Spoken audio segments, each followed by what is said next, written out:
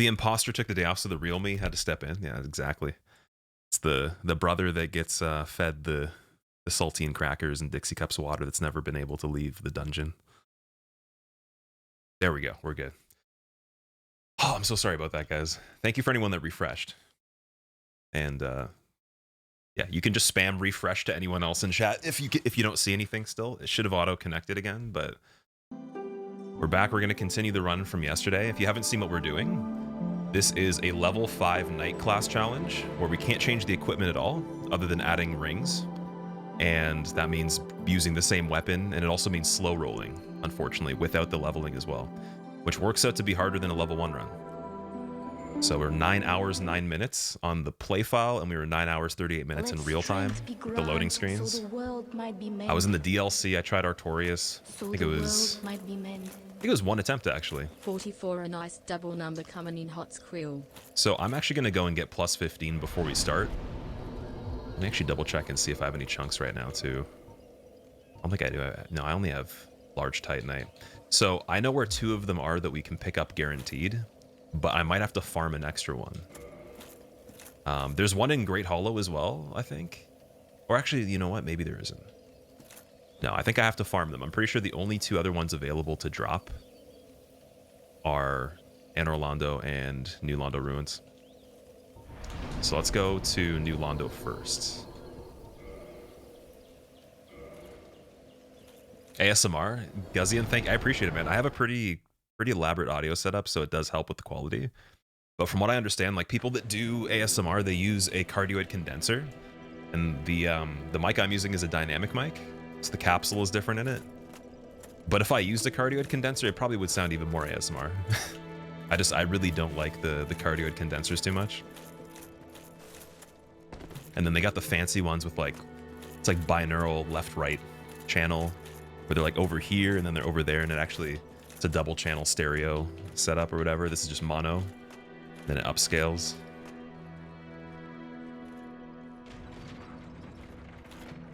Go full-on wizard with all this hair. It's uncanny. Full-on wizard with the hair. Wait, what do you mean? Someone was making a comment about that yesterday. They're like, oh, the barber got fired or something like that, or hasn't shown up. And I was like, is it actually that bad? Like, I damn.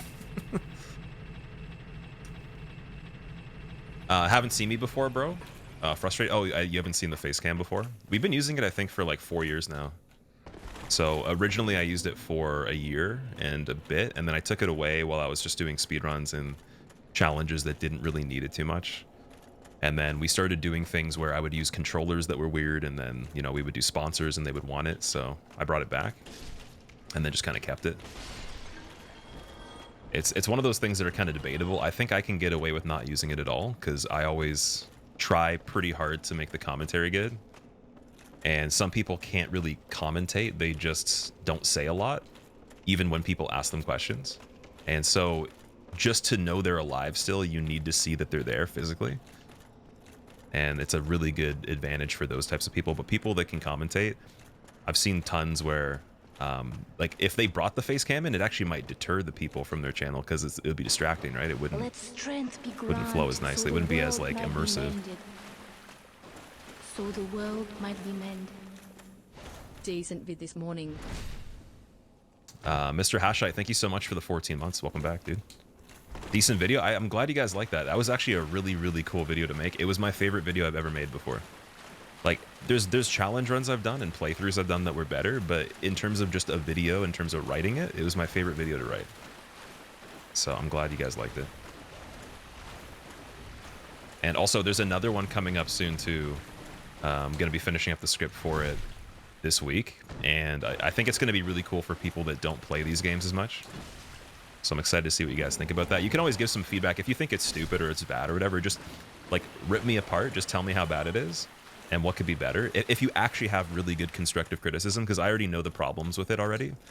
Like, after watching it back, I already saw a few things I could fix and make better. But in terms of the actual concept and how true it is to what I'm trying to convey as the message, you can always tell me if there's work to be done or what type of topics you'd rather see me talk about.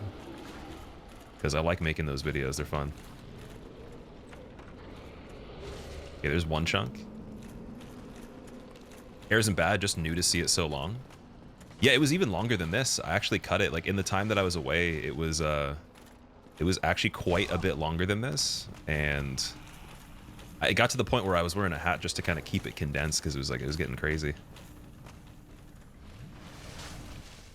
I'll probably just like cut it a little bit shorter again, but not too much though for the winter.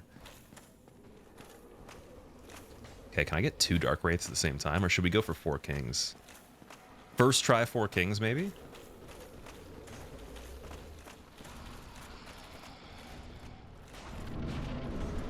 Artorias goes down in 1 try today? Are you serious? That'd be crazy.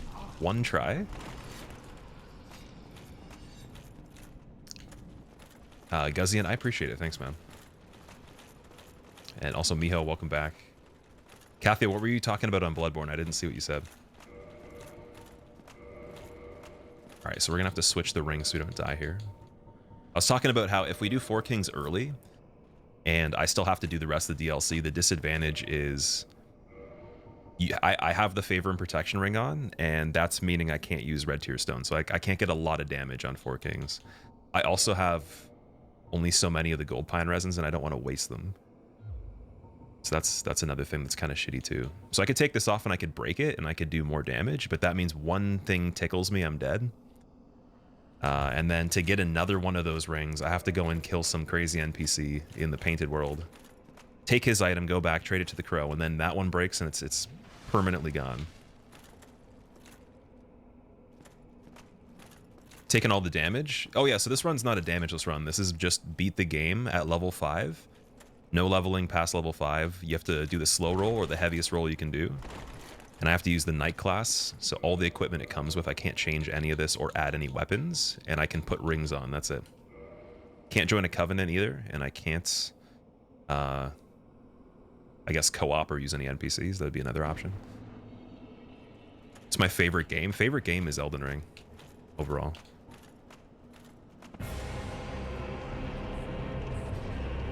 I wonder if I could block the magic attack they do. I know I can go under that.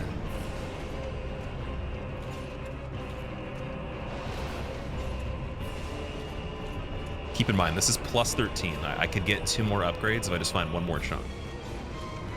Oh wait, let's grab. That was really lucky. Ooh, that hit still, damn it.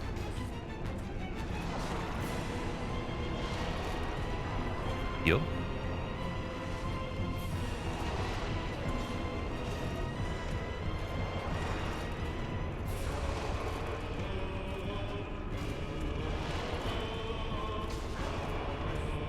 The good thing on this fight is I have a lot of poise. That helps a lot. But better if I had a lot of Estus too. That'd probably be the only way we could do this. I'm already struggling right now. Yeah, there we go. That's rip. So with plus 15 and lightning resin, I think we can do this. I don't think I'll need Red Tear Stone. I should probably try to leverage the advantage of the poise. Boy Kisser, welcome back, by the way. What's up? And Nate, what's going on? How is slow rolling working out? It's been okay, but it was really bad on a few things. On Artorias, it was really hard. I think like the base skill I have for the game still is really shining in this, because like we were doing it a lot quicker than I thought I would. That's the one advantage. But yeah, it's been tricky. So that was Anor Londo, or sorry, New Londo Ruins. Let's go get the chunk from Anor Londo as well. And then to get the 3rd one, I have to farm it. So I'm gonna have to just kill a bunch of Dark Wraiths. But if I continue to attempt the DLC without having the plus 15, it's kind of a wasted opportunity, because I can just basically, like, I can keep, what's it called? I can keep going and trying it, but once I get the 3rd chunk, I have the slab already. I can get 2 upgrades from there, and that's a pretty big bonus of damage. So I'd rather spend the time now and then just power through the rest of it. Since, like, we're not even going to need to get another item at all. There's nothing else we need other than resins, really. Did 4 Kings kill me? Yeah, that was the first attempt on them, just for fun, just to see. Because I was like, I'm going to have to warp out of the area anyways. I might as well try it. You did a similar run to this minus the slow rolling in Elden Ring. It was hell. It's making me want to try this in all the games now, or any of the ones that have the equip load So the world and might the be slow mended. movement. That'd be really cool on Illy squilly. Dark Souls bring heart. 2, Dark Souls 3. I did a fat rolling hit list on Dark Souls 3, but no leveling with that plus the DLC would be insane. And then there's also the opportunity to do it on Elden Ring because So it was people were you, saying was it? Vagabond can fat How roll right off dare the you bat. produce a blade upon a deity? Ooh, backstab. How did Oh no! Oh, please don't kill me. I'm running. The chunk is right here. Why am I even trying to fight the Firekeeper right now? Let's get the chunk, then fight the Firekeeper. She's kind of slow too, though. I'm pretty sure she fat rolls as well. Or at least medium rolls. Yeah, that run tells me she's a bit quicker than I thought. Ooh, the door doesn't open from that side. That's not good. I'm trapped, dude. Oh, shit. Maybe not. Is that like the maximum boundary that she can go? Okay, at least I got this door. I gotta open the blacksmith from the other side. Nomad, thank you for the 10 months. Love you too, man. The green heart. Anybody? Okay, does anybody use the heart emoji on your phone, but then you use the alternate colors? Not the red one or the pink one, but like a blue, a purple, a brown. Like I've seen brown hearts as of recently. I was like, what the hell is that? I only use the red one and the pink one. That's it. I think I've used the purple one on here on Twitch chat because they have the bleed purple, but that's like the only time. Use the black heart to be ironic. It actually is a different kind of thing. Like even though it's the same image, it's like, oh, it's the heart. It makes it seem so different just because of the color. Because like we're just so programmed to look at a heart and then think of red, right? Or pinkish red, whatever it is. It almost seems like it's less love. It's like, nah, like I love you, but like it's green, so it's not that much. Like just keep 5 feet away at least. Like don't get too close. The blue heart's the best heart. The blue one does look pretty cool. The blue and the purple look cool. And the white one looks cool too. I'm gonna open that just in case we need to go back later. And then that's 2 of them, so I guess we'll kill the Firekeeper. Is basically like you're doing a challenge run in the first playthrough. It's like imagine you could use a shield that blocks everything, but then you just don't even use a shield. Or it's very minimal. You maybe just parry.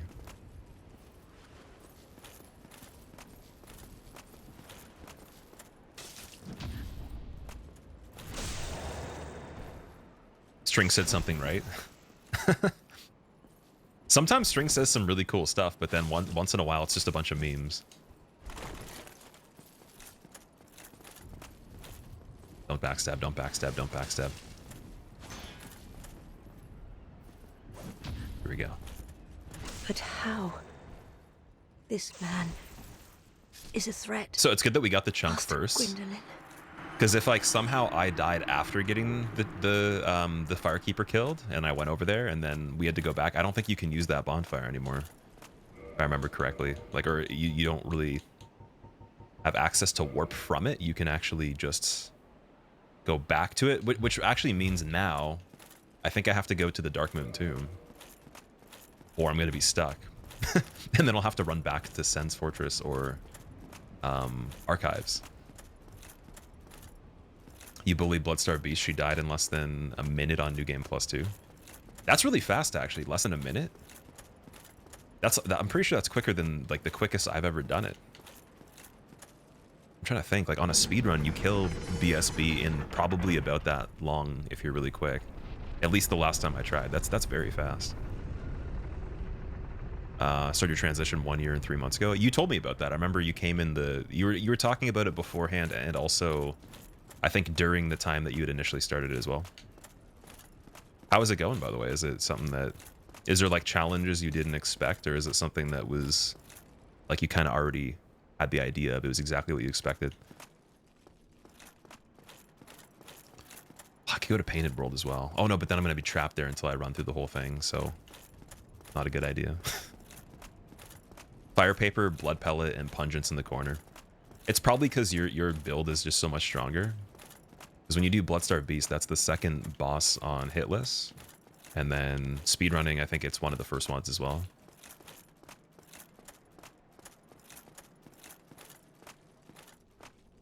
Need to make people know that you're kind of pride, so you use the sparkling heart. That's funny. That's hilarious, dude. Oh man, I didn't know the sparkling heart even had like a different connotation to it. I thought it was literally just like the shiny one to be fancy. I never even looked at it differently. That's funny. Like, I've actually had emotes I've used for people where they take it like offensively, or they think it's a completely different thing than what I actually mean, or it's weird or whatever, and it just shows how like two people could look at one image completely different, and there's not really like an agreed upon list of what the meanings of anything is. They just update the phones with all these emotes, right? So I'll use really weird ones, and people are like, "What do you mean?" I'm just like, "I don't know. It's just a funny face, you know." All right, back to Anor Londo, or sorry, New Londo Ruins. I'm gonna kill some Dark Race, get a Titanite chunk, and then we're gonna be plus 15. Jory, I'm doing good. How are you? Also, just to double check before I go to a point of insanity to get this chunk, you cannot upgrade to plus 14 with just 2 of them. It's 3 of them, right? I'm pretty sure you need 3. Because I would hate to get it and then get there and it's only 2.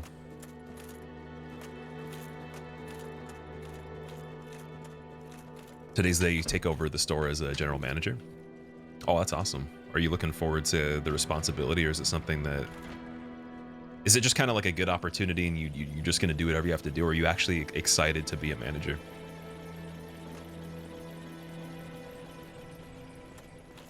And I've never really had a job where I was like... I had a job where I had the responsibility of a manager, but I only worked by myself, so I couldn't technically tell anybody what to do. And then there was a time where one of the people that were my boss, well, one of my bosses was going to be leaving, and I was going to take his job, but I quit the job before I took his job. And that's like when this stuff was starting to get pretty good, the streaming and everything. So I probably would have had that opportunity, but I've never actually been in a traditional place where I've actually told people, you know, this is how this goes, and like try to manage them.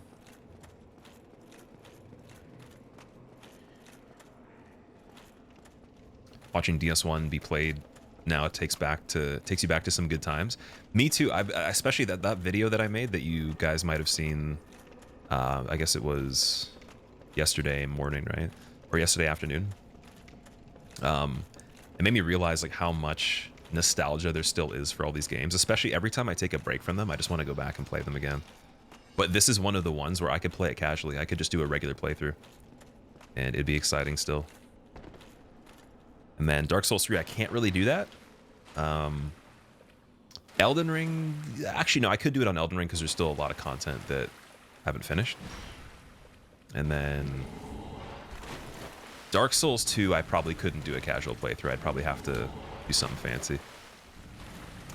But I would say Demon Souls, this game, Bloodborne, Sekiro, so the world and might be then mended. kinda Elden Ring I could definitely do. So the world might be mended. Hey man, been a while. What is this baby of a run I've missed for almost 10 hours? Kasiba, thank you for the 12 months. Welcome back. You got the 1-year badge now. That's awesome. This run is... I'm going to use the humanity to increase the discovery a little bit. This run is a level 5 knight that slow rolls and cannot change its equipment, but equip only rings. And I got to beat everything plus the DLC. Oh, there's a guy on the bridge too. So I would expect by the time I killed all the guys down here, I should be able to get at least one. And that didn't happen. No one saw that. That wasn't a thing. Got it. Oh, wait. Oh, I thought he was right in front of me. Got a tattoo to celebrate 1 year on HRT. How does that feel? I'm curious. Like what, because like this is something that I have a big interest in. Like I have a huge fascination with endocrinology. So from your standpoint, not having that level of testosterone, the hormone, and then having it, like, because that's such a crazy gap than somebody that would already have a decent amount, and then, or like maybe a lower amount on the male side of things or whatever, and then they take it. So I'm wondering, like, how does that, so the world might be mended. how does that feel overall? So the world might be mended. The HRT, yeah, I'm curious. Wishing everybody the best for these last Or- few months of 2023. Maybe I'm thinking of it the backwards way. I might be thinking of it the different way. But yeah, just like, what's the difference? Like, what have you noticed? I'm curious. Oh, wait, so you're not, sorry, you're doing Yeah. Sorry, you're doing HRT with estrogen, right? You don't mind me asking.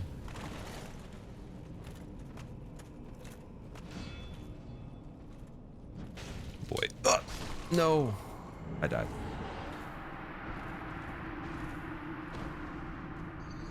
Oh, you're doing block. Is it so estrogen and then you're having blockers for tests? Okay, yeah. So okay, well, yeah. How is that?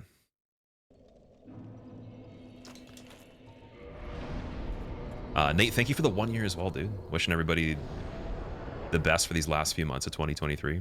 I think they're gonna be good months. The only thing is it's getting cold here, so I gotta get used to that again.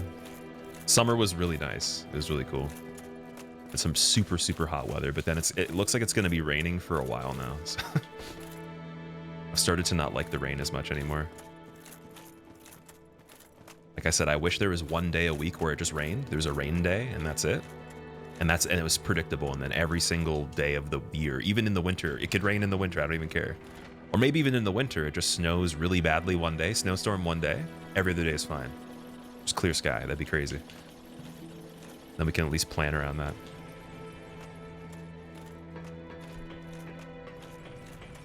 How far in the game am I? So we have 4 kings, Nito, Gwyn, Artorias, Manus, and Kalameet. That's it. Just the 6 of them left. Or, yeah, 6 of them because of Gwyn.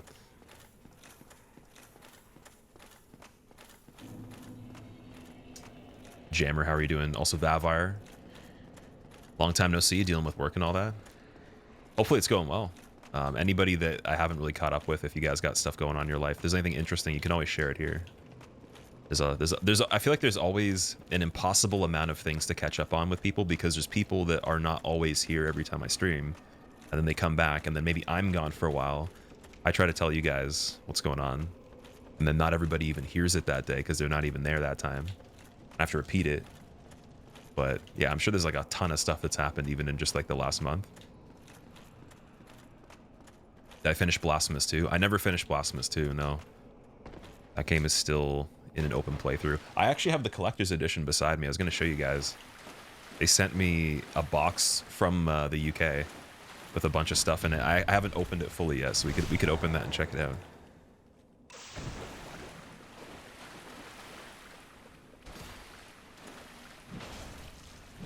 Oh, that was so lucky, dude. Okay, maybe I shouldn't go for parries anymore. Finish the game, it's so cool. I do want to finish the game, but there's like a lot of other stuff I want to do, and it just seems like with the way that time works and, you know, how often I have been playing games, which is really not as much as a typical streamer that's full-time would do. I just I haven't put in the time to it. It sounds really silly, but I just have not been putting time into playing games. I'm just starting to again right now. And even that, like, I'll still probably take some breaks because, like I said, I really enjoy making the content that doesn't really have as much gameplay involved. It's just writing a script, recording it, mastering the audio, and then storyboarding with the editor to make some sort of narration video. Like the mini documentary style. Like, that stuff is just way cooler sometimes. And then once in a while, doing a crazy run is also fun too.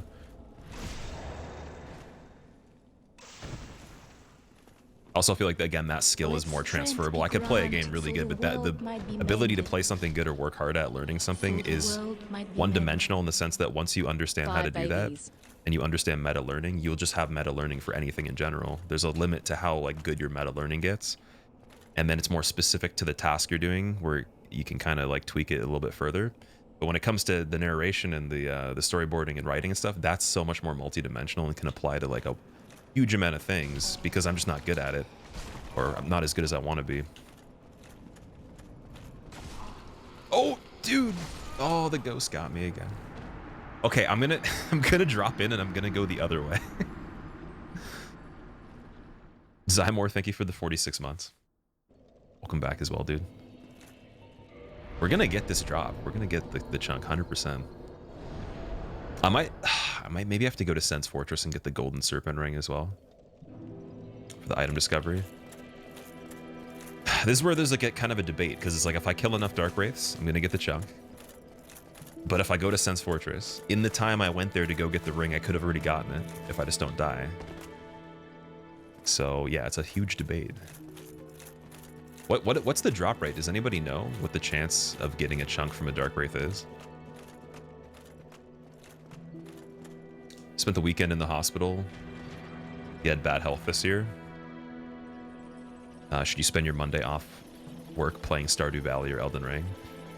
Well, I'm heavily biased towards the second option, so I'm gonna always say Elden Ring, but probably because the way it works is you can play Elden Ring and not get a lot done. It's gonna take a lot more time anyways, whereas Stardew Valley, I feel like you can do a lot in a short amount of time. I have 4 hours, which is plenty, but at the same time I suck. Like, you almost need to like have more time to play Elden Ring if you really want to do a lot in one session of playing it.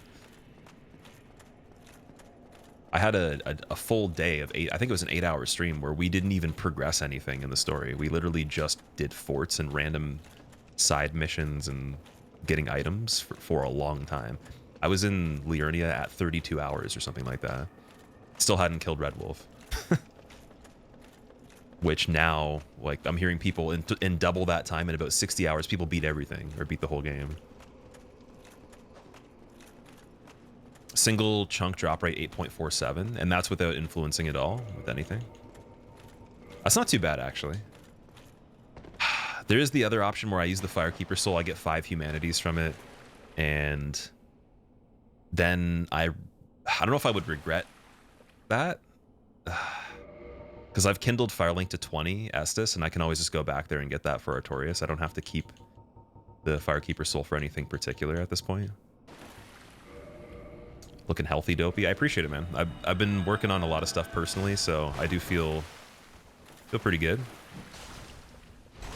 And then I lost the 5 of them. Wow. Yeah, that's very nice of you to say. It's an interesting compliment. I've never been told that before. I do have to get a lot healthier though. I gotta get I gotta get pretty lean for skating and for paintball next season. Because there's a guy I was talking to when I went to the tryouts, and he's around the same size as me, almost the same weight. And they said if he wants to play Snake, he's got to lose weight. And I was looking around at everyone else, and even the people that are my height, they're very like slender. And I'll never be slender at this point, but I'll need to be like super lean to even be close to the agility you need and the size you would want to be able to just get in there and do that. Usually people that play paintball, when you play Snake position, it's almost like playing forward on a sports team, and you're dolphin diving, you're sliding, you're crawling, and you want to be a really small target, right? So, and then for skateboarding, you want to be as light as possible. Snowboarding as well, you want to be super light, super tiny. People that are very skinny and short, amazing build for doing that kind of stuff. And yeah, that's one thing. So I do definitely need to lose some weight, 100%. Just the right way, not losing like lean weight. Looks like you could kill me with your finger. That's hilarious, dude.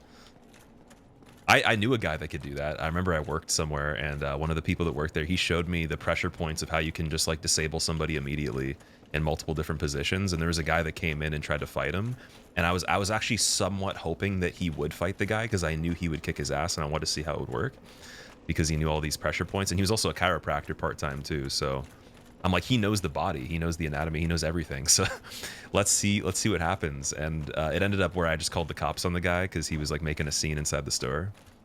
But like I was gonna warn the dude. I'm like, dude, you even though this guy looks like he's a little older, he's probably gonna beat you up, dude. Like, just saying. Because there's a bar that was like down the street, and people would come in drunk sometimes.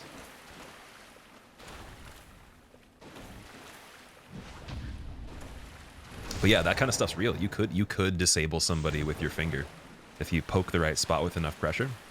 And even with like a punch, if you punch somebody, get the liver shot, you get the solar plexus shot with like a haymaker, or select other few areas, you can do a lot of damage and just incapacitate people. So it's weird how that works. Can I do it too? I don't think I could do it right now. No, he showed me how to do it, and he even like he grabbed me in a spot like somewhere on my neck, like over here or whatever, that made me like almost fall over. It was weird.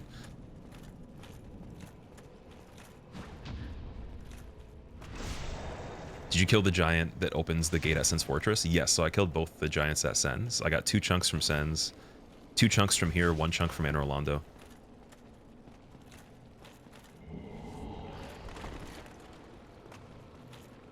I gotta get better at the parries on this. Whenever I get cornered. Are you playing Dark Souls Remastered or just the original? I'm playing the remaster for this. You earn those points with Hapkido. Hapkido. What is Hapkido? How tall am I, Sneaky? I'm 189 centimeters. Like, so that's an easier way of saying it because I know that like 6'2" is usually 188, I think, but I'm 189 centimeters. You want to learn the pressure points, teach you how to do it? Dude, I actually don't even know. Like, that was a long time ago that guy showed me. And he didn't show me all of them. He just explained. I remember I also had a gym teacher that would explain different ways to incapacitate people too. And you can just see it sometimes if you watch like fighting sports and there's a weird type of situation where someone just gets like the air taken out of them immediately. It's like there's certain types of shots you can do. But in martial arts though, and in a lot of the weird ones, there is some interesting techniques where you don't have to do a lot. The problem is in a regular street situation, like how often will you have access to actually grab somebody a certain way? That's why even there's a lot of martial arts that are cool, but they can't be used properly in regular scenarios, especially with more than one person too.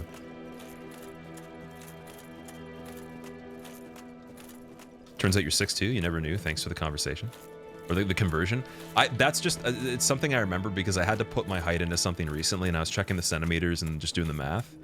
And last time I measured, it was 6.25, so I think 6.25 is around 189 or so, something like that.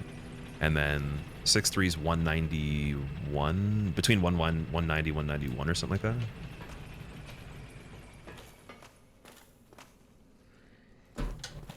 Also, so many people here are from Europe anyway, so you guys use centimeters by default, right? Centimeters and kilograms. Best way to incapacitate is a 9mm. What? What's going on here? Fire a 9mm to the pressure points from a distance by means of metallic projectile weapon, but that's just if you ask you. That's crazy. 1.75 meters, don't know the conversion to feet. For 1.75, that's a good question.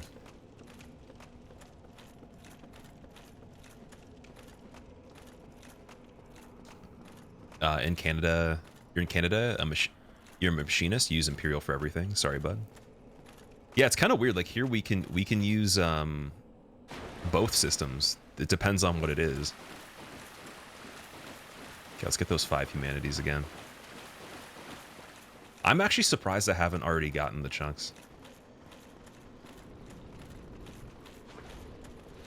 Oh no, there's 2. Dude, I can't die here. This can't happen. One thing I was actually looking at is the early release of this game before they patched a lot of it. Apparently the enemies would follow you from a lot farther away. And they would even close doors on you and do really weird things. And I actually played it in that version and completely forgot it was that bad.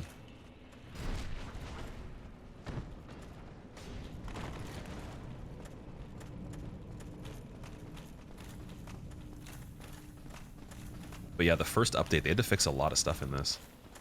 It's like way too hard. Ooh, do. Oh no, oh no. Okay, get in the lift and then go back and then just like we'll run through and kill each one by one. How about that? Sounds like a better idea. Do you know how to measure things like a Canadian flowchart? I don't think I've seen that before. You think everyone, regardless of sex, should carry some kind of firearm for self-defense? I would say that, like, it would be cool if the world wasn't at the point where you needed to think like that, like where they didn't even need to invent firearms or nuclear warheads or any type of like vehicles of mass destruction, anything in general that would just be destructive. That'd be really cool if people could just use their hands at the very worst. Or maybe even like sword combat was still a thing. That'd be even cool. That's a lot more noble in my opinion. It takes more skill. Not to say that like people that are trained for military purposes aren't skilled or anything. Like they're beasts as well, but like I want to see people actually fighting with blunt weapons and, you know, maybe a sword once in a while and then hand to hand. That's a lot cooler if you're gonna agree to do a duel. That would be better. Let's not make explosions and projectiles and stuff. Like, unless you're like Legolas or something like that. If you're sniping somebody with arrows, you deserve to get the kill shot because that takes some technique too. That's fine. Honor duel, yeah. I want to see honor duels.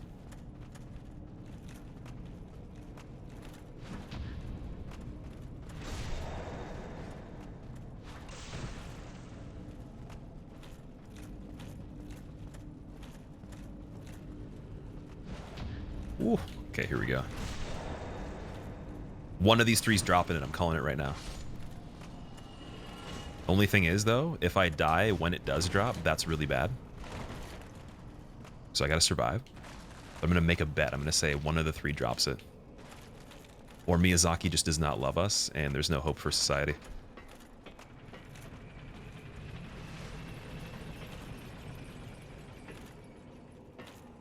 My wife left me because apparently I am too un-American. Saw that coming from a mile away. Wait, what does that even mean? CHF5? What is that? How did you do that? Shogi, what did you do, dude? That's a funny joke, but I don't know what you did there. Is that channel points? That's new? Yeah, what did you do? Family Cruise, haven't watched in a while. Since before you had face cam. Oh, okay. That's a long time ago. How's life been going? Have you played Liza P yet? I'm going to be playing Liza P right after this run is done. When we finish this challenge. But it looks really cool, man. Everything's been going good, though. How are you? That's a long time ago that you were watching.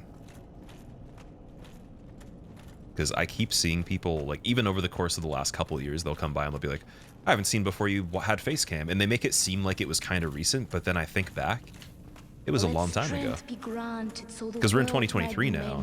I think it was 29. I want to say 2020, between 2020 and 2019-ish or something like that. So almost 4 years, maybe.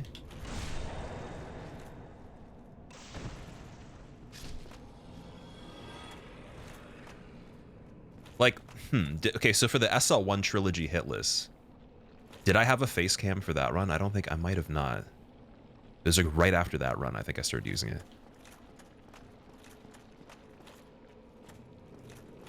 He paid you money to highlight his message? Oh, dude, how do you... Oh, I don't want people to have to pay money to highlight messages. That's silly. Thank you very much, but yeah, that's weird, man. That's like when people only read donations, they don't read regular chat. Or like you have to like pay to request a song on Song Request. Even though you could just like literally suggest a song and add it to the playlist outside the stream. That's a lot. I think there's only 1 or 2 more Dark Wraiths left over here. We didn't get the drop. That sucks. Oh, here he is. Oh my god, the stretchy arm. And the skull. We got Ghost Rider, and then we got Mr. Fantastic stretching over here as well. And getting kicked?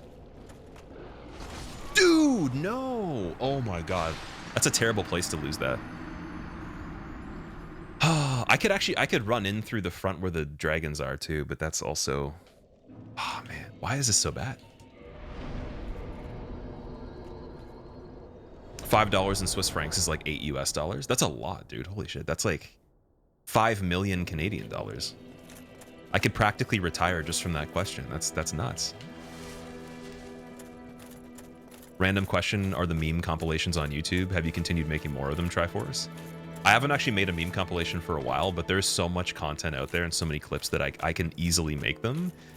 It's just a matter of that I have an editor now and we're focused more on the videos, and whenever I put time into stuff outside the stream for content, it's mainly just doing research on YouTube, doing the homework on the back end, prepping things, writing scripts, recording, mastering the audio, and then just, you know, I've been working on some music as well because I want to start the music channel separate from the main channel and move some of the other music over there.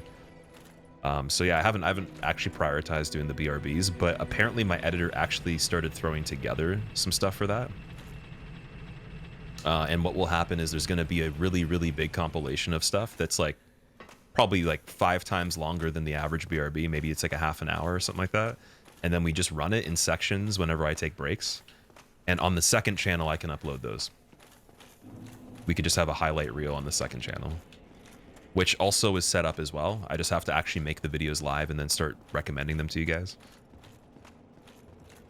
But like I said, by the end of this week, once this run is being worked on for the final video on the main channel and that other script is done, that's the priority right after that, is just get the second channel with all the videos that are already on there just starting to come out and be recommended, so you know it exists.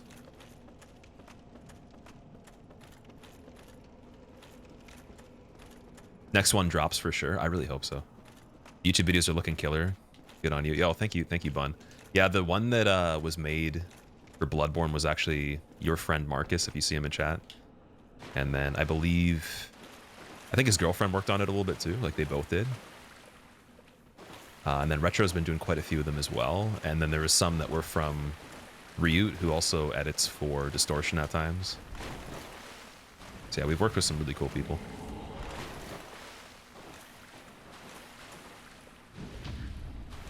Looking forward to the BRBs. It's funny because like there's clips from so long ago that some of the people that follow the channel now will see them and they won't even know what it is. Like it'll be a completely new thing for them.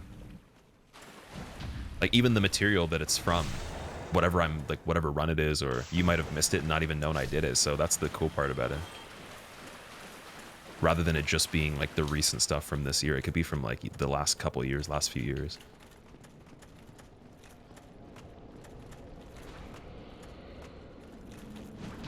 Okay, I'm gonna parry you and then run and get this. Get the 5 humanities back. Watch the atmosphere video, that was good stuff. I'm glad you liked it. Ooh. Ooh. Switcheroo. Okay, we got 3 of them. Can I escape? He's blocking me? Oh, dude, that's so unfair. That's like when I was talking about the martial arts. You can't use pressure points when you get gang beaten in the streets. Like you literally like that was like my knight had the Tai Chi Kung Fu skills, and it didn't translate to a 3v1, unfortunately. I needed more of like a remote detonated charge, a grenade, or some sort of other thing to do that. The moan sounded like the Dark Souls moan. I was watching someone play this and they were saying the moan was a little bit questionable in this game. Like whoever recorded it, it was a little bit too exciting. BRBs are a classic. You had to be there to truly experience them. That's true, but at the same time though, like we could probably make better ones than the old ones. The only thing that sucks about the original BRBs, they would still be good to this day if I had them. I have the hard drive that they're on, and I have the information I need to have to be able, I know how to fix the hard drive, but it's only a slight chance it works. It's not 100% guaranteed. There's a PCB chip on the motherboard. I just have to desolder it, get another one, order the stuff for it, and then resolder, see if I can plug it into the SATA connection, and maybe it'll work. If it doesn't though, then I've just wasted some time. So I was like, you know what, I'm just gonna like leave it and not worry about it for now, because the stuff on that hard drive is really not that important. Some of the BRBs are still there. We still have a couple that were actually uploaded to the YouTube, or they were in another video. You could like just kind of capture it out of that video and then re-download it. And then if I were to send in the hard drive to somebody, it'd be $200, and then they can't even guarantee it's gonna work. So either I overpay and I have a slightly higher chance of success, or I do it myself and still pay money. Soul of the lost withdrawn from its vessel. Mogsy, thank you for the brand new sub, dude. I appreciate that. Thank you. I hope you enjoy your emotes. Sounds like how the character dies. Maybe that's proof that I actually am the character. That'd be insane. Imagine you figured out that like the actual, like the second dimension, we're also existing in at the same time, but it's in the form of games, and we can only actually access that consciousness when we play a game. Like I am the character, and also in the third dimension at the same time. What? The way you answer questions is so in depth and unlike any other Twitch streamer. Dopey, I'm just like a weirdo, man. I think a lot about stuff. Also, some of the answers I have for things, like we've talked about this stuff before. So the answers aren't even like on the spot. Like I'm not making up an answer in real time. I've already got an answer for you because I've already talked about this stuff before. So it makes it seem like a lot cooler or like maybe a lot more of an expansive answer, but I've really answered that question before. I will say though, what you're saying, I do appreciate, but that's one thing that I can improve on a lot is when I explain certain things, like this is something I was talking about with a friend because we had a discussion and he's like, I don't get like, he's like, I get where you're going with it, but I can't see it from your train of thought. So it gets too complicated to like grasp or whatever. And I was like, I need to be better at imagining that I'm third person outside of myself talking to a version of myself that doesn't know anything about what I'm saying and simplify it every single time I explain anything to people, because some subjects, like, they get lost in translation unless the person's like just as I guess excited or enthusiastic about that topic and they've done like a lot of research on it, or maybe they have a lot of experience with it. So yeah, some of the answers could probably be toned down a little bit. And that's not a bad thing. I'm not saying like it's a terrible thing or anything.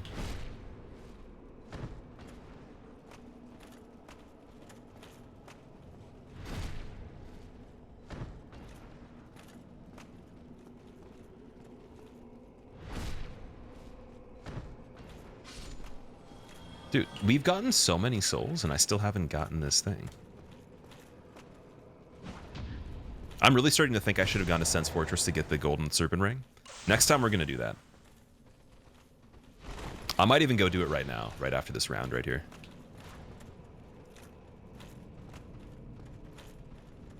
Like, this is one of the first runs in a long time where I've farmed. Oh my god. Oh my god.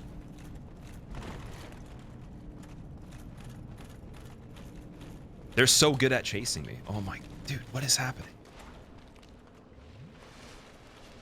Why are they like that? That attack is kind of like the Gwyn attack, the stabby stab.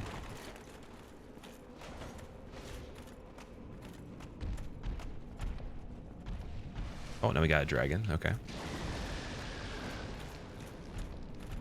This is where the politically correct people come and they're like, actually, it's a Drake streamer because dragons don't have any kind of wings without arms streamer.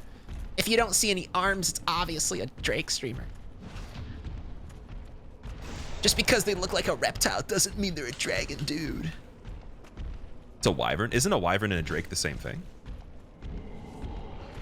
I'm so confused.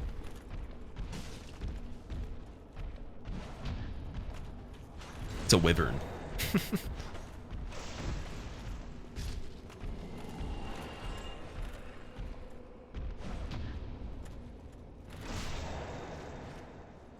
Is Drake in chat? That'd be pretty funny if he was. I want to, you know what? That would be a really interesting celebrity plays type of video. Because I've seen the, I think it was it Steve Buscemi that did it? Somebody like that. And then there was like children that played this game. They got like the people to just try it randomly. And then there was another celebrity that played this as well. I want to see Drake play this. I want to see Christian Bale play this. I want to see Keanu Reeves play this. And I want to see, for whatever reason, I don't even know why, but I just want to see Oprah play this too. No personal interest in any of these people. I literally just want to see some of these people play this. Taylor Swift would be pretty funny too, but I think she'd be pretty chill at the same time. Keanu would just like be very quiet. Just be like, yeah, it's a pretty cool game. Yes. Oh, okay. I think that's the secret. If you talk about Keanu Reeves, it gives you good luck.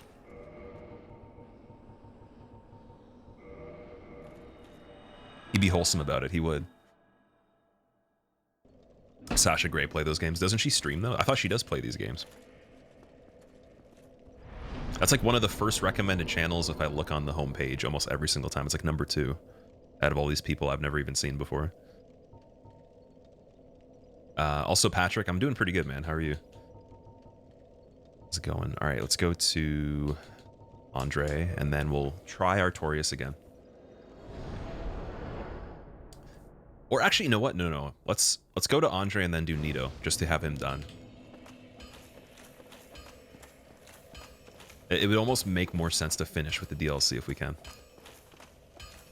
What am I farming? Persian? I was trying to farm a Titanite chunk so I could get the plus 15 broadsword, because I already have the Titanite slab. And then we're done for weapon upgrades. That's the last thing we have to do to the character. Now I can just spend all the souls on the resins, the charcoal pine resins. So I'll go get some of those as well. And we have 8 of the lightning. I'll save those for 4 kings when we actually get good attempts. She beat Elden Ring? Really? That's interesting. To actually play Elden Ring and beat the whole thing, I've noticed a lot of people have actually done that, but it's weird because it takes longer than these games do. It's harder, in my opinion, than some of the older ones. That's just my personal take on it. If you're gonna play it solo and if you don't take any information or backseating from anybody, don't look up any videos, it would be harder to beat in its entirety. Even just all remembrances would be hard. And it actually has such a higher amount of people buying it. So it's like a more general crowd than the people that actually know about these games that are hardcore about them, right? Because when this game came out, you would have already had like a lot of the people that bought Demon Souls. But the sales for Demon Souls it wasn't that much. It was like 39,000 copies in Japan, I think. And then I would imagine just, you know, mid tens of thousands over here. And then, yeah, then it got into like the hundreds of thousands after that. Then it got into like just the millions with Elden Ring within a week.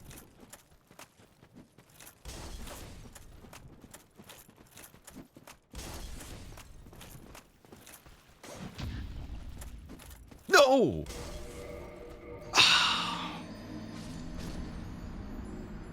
The night was too thick to actually pass by the guy on the staircase. I think on a regular character you could do that.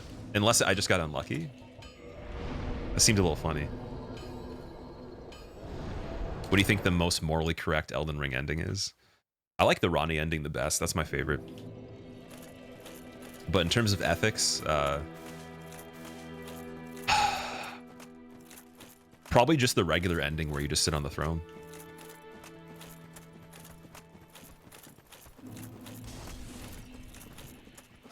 Have I done 4 Kings, Sir Whiteward? I tried it once. Yeah, I couldn't walk around there as easily. I can't tell if that's like a placebo thing or I genuinely have a bigger hitbox or something. Or like maybe the animation of running is just different. You can't run past as quickly.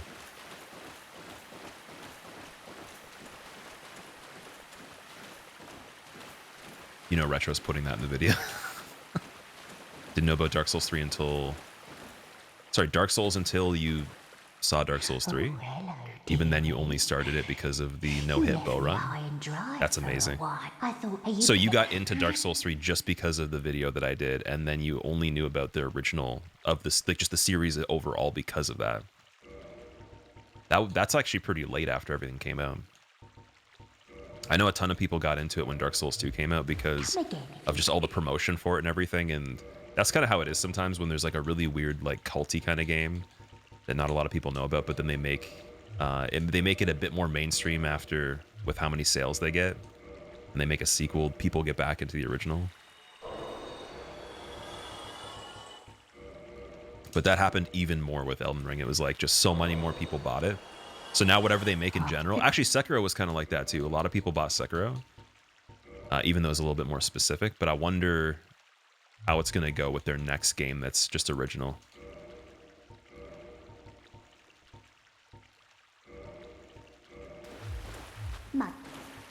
Okay, we got 69 Charcoal Pines. That is lucky. You miss Sekiro? I do too. I really want to play it again.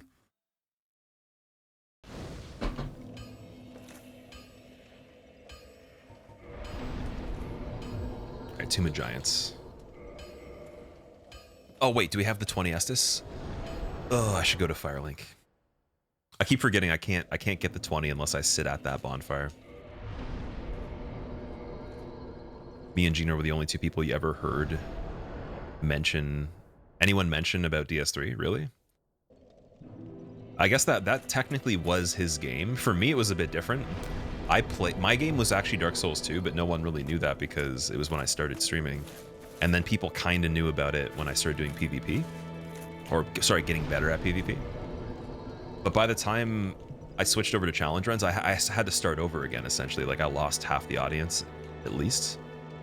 And it wasn't even like that much at that time anyways. So I think that I was associated with DS3 because the recognition level, whereas he just played that, started with that, and was really, really good at it. Like, he was arguably the best player on it right away. So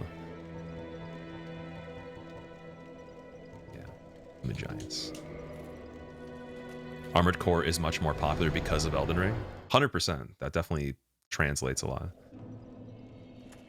It's almost like they just trust it. It's like if, let's say, you like, I don't even know, I'm trying to think of like you like General Mills cereal, and there's a particular type of cereals you like from General Mills, but then they make a new one and you're not sure, but you see General Mills stamped on the box. It's like, okay, you're probably going to buy it more likely than if it was a completely different brand you've never heard of, and you know, you weren't sold on just the advertising or the picture alone. You have a higher chance of just going with what you already understand. So the developer itself has now been like critically acclaimed for just games in general, not just this series. And that's what I was hoping for originally. I was like, they need to make other things than just the trilogy. And once they did Bloodborne, I was like, I can totally see them going even further outside of the formula. And then they did Sekiro, and Sekiro was Game of the Year. So I hope that project that they had teased, or someone had leaked the information on it, essentially. Don't know if it's real, but it's supposedly between the level of how much of an RPG Bloodborne is and Sekiro is. So it's like more action, kind of like Sekiro, less of an RPG than Bloodborne, but still has RPG elements. Open map like Elden Ring, but then not like just a complete open landscape, like an open landscape surrounding a gigantic legacy dungeon system in the middle of it. And then magic emphasized as the combat rather than like having to build a sorcerer that has castings, and you know, it's more like the weapons are magic. That would be really cool.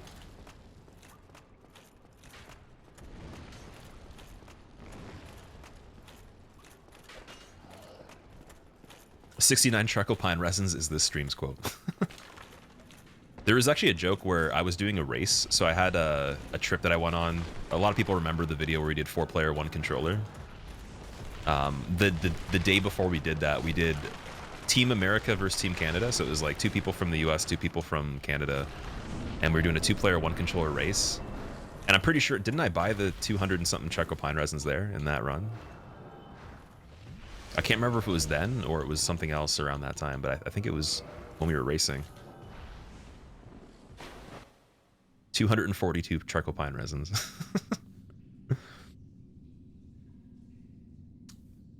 Rivak, you're not always in chat, but you admire your work. Keep going. Thank you, dude. I appreciate it. I'm glad you're enjoying this.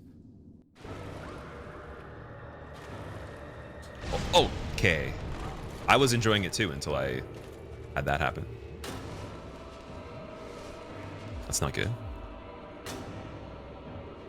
Okay, I'm gonna put on red tier still. Oh shit. Skeletons.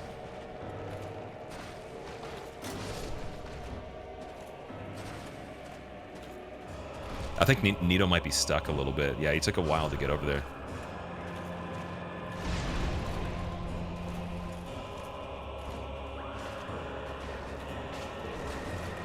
Oh, that's death. Yep. Goodbye, 5 humanities. That's very charcoal. All right, Kasiba, you're banned. Can never come here again. I was okay with you resubbing, but now it's just over. That 1 year has gone back to 1 month now.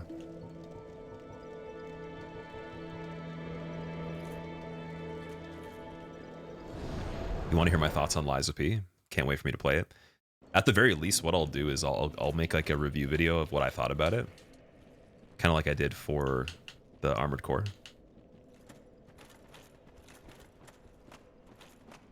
Oh, there's patches. Wait, I can kick him. I forgot.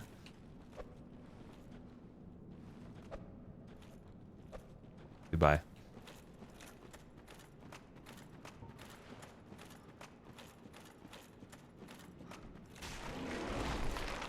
Glad you're playing Liza P next. Excited is the word. As I die. White Titanite Chunk, the Black Knight died. Oh, that sucks. This run looks rough, Rain. This run is... It's getting to the point now where you realize how tricky it actually is. It wasn't even that bad up to this point. I don't think there's anything left in the game that's easy now. It's every single thing is hard. African American Knight? Okay. Calm down. Yeah, Knight with the censorship in the middle because they thought that it was an offensive term.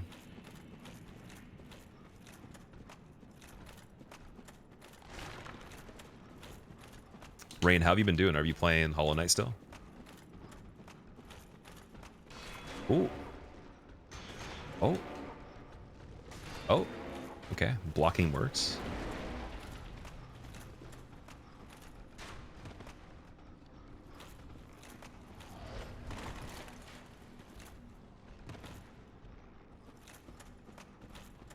Why is there a hand in the wall? What is he doing? What is that?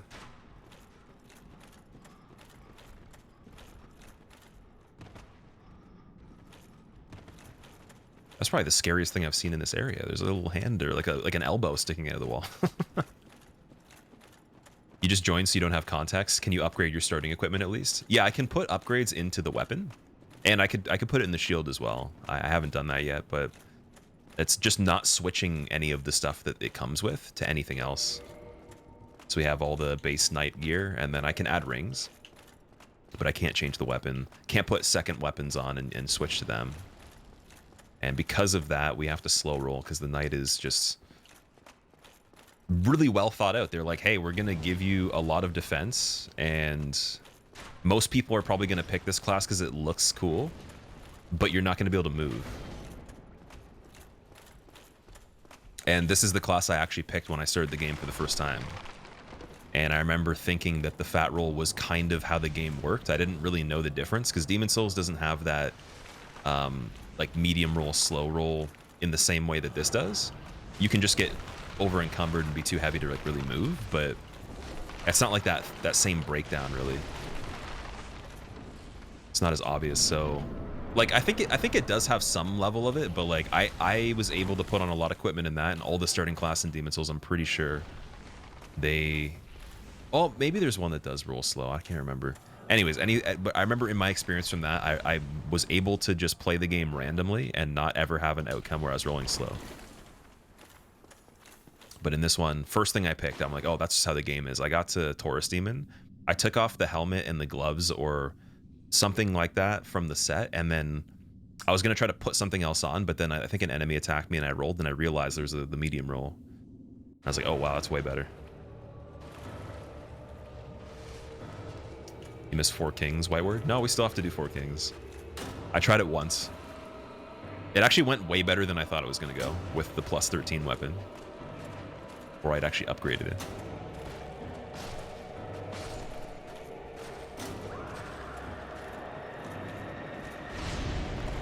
Ooh.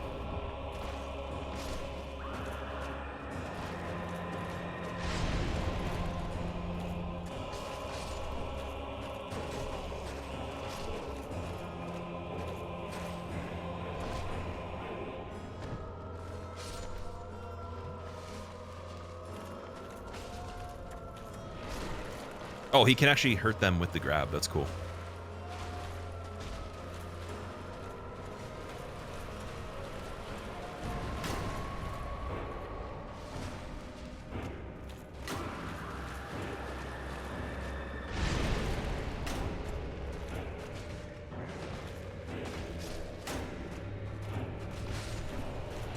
Oh, I didn't know he's going to do that. No! Am I alive? Lucky. I didn't want to buff, though. Maybe I should have put on blue tier stone. He's going for the grab again.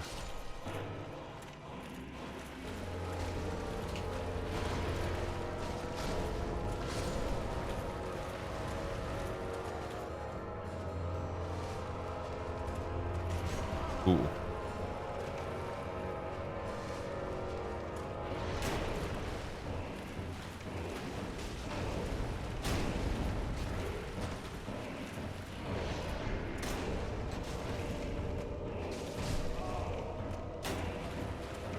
That should kill them, or one of them at least. Okay.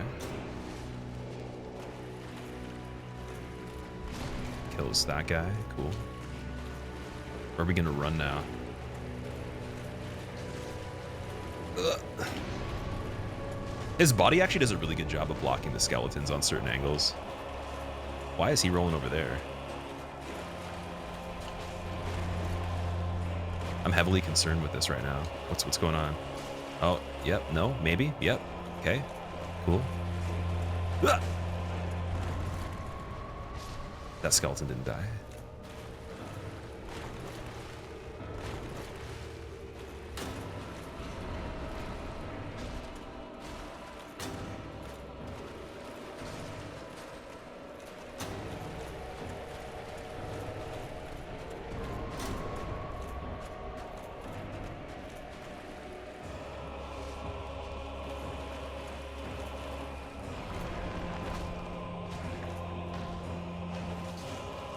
I'm stuck. Maybe. No, never mind. They're not gonna die? Oh no. Oh! No! I should have rolled a little later. Ah, the tickle fingers, yep. Mahez, what's up, dude? Or Majes? Mayez? Is that how you say your name? Mayez? Camera since when? I've been using the camera. I was talking about this earlier. I think since 2019, 2020. At the very least. Because I remember when I lived pretty far away from family and everything like that, I remember I think I had just gotten to the point where I was deciding to bring it back. And then I remember moved closer to home again. And that whole year I used it. And I remember having the discussion with just like, because there was like some sponsors that wanted to do like the racing wheel simulation content and the eSwap controller. They wanted me to show the controller, but they also wanted me to show it with my face while I was talking about it. So it was just like more of a regular advertisement. And I'm like, you know what? I should just keep it on. Why not? Because I really like those products. I think it's cool. And also, if I was going to do content like that, especially the racing stuff, I was like, I might as well use the full camera because I'm not going to just show like a cut off of my head. That'd be weird. And that was around late 2019, 2020-ish or so. So yeah, a lot of people have come back and they've been surprised that I was using Facecam, but I'm like, it's been over 3.5 years.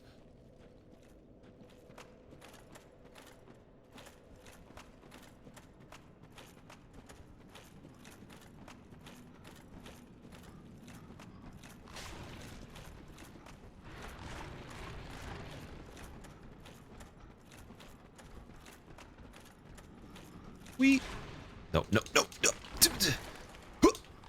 Oh, he ate me. Hope I taste good. Hope I taste like Rusty Spoon's salad fingers, man. Do I still have the smiley shirt? I actually got rid of the smiley shirt. It was a pretty bad quality shirt. It deteriorated, man. It like ripped up and like kind of crinkled in really weird ways, and the design faded. There's a lot of problems with it. Let strength be granted so the world might be mended. I could just get a shirt and draw a smiley face on it. Might be mended. Or I could make my own version of it. Devul, thank you for the 9 months. And thank you for the Prime sub too, man. All right, so now what you got to do is we basically created a child in terms of subscriptions. And I want you to pick one name, and I'm going to pick another name. And we'll figure out what order it goes in. So my name is Gruntilda that I pick.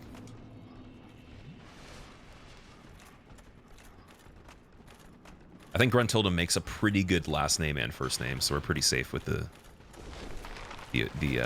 appeal here. I don't think there's going to be a lot of bullying when the subchild goes to school.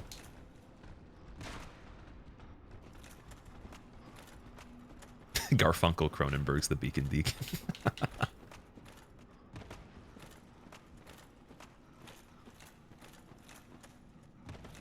Remember when you first started streaming, you said no face cam ever? Oh, when you first started watching. I was pretty set on not using it. I was saying it wasn't necessary. There's no point. And it's true. I think that I showed, because when I was, like, when the channel was the most successful and I was putting the most time into it, it was without face cam. So I'm like, I did it. I showed you that you could go from 0 Like, or I shouldn't say zero, because like, let's say I started off for the first year with face cam, took it away, had to restart again from like a pretty low point because I lost a lot of the PvP audience. So I almost went from 0 to main page and like, you know, top percent in terms of people that do this content, and actually pretty high up for in general for the whole platform without using it at all. So that, and there's other people that are like mega popular and they never used it once. So it's difficult to do, but like I wanted to kind of prove that it wasn't necessary, and now it doesn't even matter either way. I do so much stuff that involves the camera even outside of this. Like if you see Instagram posts, you're going to see me regardless. If I do music, you're going to see me. If I do certain games, like I said, where I have to show the actual setup of what I'm doing with my hands, I'm probably going to have the face too. And a lot of other things as well, so. I think it started when Razer sent me the Keo camera. I remember that. They're like, hey, you can try this out. No obligations or anything. They're like, do you want a camera? And I was like, sure. And it was a really cool one that I was using for music. So I'm like, I might as well try it as well. That was, I'm pretty sure it was 2019. Sir Whiteward, thank you for the 19 months, dude. Sneaky, thank you for the 200 bits, dude. The little bits. Little bitties. Astakis Esquiles. That's a pretty good name, too.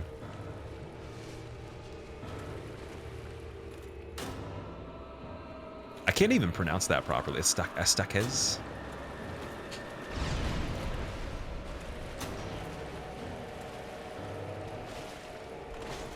Oh, I didn't want to roll there. No. Jeez. Bits are a scam. They are kind of a scam. Unless you get them for free, or you have them left over and you already realize when you bought them originally it was a scam. I'll take them if it's just like you're just cutting your losses, but if you buy bits actively while you're watching to give to me, I highly recommend against it because you're spending a lot of money for no reason. I even would say you don't even need to, like if you don't want to sub, obviously, that's a mutually beneficial thing. If you want the emotes, you want other things, I can understand how you get something out of it, but even like with a regular donation or something, that's one thing that's already just completely above and beyond and extra for a lot of people. But the bits, you're spending more money than what you're contributing, and then who's getting the rest of it? Jeff Bezos has taken that, and he's laughing, and he's laughing so hard because he's like, in the time that you gave him 40% of that dollar, he made $100,000 laughing for 10 seconds. And then he takes the bits and he throws them in the garbage and sets them on fire. And in the time that the fire burns, he made another $1 million. So it doesn't even matter anyways. And then you bought a package from Amazon, and then he made another like several whatever amount of money over all the packages, but then he's still laughing because it doesn't even matter because Amazon doesn't even need to ship things for him to be extremely ridiculously wealthy now. So that was quite a scary fall right there. Ronan, thank you for the Prime sub. I appreciate it. People just freely giving me bits. Like, okay, there was a promotion. I think it was it Jack Ryan? What was that Amazon series? Something Ryan. It was like a thriller show, and if you, I don't know if it was if you watched it already or if you did something with Amazon, you get 400 bits for free. Not Saving Private Ryan. It was, maybe it was something else. We were making jokes about it. Someone remembers. It was a promotion where you get 400 bits from some sort of Amazon program, like some sort of show.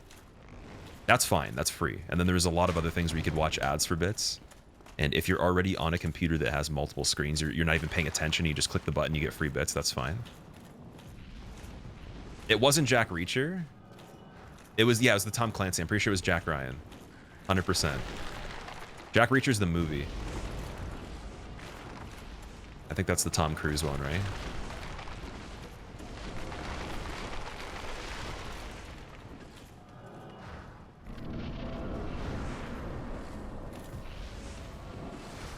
Always watching YouTube, never been in chat before. Ronan, that's amazing, dude. So this is the first time. What do you think overall? Because you're used to watching a video that's already recorded. Now you can be in this video. Like technically you're on the screen right now. You said something. So now you're As long as this is an attempt that's not cut out of the video, or you say enough things when I'm doing other stuff and I'm winning on this, you'll be in the video forever. You'll be immortalized.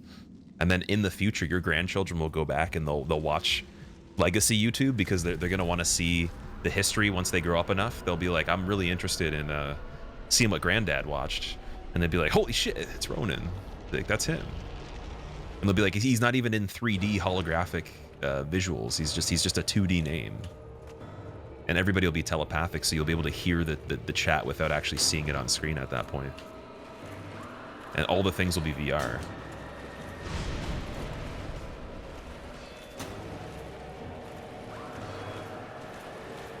Like, it'll be making so many wholesome stories around the campfire and stuff like that. You'd be like, back in my day, I used to watch that Skrilla killer guy try to kill 3 skeletons at the same time as Gravelord Nito, but little did he know, he didn't even need to use plus 13. He had a plus 15 after a while. I thought it was a better idea, but then he still died at 27,000 times. I'll tell you what, that Nito guy was pretty difficult. And then they'll be like, I'm bored. I want to go on my face chat, Snapstagram, Tick Twitter, and post my my thoughts about things that will elicit a gigantic argument that lasts 1 year long on a thread that no one will remember. Let's go. Xbox 7200, yes. Not even kidding, you put the videos on before you go to sleep. It's like you're watching pre-recorded video, but now you're talking to me, breaking the fourth wall. The next step is just stepping outside of the screen. That'd be hilarious. Like, imagine you're watching, and then I just like peel through the actual like glass, and I'm just like, we gotta go. Watch out. The world's ending. I'm like, follow me, and then you start running, and there's like everybody's cars are blowing all over the place. There's like a crazy windstorm, and alarms are going off. There's a volcano erupting where there was never a volcano before. There's like demons flying in and stuff. I'm like, we gotta beat them. I have to like, I give you like a plasma launcher or something like that. Oh man, we should make this a movie.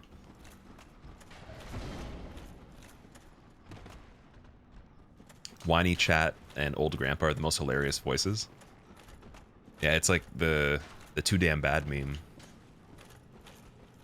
It's like, back in my day, we used to use HTML documents in GDI text format.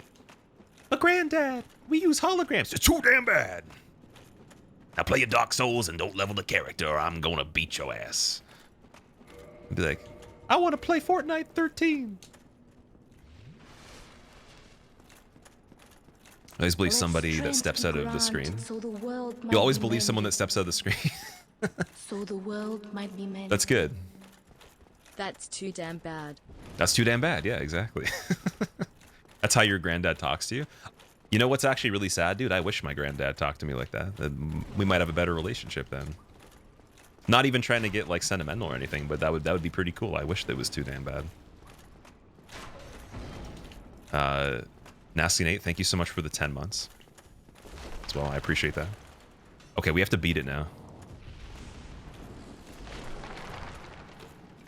If there wasn't a copyright notice, I would put on Michael Jackson, and we would beat it. It's gonna be the same Fortnite, just season 69 on version 4.20.12.0. What's gonna be the bonus character for that season?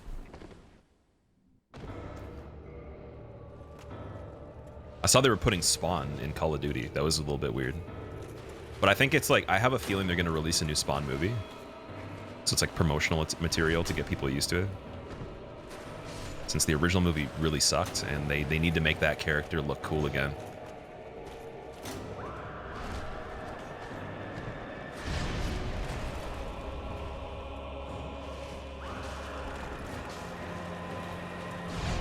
Oh my. Dude, why? Why are the intros so bad on this? All right, we have an option. We could go and just do Artorias. Take some time away, take a break from Nito. We got pretty close, but it wasn't close enough. It's kind of like a lucky fight. Okay, if I go to Elysial Sanctuary, I'm trying to think. There is the lift that goes down to him. Do I have to run back from there every time I do Artorias? I think, wait, there's a... In that cave where Manus is, isn't there like a quicker bonfire? Or is Artorias actually like a really bad run back every time?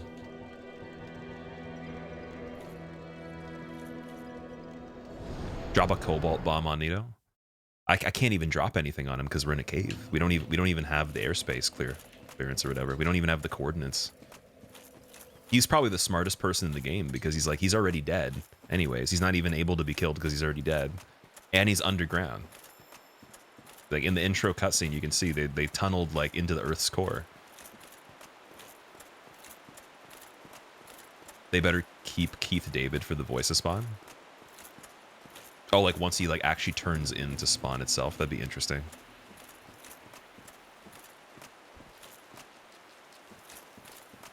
Throw some holy grenades from the door. I guess like in the pit that you jump into, you could have just thrown some grenades in there. You like TikToks of girlfriends calling their boyfriends by gamer tags. That'd be really funny if the gamer tag was something with numbers in it. Otherwise, I don't know. I don't know how funny that would be. I used to go to Licks, like the restaurant, and they would ask me what my name was, and I would say Megatron or Optimus Prime quite often. And I knew someone that worked there, so like they didn't just like not write it down. They actually did write it down, and they'd call the name, and people would be like, "What is that?" It would get some eyebrows raising for sure. And I'm still going to do that in the future. If there's anything where I can put my name on a list and they have to call me on a speaker and it's not a super serious situation, I will probably say just like some sort of Transformer name or Batman or something like that.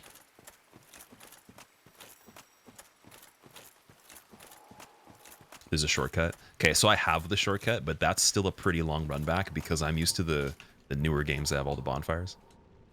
I've been spoiled with the close proximity to the boss fights.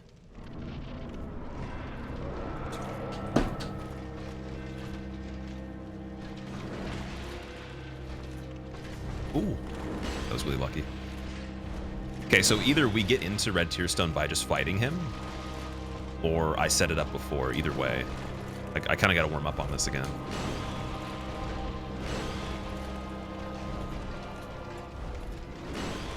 Should be a bit more damage with the plus 15. 83, that's not too bad.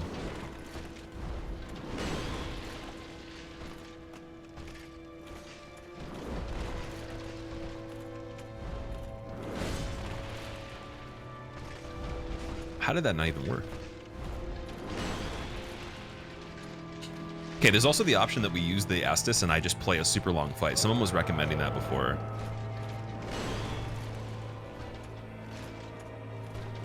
Because compared to yesterday, while using Red Tearstone, it won't be half as slow. It'll actually be closer to like maybe 60%, 70% of the speed with the upgrades.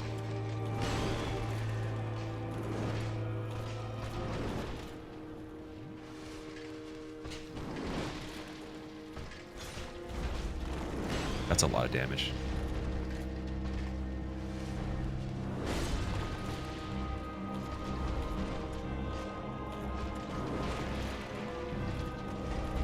Cannot hit him with an R2.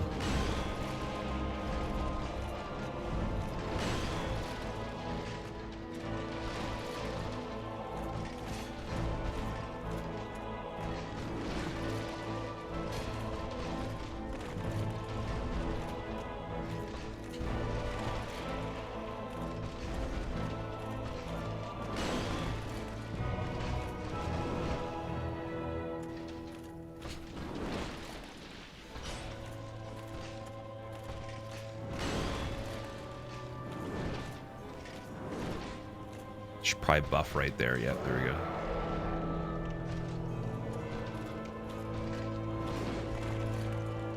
I think like when he screams or when he jumps are the only like really, really easy times to buff.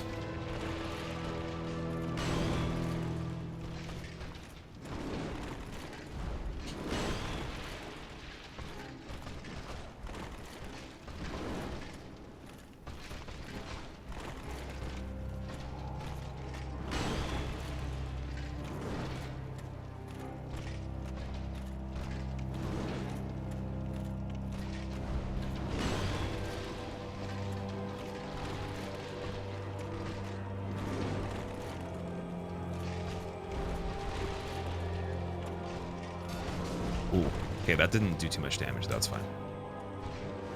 Perfectly okay.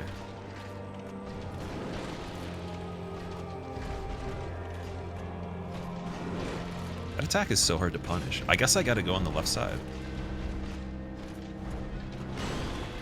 But the thing is, like, if I'm already in where his sword is, I don't know if he can, like, just spam me and then trap me in that.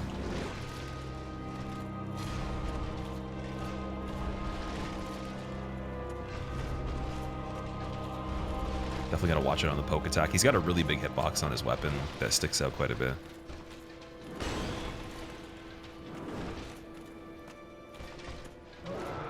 Should have rebuffed right there. Oh, shit. A little spooky. Maybe buff. Yeah, okay, that was lucky. Feeling the heal right here. I don't know why. We're getting super lucky.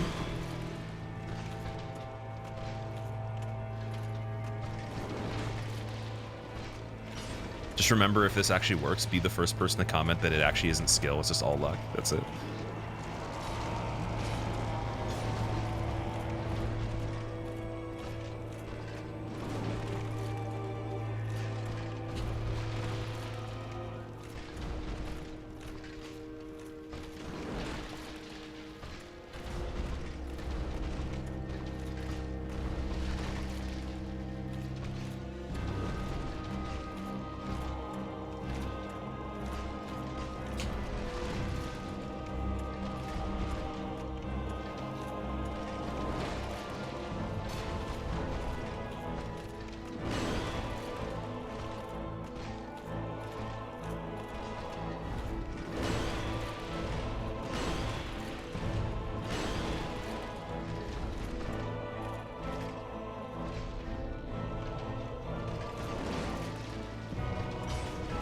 Left side does seem pretty good. Let's try that again. Oh, he misses with that too. Oh, but then he can still go for the poke right after. I gotta watch out. I've seen people dodge the flip on the left side. Does anybody in chat actually dodge that on the left? I found that to be really scary. I think it's actually technically easier, but I just never learned it that way.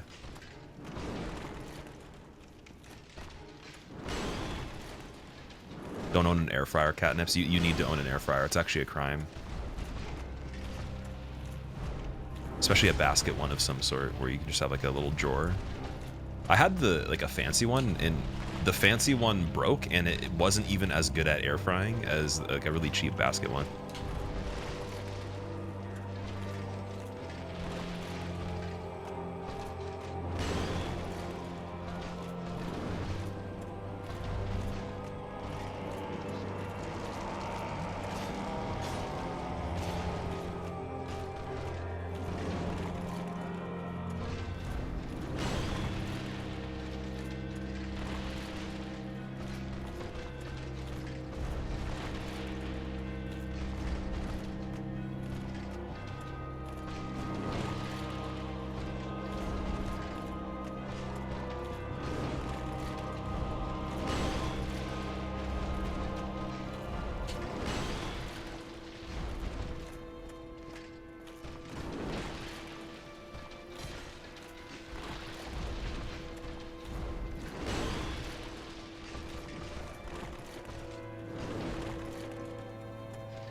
It was like almost maxed out on the stamina there.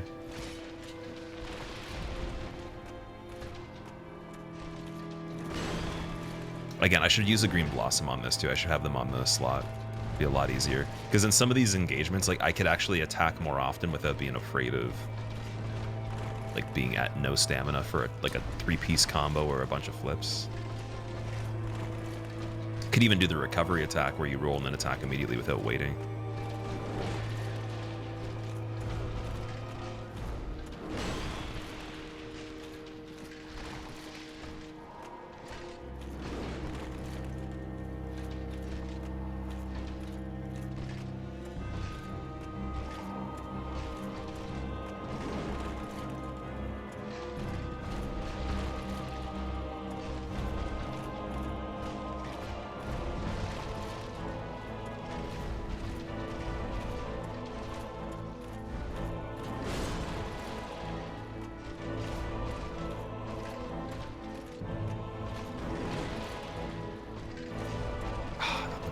works.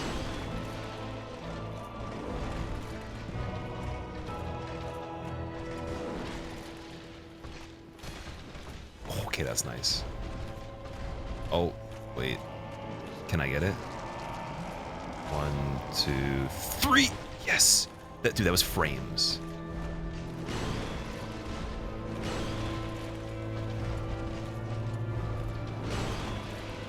It's a partial hit too. Okay, I gotta be careful here. If I get healed.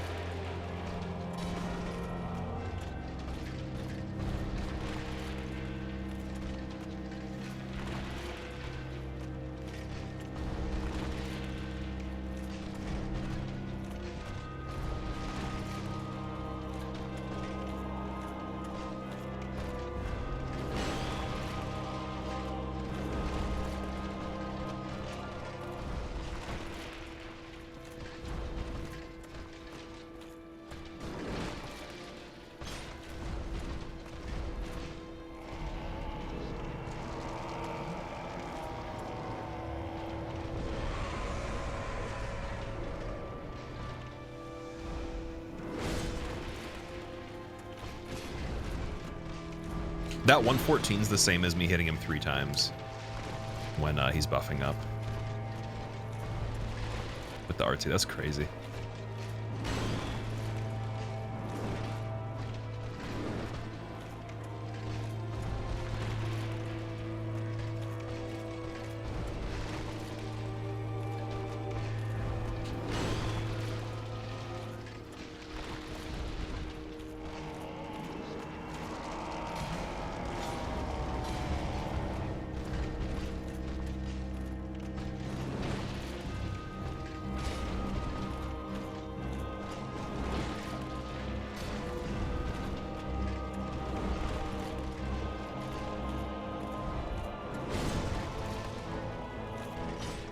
Ooh. Okay, you can R2 that one. Just gotta make sure I have the stamina beforehand.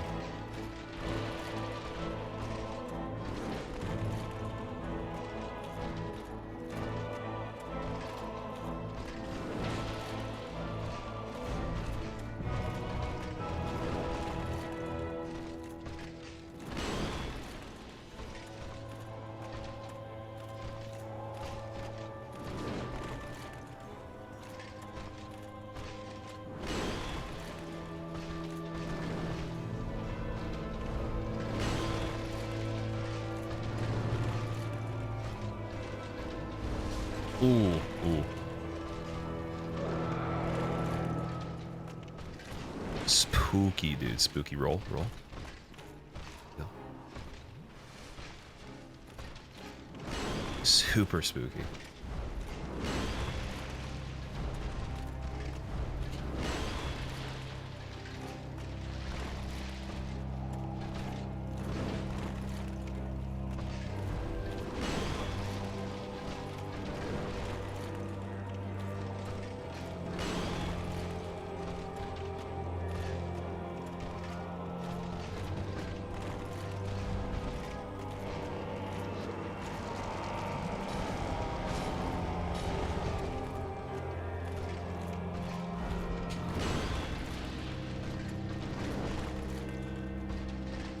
Don't know why I tried to heal there. Ooh.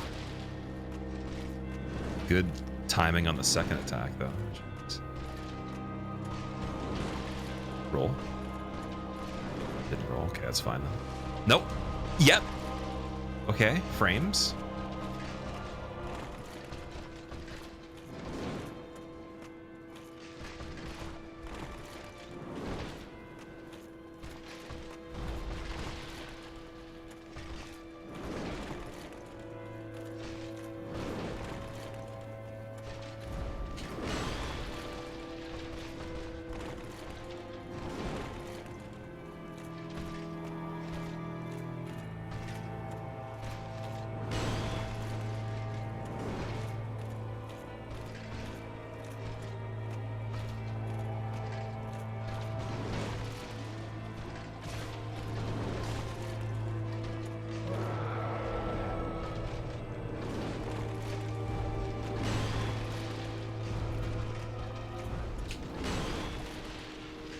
partial attack. That sucks. Gotta be super crispy on the flip, man. Please scream again or do something. Oh, that would have been a good heal. It's hard to know when he's gonna like try to look for you. But you gotta react to that though. I gotta make him roll, roll away. No! Oh boy, dude. Heal. It's gonna be, oh no, there's no buffer there. Okay. I thought I was gonna buffer the input. Heal here.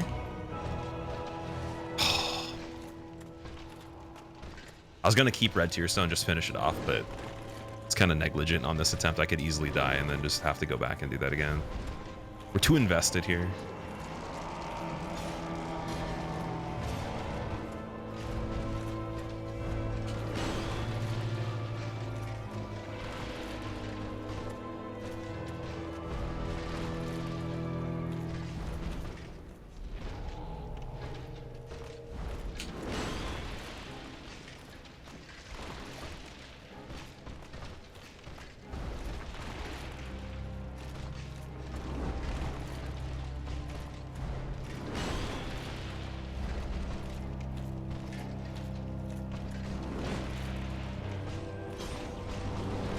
Ooh.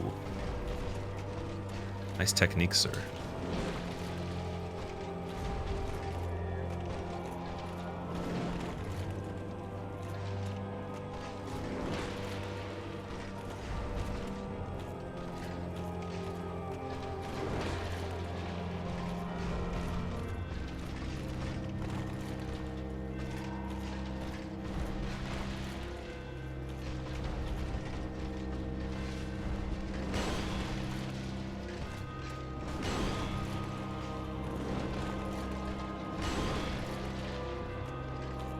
So I think I've only seen that 3-piece like maybe once in this fight so far. That's what I've been looking for the whole time. But he like if he finishes with an overhead after the 2 swipes. But I was thinking maybe he would have done it sooner. Not quite.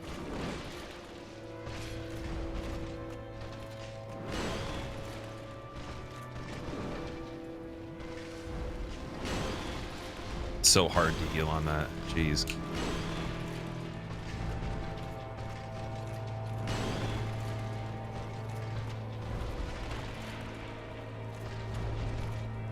I don't even know if it's worth buffing anymore. Yes. Okay, we're gonna go for that. 1, 2, 3. Go for it. Ooh. Ooh. Oh, thank God it wasn't a triple. That would have been over. That would have been it. Especially because that was only a partial on the first one. We still made it. This is scaring the hell out of me now. Roll away. Oh, thank God the jump.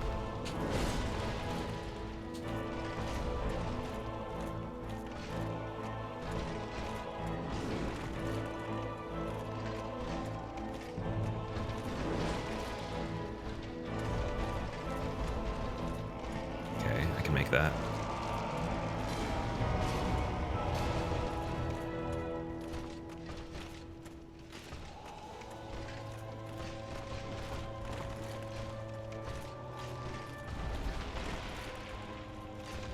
Organism, thank you so much for the good luck, dude. Chat, I know I'm sorry for not reading as much, but this is rough.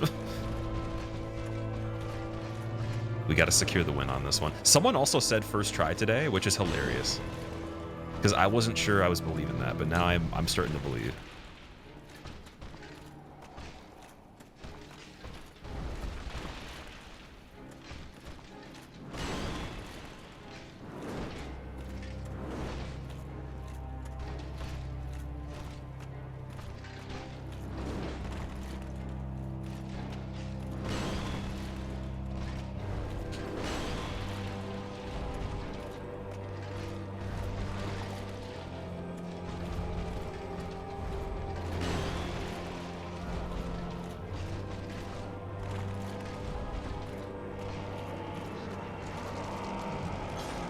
Ooh, frames? Okay, that was actually a little bit more lenient than I thought it would be. Oh boy. Can you parry Artorias? You can't. The only boss you can parry in this game is Gwyn.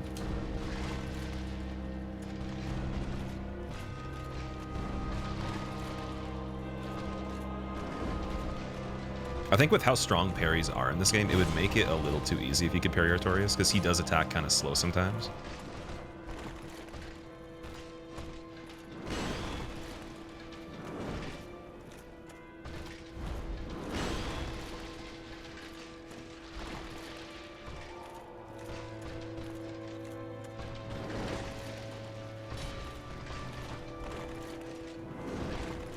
Oh, okay, thank God, not the overhead. Ooh. I wasn't sure if he could actually do it there, but it seems like he could.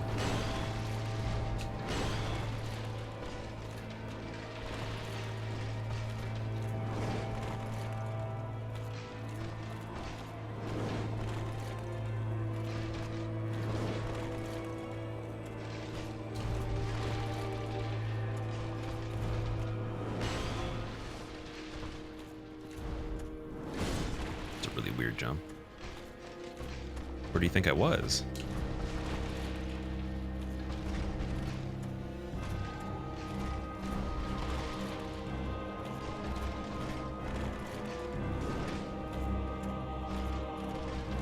Dude, the camera. Camera, like, auto-corrected on the wall a little bit. That was... Dude, that would have been so bad if we had RTSR set up for this and then that happened. Oh my God. I'd lose my mind.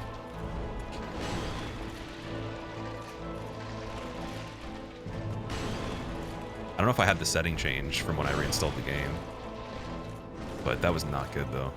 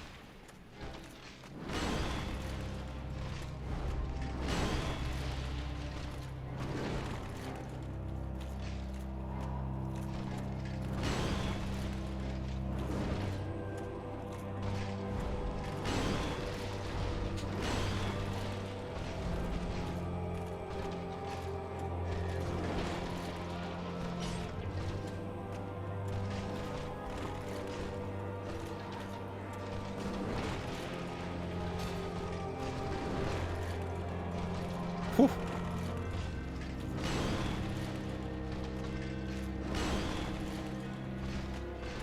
Should have healed on that.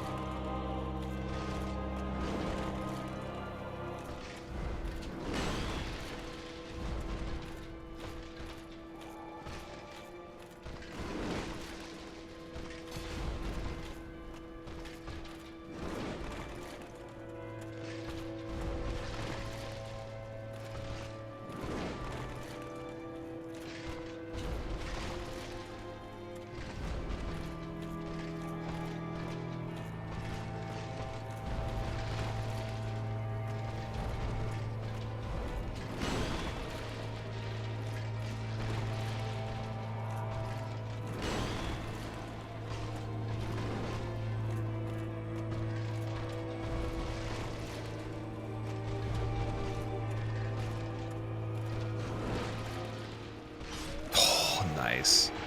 Artorias in 2 tries total. 1 try yesterday, 1 try today. That's wild, man.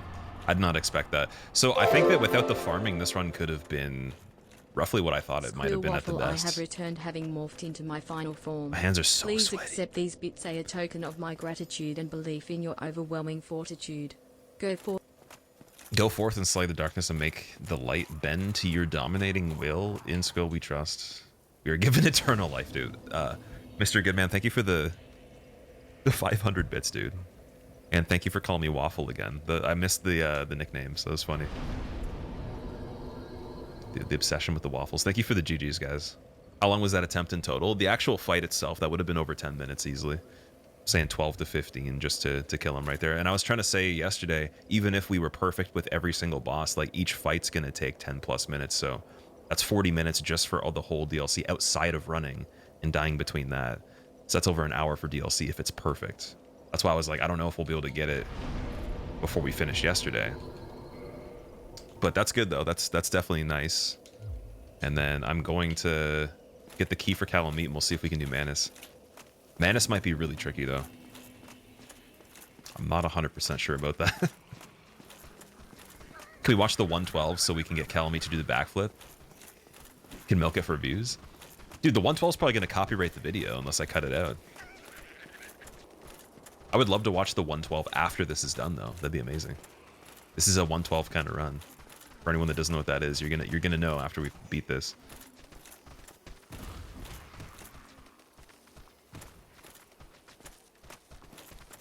Remember, how do we get through here? Oh yeah, we go down. This is the way to get the sunlight maggot, right? Oh wait, who are you?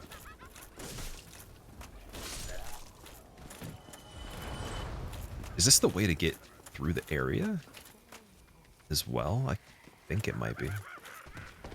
Yeah, because you bring the sunlight maggot over here, and then it gives you something else. Manus will definitely take a while. Yeah, I guess we'll see. Oh, crystal lizard. Ah, rip. I forgot there's actually a crystal lizard in the DLC we could have gotten a Titanite chunk from as well that I didn't kill. It's not guaranteed, but it's a chance, and it's a pretty decent chance. I probably should have tried that. Oh, the poise is so nice. That's the amulet for Manus. Sorry, you use the sunlight maggot, you get the amulet. So we're gonna do it without the amulet because I'm just ridiculous. I don't know why. I usually do it without the amulet. These kind of runs, you do have a lot of patience. It's because I used to do this kind of stuff before I got into doing hitless, which is a different kind of patience. It actually technically is less patience in each instance, but it's just like you have to just be patient enough to know that if you fail, you have to do everything again, right? Whereas this is just easier in terms of like the whole goal, but harder in terms of each thing you do. It's kind of like a Lobos type challenge. Lobos is much more into like the grindy runs that you can just complete as long as you just keep trying within the same playthrough. And I'm more into like you need to like execute extreme perfection in one iteration once, and if you don't do it, then it's over.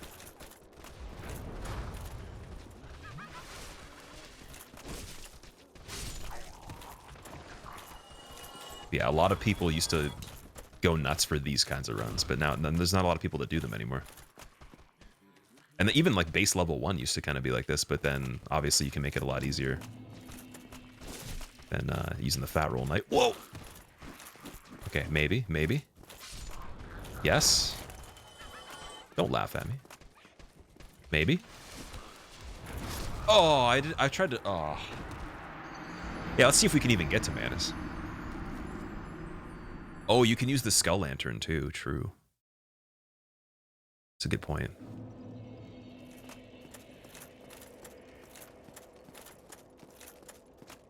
Yeah, I remember this area being really tough. And then the one below it too, because there's the bridge and there's a bunch of these guys, plus the narwhal dude with the horn. Oh my god.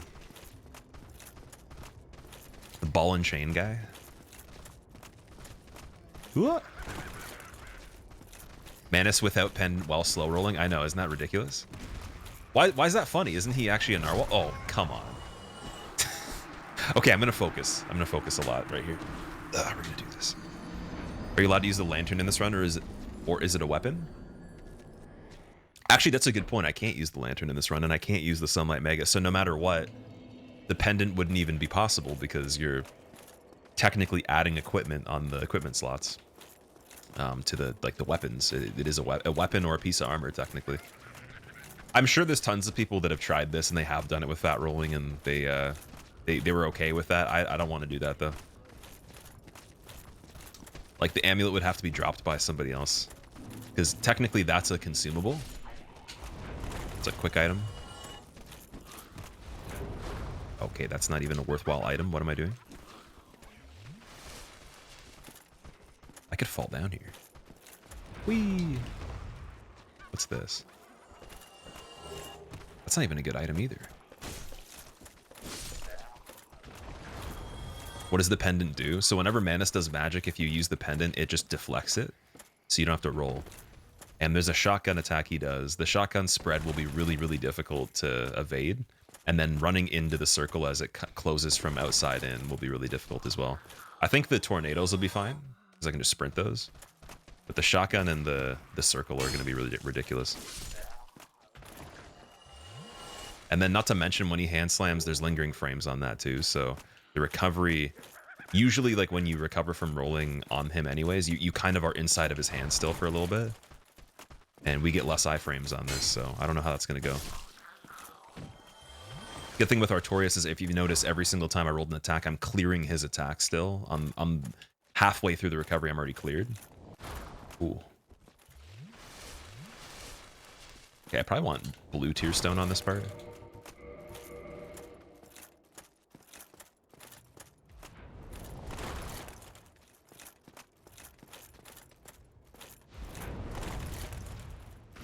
Just don't push me.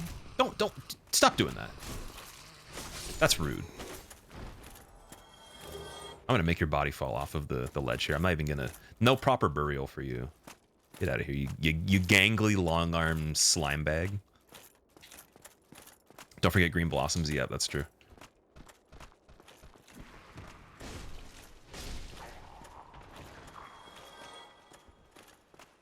Words are hurtful, but pff, getting pushed that many times is hurtful. When there's a clear advantage there. It's like, I don't have black magic, dude. I'm just a regular guy in a very, very heavy set of armor that's gotten way too much cardio and hasn't eaten any food yet. I don't even know, can I jump into the area with... where is it? Area with the chests?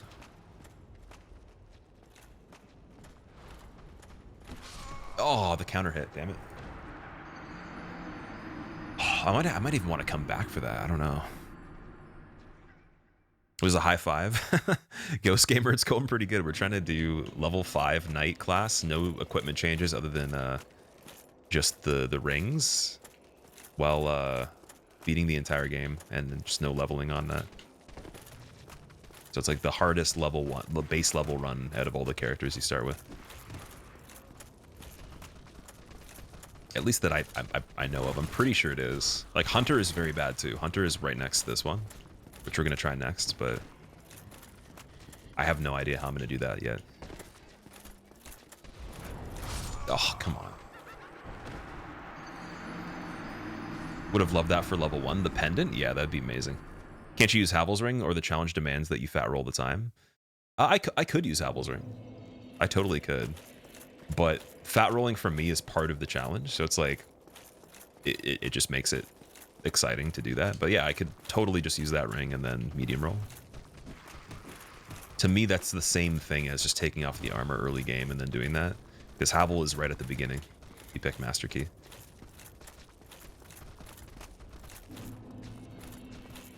And like the route I went to, it doesn't even really utilize Master Key as much as I normally would, so it's almost, it's like kind of as if I didn't really pick it. Oh, okay, yeah, we're good. Havel's Ring is equipment though. Well, I'm allowed to use rings. I just can't switch the equipment that's on the character already, right? The rings are empty by default. And then I made it kind of like an extra thing where I can't equip extra stuff onto here. I think you typically can in a class challenge. I'm not actually sure if that's true or not, but you're allowed to use rings. Like it does say in the rules, if you look at the person that invented the idea originally, they did say you can use any ring except for anything from a covenant. So no joining covenants. And then that discounts the flip ring for anybody that is light enough to use it, which is a huge disadvantage as well. Because we already know that's like probably the most overpowered item in the game, and pretty much any of these games. Yeah, my version's probably a little harder. I just thought it'd be funny.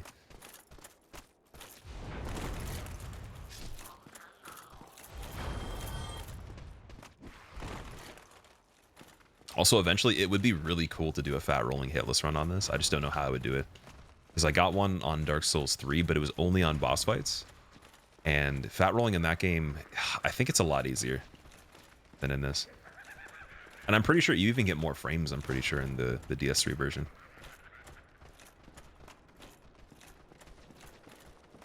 Or even playing the knight if you're not gonna... Yeah, if you're not gonna slow roll, you don't need to play the knight.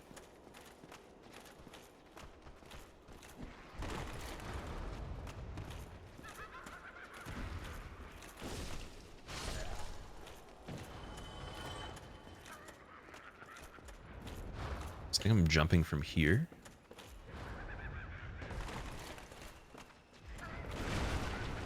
No. Oh, shit.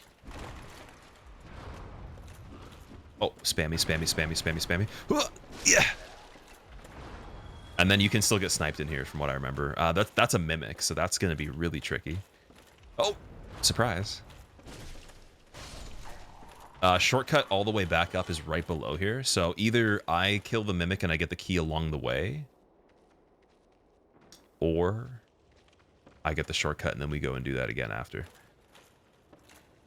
And just go to Manus. I think I can get the mimic. I'm pretty sure I can stagger him.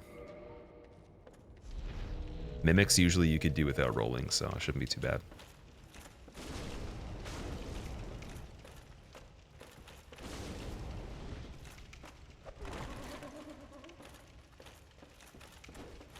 Can't see.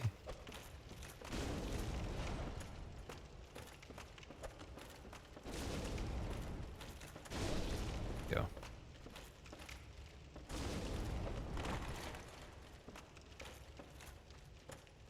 Oh, he did the spin kick. It's pretty cool.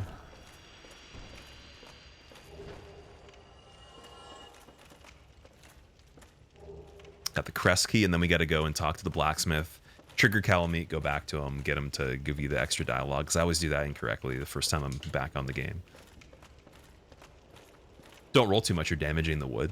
That's true, they do have nice wood right there. The floorboards are looking pretty new. I think they just installed them recently. They didn't look the same last time I played the game. You think the enemies are always hearing boss music? That would be really shitty, actually. Imagine you were an enemy in this game. Even just like with the way they lay it out, you're just close to the fog gate and you can just hear the boss music playing from outside the fog gate. And then you try to leave, but they're like, oh, Miyazaki told us we had to stand here. It sucks. It's like working at it's like working retail, basically. Like if you work at a retail store or anywhere that has music playing, even a restaurant, and you're just listening to it constantly and they don't shuffle the playlist enough, or you can't control it, it's maddening. Gotta really hope you like those 12 songs. Oh, that's good. We got the shortcut. Would be a shame if I got killed in one hit from a giant blueberry explosion of dark doom and misfortune.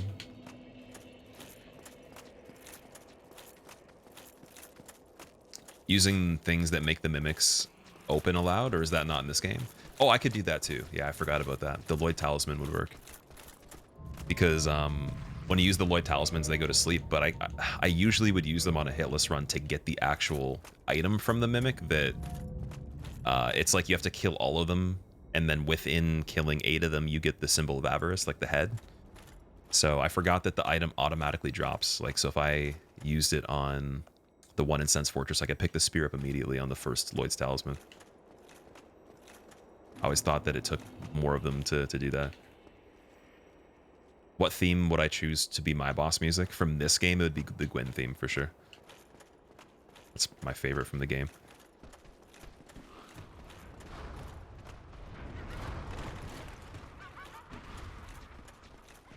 Whoa! What? Hey! That's a little bit much. I'm gonna have to kill these guys.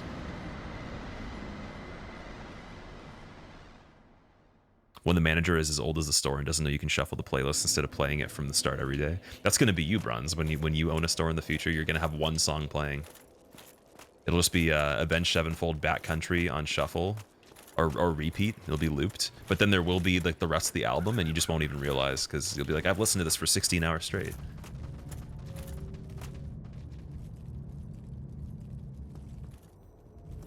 Also, Wedge, what's up?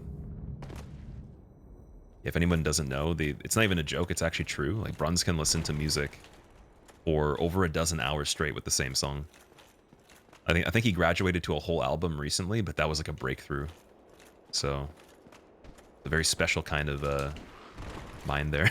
I don't know what else to say about that. That's just terrifying. That's actually like torture, in my opinion. I was saying you might as well just be a musician at this point because you would be able to play the music just from ear.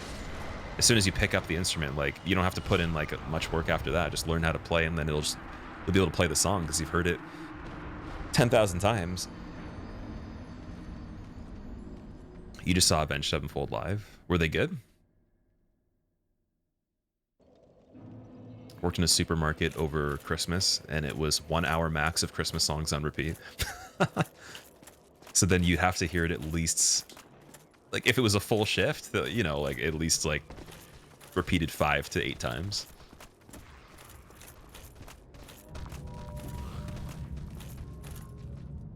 A friend of yours put on Wallace and Gromit theme for 2 hours during the road trip.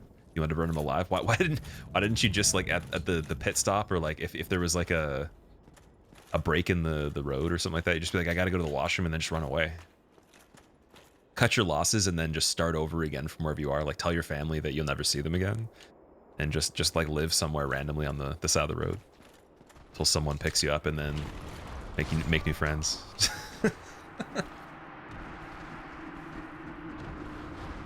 Or you could also just like stop, be like, I need a drink, stop somewhere to get a drink, tell them that you got a phone call, can they go get it for you, and then just like find the wiring harness or whatever, the electrical stuff, and just cut some of the wires for the sound system. And they'll be like, oh, it doesn't work. It's like, I have no idea why that doesn't work. That's really unfortunate. I guess we can't listen to music anymore.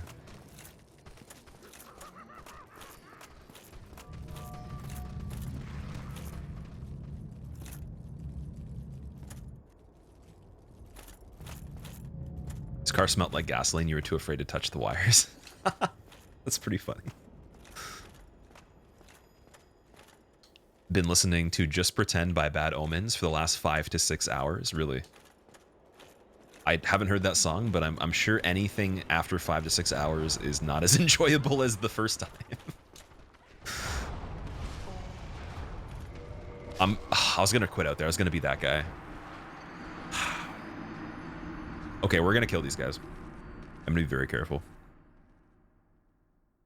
I've decided that's the only way. Gonna choose some mariachi theme. Mariachi would be a bit better.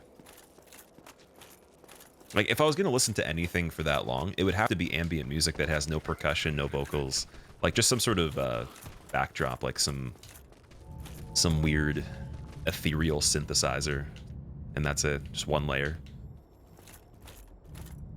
And it would have to be like 8 to 16 bars of a melody that doesn't repeat, and then after that, then you could repeat it and it'd be fine.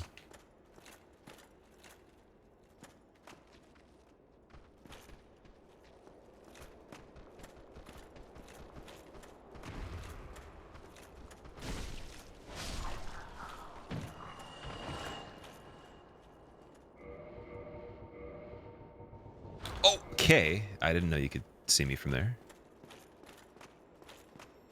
Well, they moved though, that's good.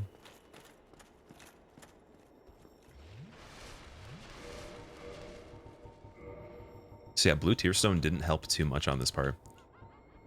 Oh, I have Lloyd's Talismans too. I could have used those on the Mimic. It was fun to fight him though. It was really fun to fight him. I'd say the Mimic's a mini-boss at this point. Oh, can I backstab? I was thinking maybe I could.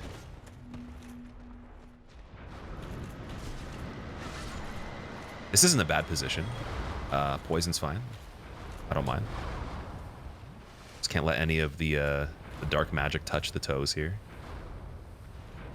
All right, here we go, here we go, here we go. Yep. No! Nope. Yep. Yep. Totally. Yep. Totally. One dead. Perfect. Kill confirmed. Let's go. Here we go. No pushes. No pushes. No funny business. Easy. Okay, now it's just this guy, who is much easier, but then also will chase me to the platform. So as long as that goes down, and... because I think I have to call it back up and then there's an enemy on it. So as long as it actually activates, we could run that whole thing again. And I can get down really fast after that. So we're going to try to get him over here. Baby Shark 18 hours. Okay, so I think that I'm very lucky because I've never heard the Baby Shark theme. I know of it and I know it's a meme, but I've never heard it before. Choose Thunder by Imagine Dragons. It'd be a curse and a blessing. I don't know if I've heard that song.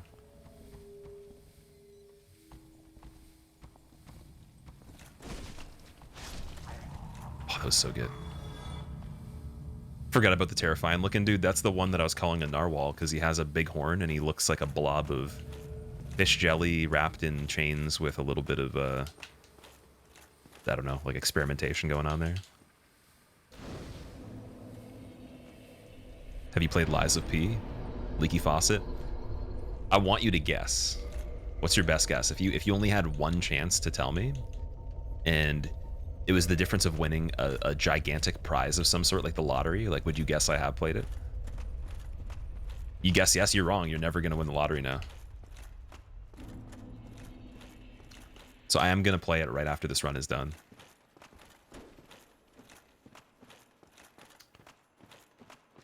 Wait, did I sit? I sat at the bonfire, didn't I?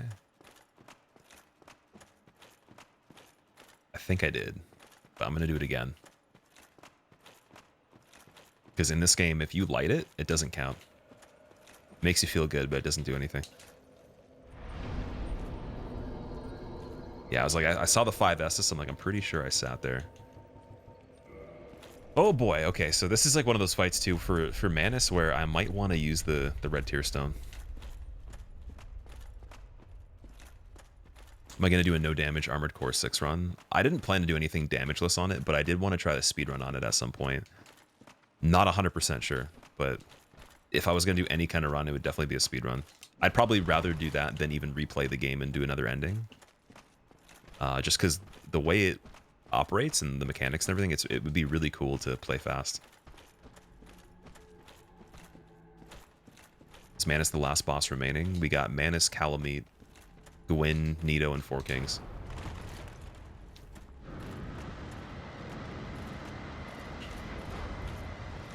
Oh, the boys.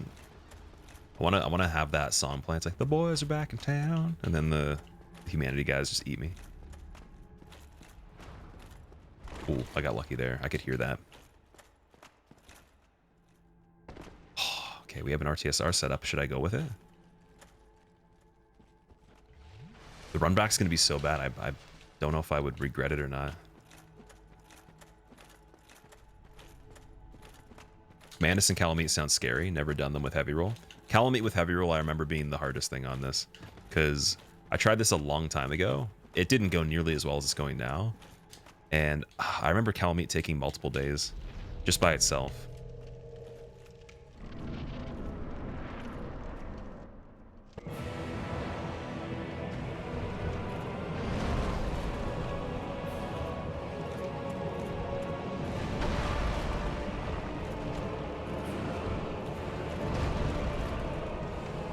Okay, good thing is, like, Manus actually is kind of weak to fire. He doesn't like the fire that much. 152 with an R2, oh my god.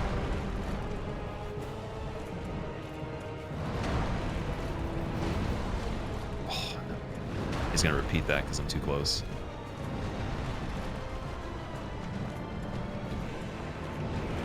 Oh, that's scary. Okay, a green blossom might be required for this.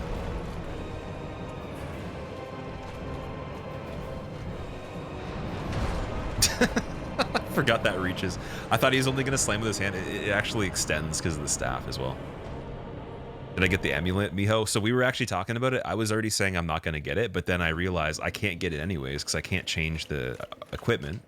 to put on the Sunlight Maggot, and I can't switch the weapon to the Skull Lantern. So with the rules of the run, you wouldn't be able to get it unless somebody dropped it for you.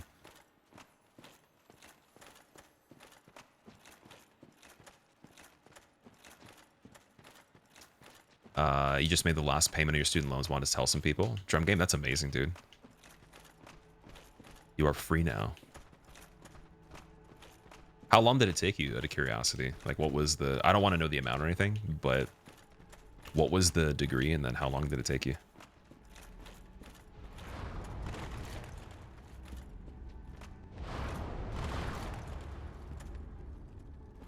Here we go.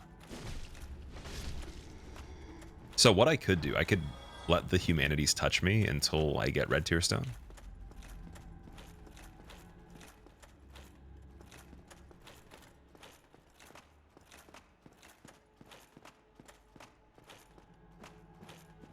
You also said we can just cut that out of the video. There's going to be a lot of stuff cut out of the video if I don't beat this soon.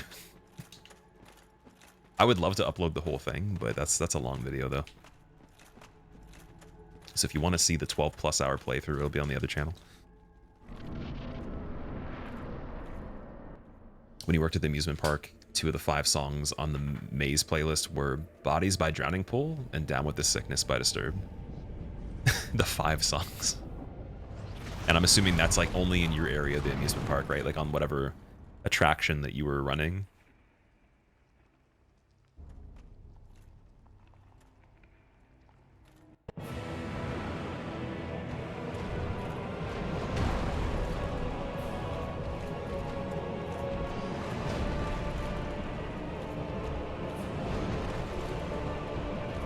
Ooh, Sneaky Green Blossom equipped. There we go. Ah, then getting slapped around.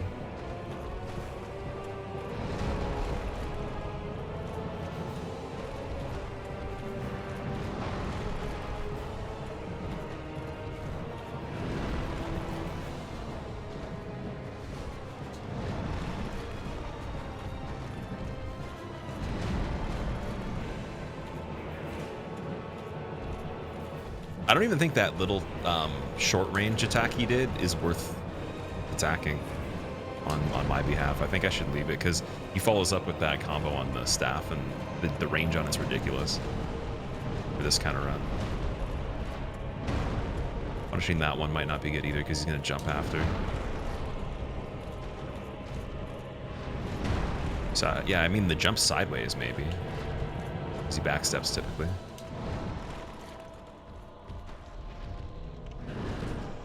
Thank you.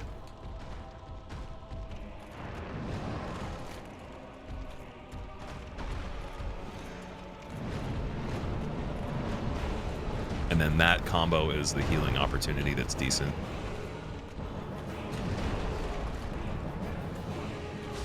Okay, I'm gonna try it. I'm just gonna try and punish everything I can and see, and then we'll take away things from there. Because there might be a way. Oh, rip. Already screwed.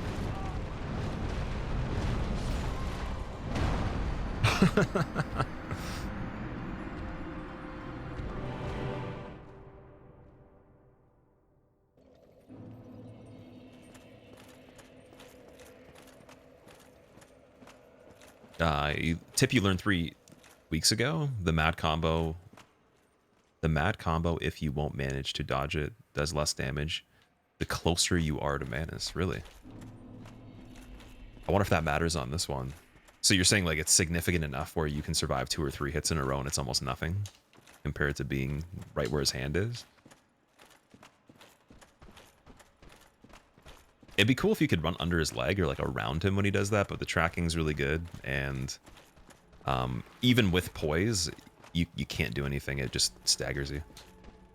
Almost got him. It was so close, man. It was like it was almost a photo finish. Like we were gonna have to actually get the referees to check the pixels and see if it was a kill because it looked like it was empty.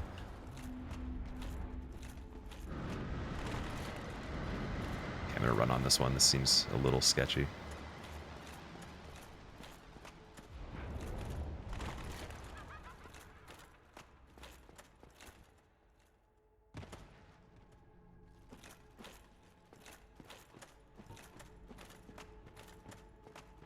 What controller am I using? I'm using an Xbox controller. It's the one for the newest one. I think it's the Xbox Series S or X, one of those. The one that competes with the PS5 with the 8-way D-pad. Why not get the shortcut? Oh, is there an even quicker way of getting to him than what I'm doing right there?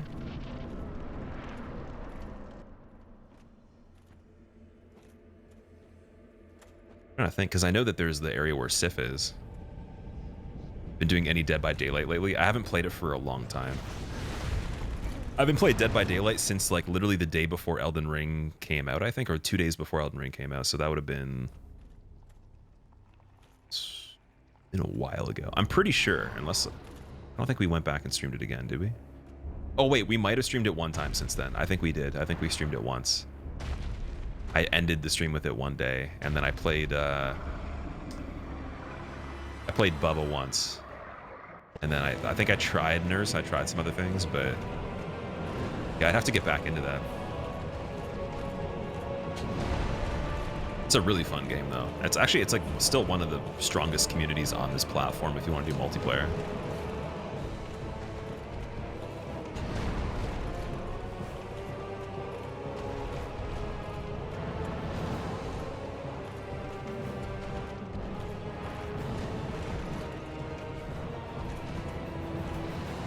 Wait, why can't I use Green Blossom?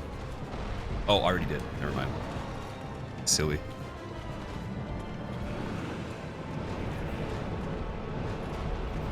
So on this, I should be able to do a run-in attack really quick.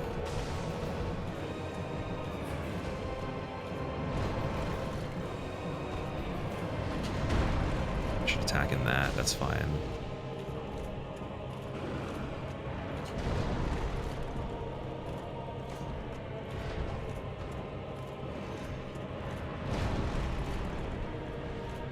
I can kind of position myself ahead of time.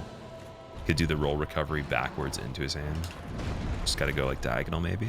Oh, it's not even enough room. Maybe rolling straight into it? That'd be really sketchy though.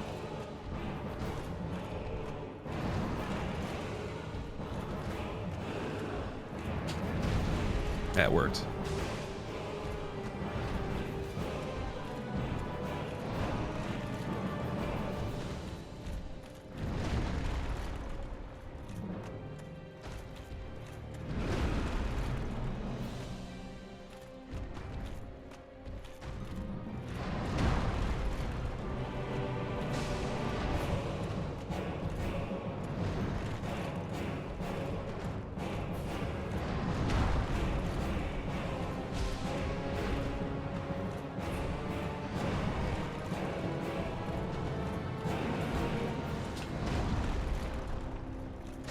Oh, and I can use the R2 to move myself backwards. I forgot. So yeah, I should roll into him forward and then use the R2 on the retraction and then go backwards.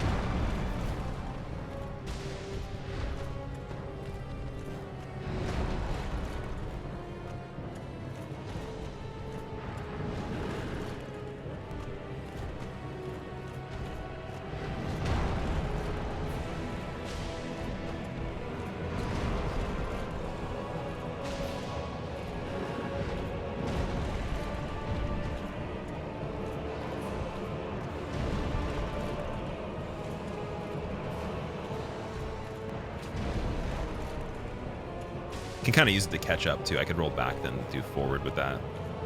Might be safer. Because it does track you pretty well, so yeah, that seems better. And diagonal with this, depending on the wall.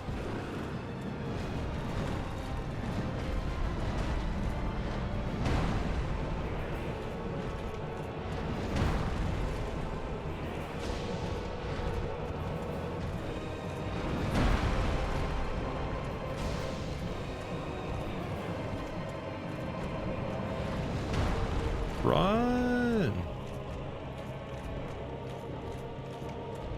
Okay, I forget the actual cues for the magic.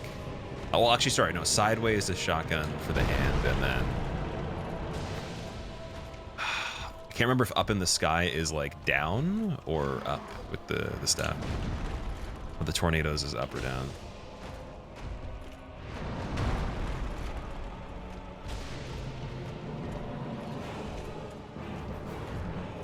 Okay, no, down is circle, down is circle. It came back to me. It all came back, man. Downloaded the memory there. We're good. Because I remember it has like those little things coming out of it.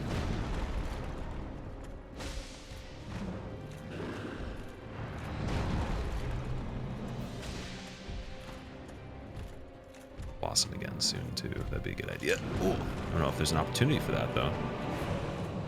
Oh, here we go. Oh, that was like, dude, that was on the cusp. Cutting edge technology, dude. Good RNG as well right here. Surprised.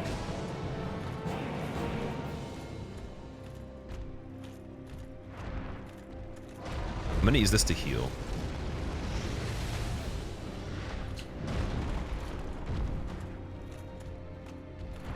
And then, okay, up in the sky is tornado. Or whatever the hell that is. Whatever you want to call it. I don't know what it is. Dude. Okay, see, that's the thing that sucks about this fight. So, if you have a situation where he does the running, he runs up to you, and then the wall is about 5 feet away, and he does a hand slam that's close distance, you can't escape the proximity of the follow-up with the staff, and then you're guaranteed 2 more attacks. Second one kills you if the first one isn't, you know, enough distance or you don't react properly. That's crazy. That was a really good attempt, though. I think with RTSR, we're good, so I'm going to set up RTSR, see if we can get it perfectly. Like, I know Kung Fu. Kung Fu. Kung Fu sounds like something that Donkey Kong would do. Isn't Manus supposed to be a true human according to DS1 lore? I'm pretty sure. Like, Manus was a human. Doesn't look like a human anymore. Oh, here we go. That's a good setup. How about you fall? Ooh. There you go. Dude, Humanity Jr. almost killed me. He's gonna sideswipe me there. Perfect entertainment for being sick in bed. I'm glad. That's good. You get to listen to the soundtrack of Manus on repeat until I get it. And then don't blame me when you're going to bed later and you have just like just like opera in your head. Much higher chance the worse I play, so you'll really know if the music's stuck in there. I probably didn't do that good.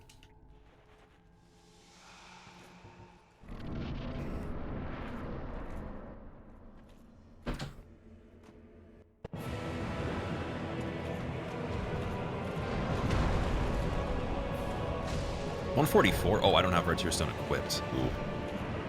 Big oversight. Okay.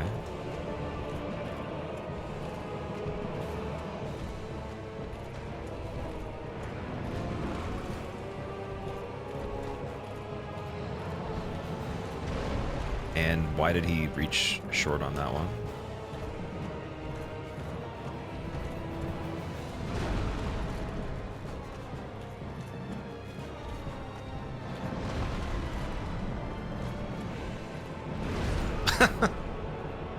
Of course. Okay, so this shortcut, where is this shortcut? How do you get it? I'm curious.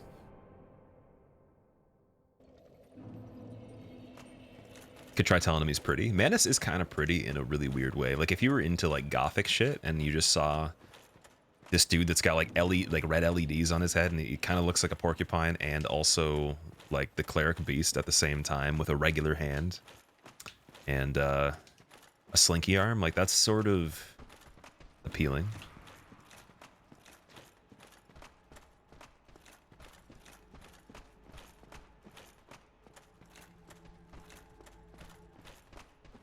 Damage isn't too bad. It's not terrible, no. Even without the Red Tear Stone, it's not unbearable. I might go back to just playing like that. And also, I get a red tier stone set up immediately, just from this guy. It's fat rolling tracker. It does, yeah. I guess in the actual terminology of the game, it'd be heavy roll. Dude, he's camping. Look at him just chilling with the soul down there. Imagine it being pitch black and you're just sitting in a cave by yourself.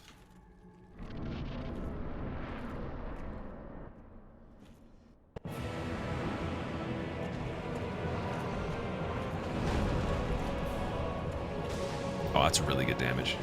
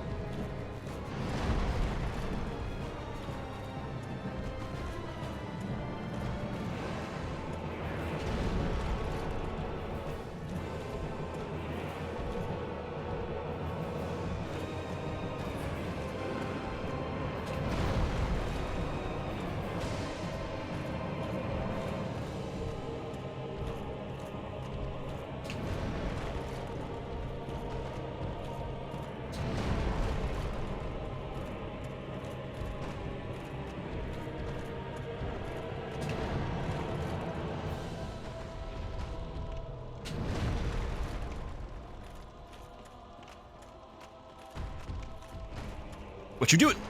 Ugh. Wasn't sure what was going on there.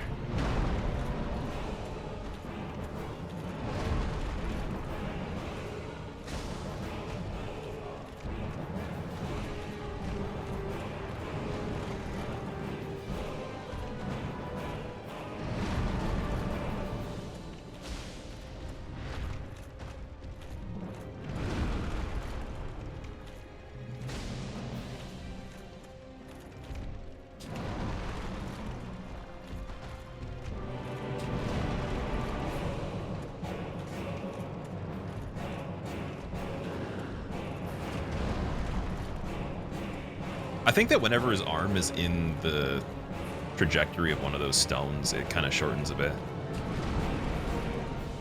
know if I noticed that before.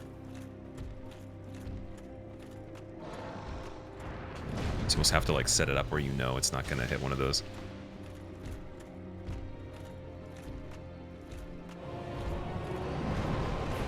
Let's try this out, buff. Thank God. Run. Nope. I'm not grabbing me. None of that. None of those shenanigans here. Alright, what do we got?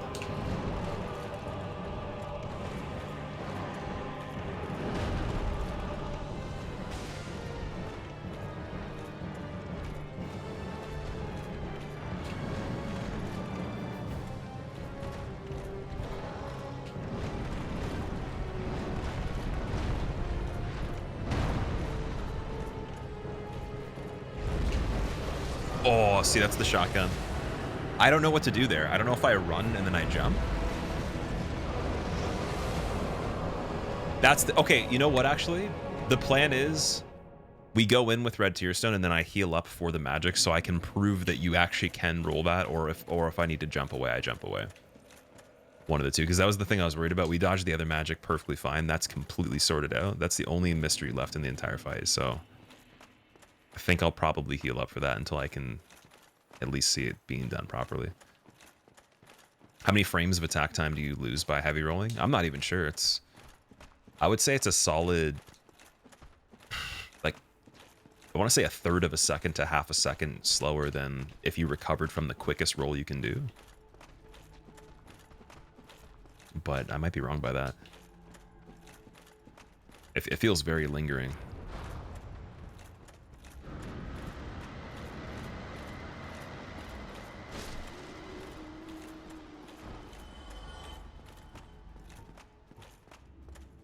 Can't use any light source, so you have to train how to perfectly roll a second phase. Damn. Well, so the thing is, if I if I had the ability to use the light source and I could get the pendant, I'd probably be worse at using the pendant because I never use it anyways. I've only used it one time ever, and it was actually kind of hard to use. Everyone else has an easy time with it, but I'm so used to just actually evading the attacks anyways, so I'd probably screw up the timing of the pendant, to be honest.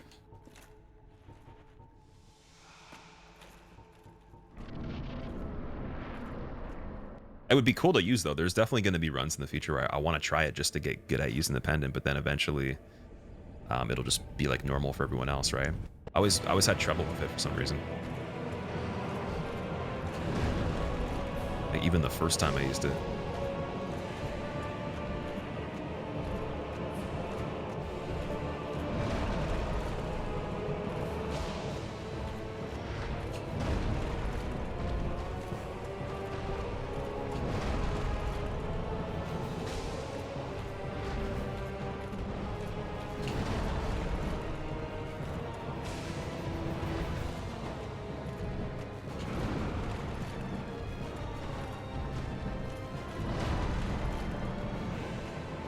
Oh, missed that. Oh! Don't get hit there.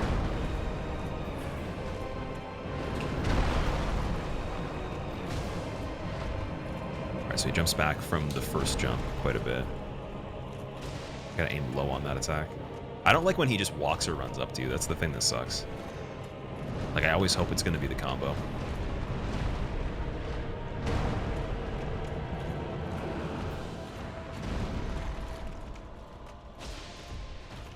Okay, now we heal up.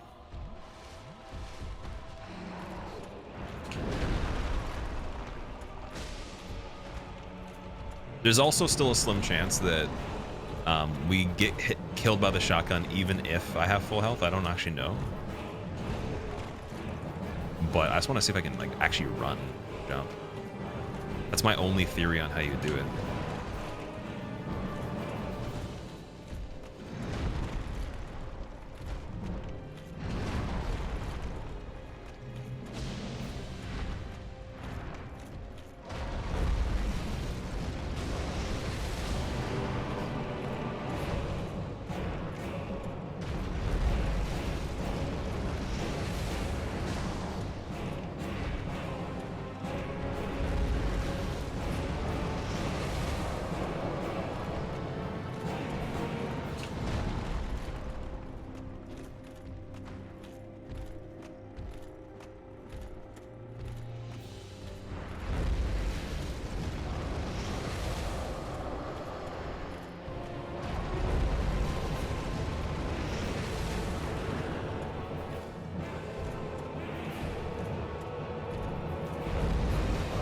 Yep, run and jump works.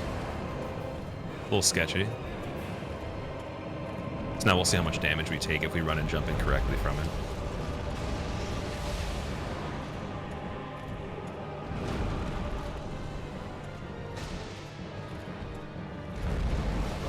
Not too bad. Just gotta make sure we don't have back-to-back on that. Get a heal in. That's pretty good even close range, huh? So I'm just gonna keep the full health now and chill until we get better.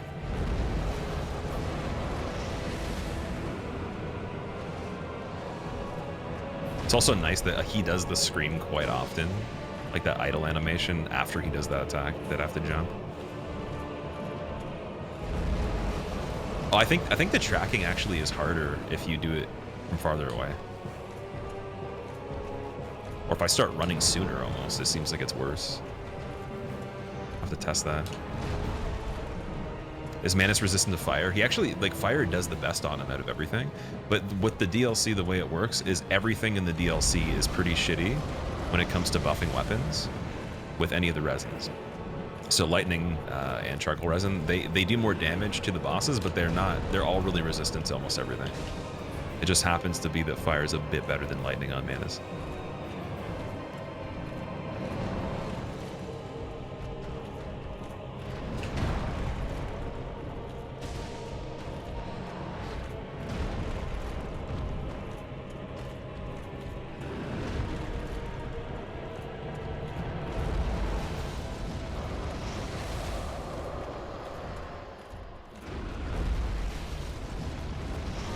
Ah, see? After that, when we get really far out, I got to keep a medium distance. Because that's what I was worried about. I cleared it by frames last time he did it. That was so close, man. It's rough, too, because like, if we get good RNG, I could ride out the red tier stone and actually just, like, melt the health down a lot quicker. But then I'm kind of, like, playing... Like, I'm rolling the dice on it. If he does the shotgun, I can't heal in time to just tank it as far as I know. Because I think that if I blocked it even, it would be a guard break into like a finisher from the fact there's like 3 waves. So the best I can think of would you'd heal and then you'd somehow like jump late and maybe the poise would actually let you leave the area. I don't know. You try that and see. But it would be so much easier if we could use red tier stone the whole time. Also, Miho, I don't think I saw that you were going. Thank you so much for chilling, man. You're still here. If not, then in spirit, maybe you will get the goodbye. You'll come back to the VOD and you'll see it. You'll be like, oh, I said goodbye to me. Did I beat Manus already? Almost. Almost. It was so close. It actually was kind of close. I can't even be sarcastic about it. It was pretty good. And then if we convert all those attacks that we didn't have red tier stone on, we would have been in the last quarter of health or so, maybe a little bit less.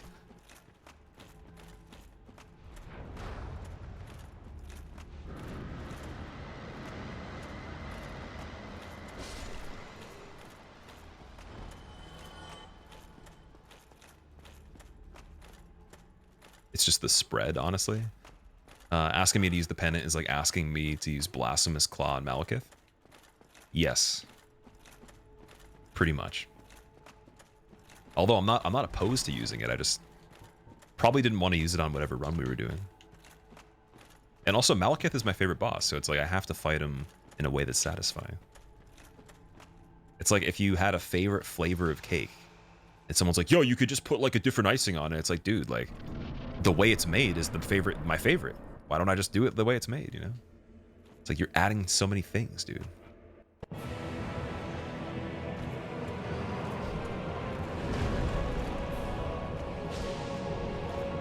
Oh, sorry, yeah, I did try it, you're right. And then it went terrible. It was kind of like the pendant in that way where it was worse. Good point.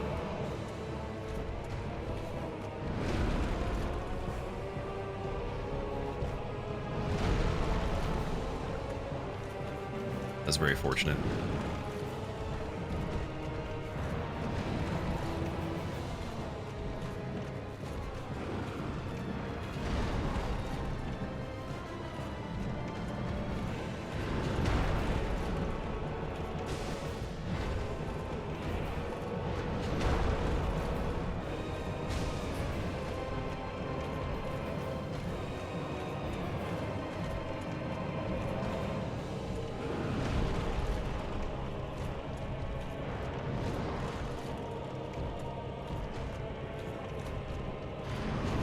Ooh, that was really scary.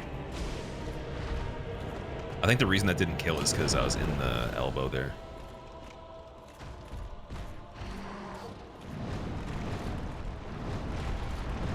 Rebuff. Ooh. I took it away again. Why'd I rebuff and then do that?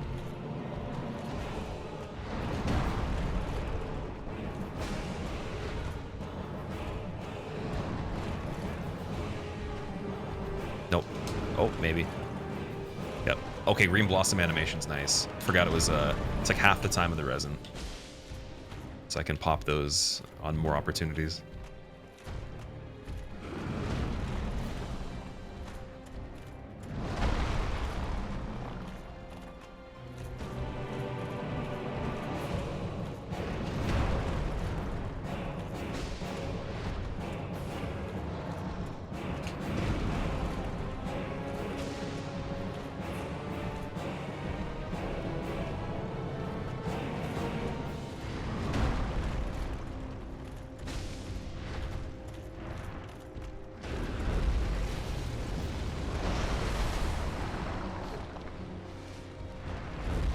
Don't know how good the proximity is on that one, my friend.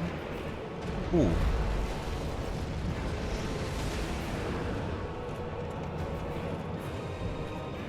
Okay, we got back to the heal. We're good.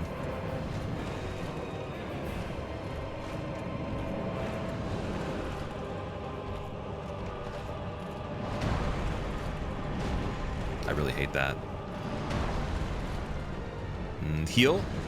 Oh, okay. It actually plays through. Heal again. Back to red tier stuff. What the fuck? Okay, I'll take one more heal. We'll just be sneaky here. Why not? Let's just keep being sneaky. Why not? Try it. I'll entertain you, Manus. I'll entertain you. 2 of those. And then this is just wild. Because he usually does it again. Really good stamina there. Oh! Sneaky. No heals left. Uh-oh. Instant into back into RTSR if we get clipped.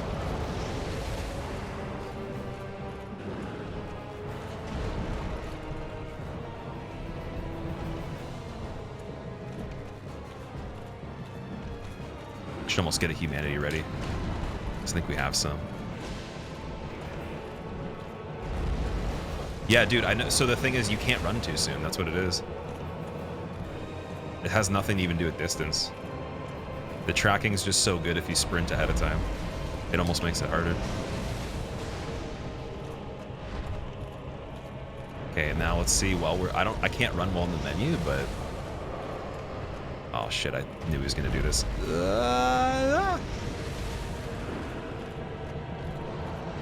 I need to try to see if I can put a humanity on just in case, because I can pop in the circle if he does it, or on like a spam combo.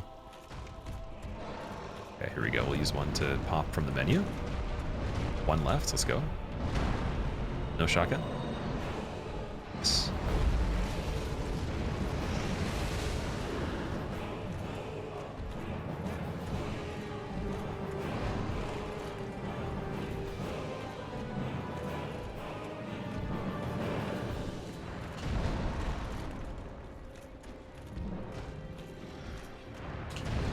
The distance on that is janky. I don't know why it's happening. Should have been better. There's no rocks there. Maybe sometimes he just glitches. Like, yeah, even that was short. That's so weird, man.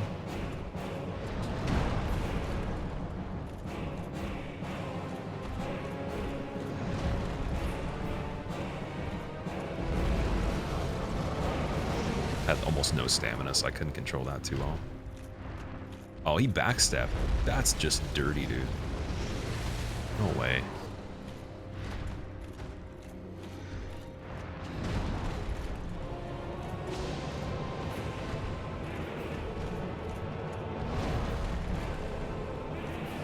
I don't even trust that right now. Okay, wall's quick. Sorry, wall's coming up quickly behind us. We need to rotate a bit.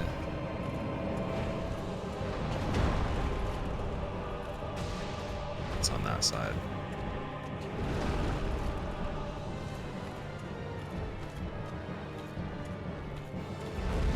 Didn't like the lead there, but that was good though.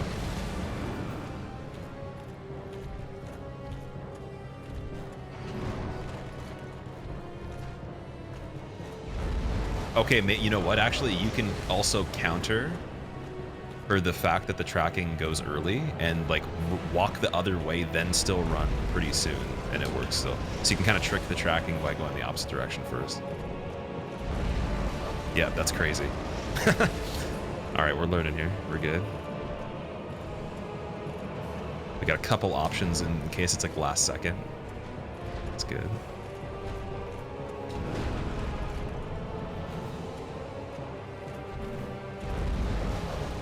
That's a close one. This guy's zigzag. Oh, thank you for the backstep. Ugh. Where's the wall?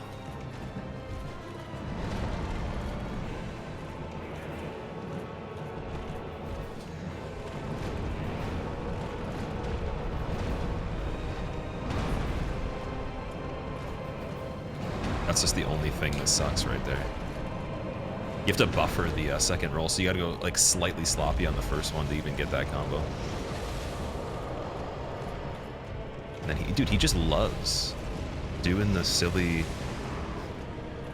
you know, push me farther out with the magic and then bring me back in immediately when he knows it's almost gonna be a close call. That's some AI there. That's some chat GPT right here going on, dude. It's like, oh, half stamina, 10 miles away. Don't mind if I do. Got red tear stone again. This is annoying.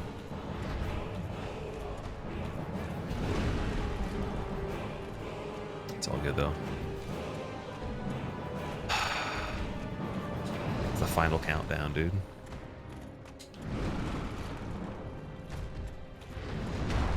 It's a good attack right there.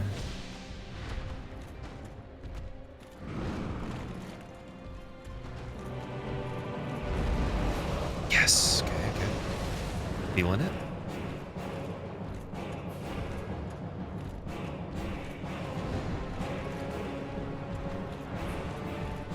This is really good. You can do 2 and then run. A little bit of stamina. Okay.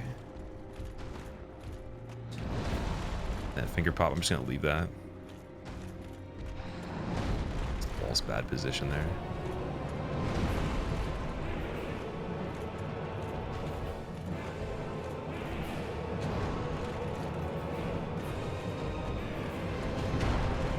We need something interesting here. Yep, that's good. I might punish. I'm gonna punish. And then something cool, dude. Please. Oh! Ah! Okay there. Okay there, pal. Okay there, pal. Okay there, pal! Oh, man.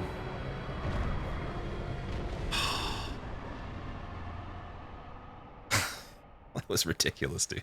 Fuck that guy. Okay, wait. That was ridiculous, man.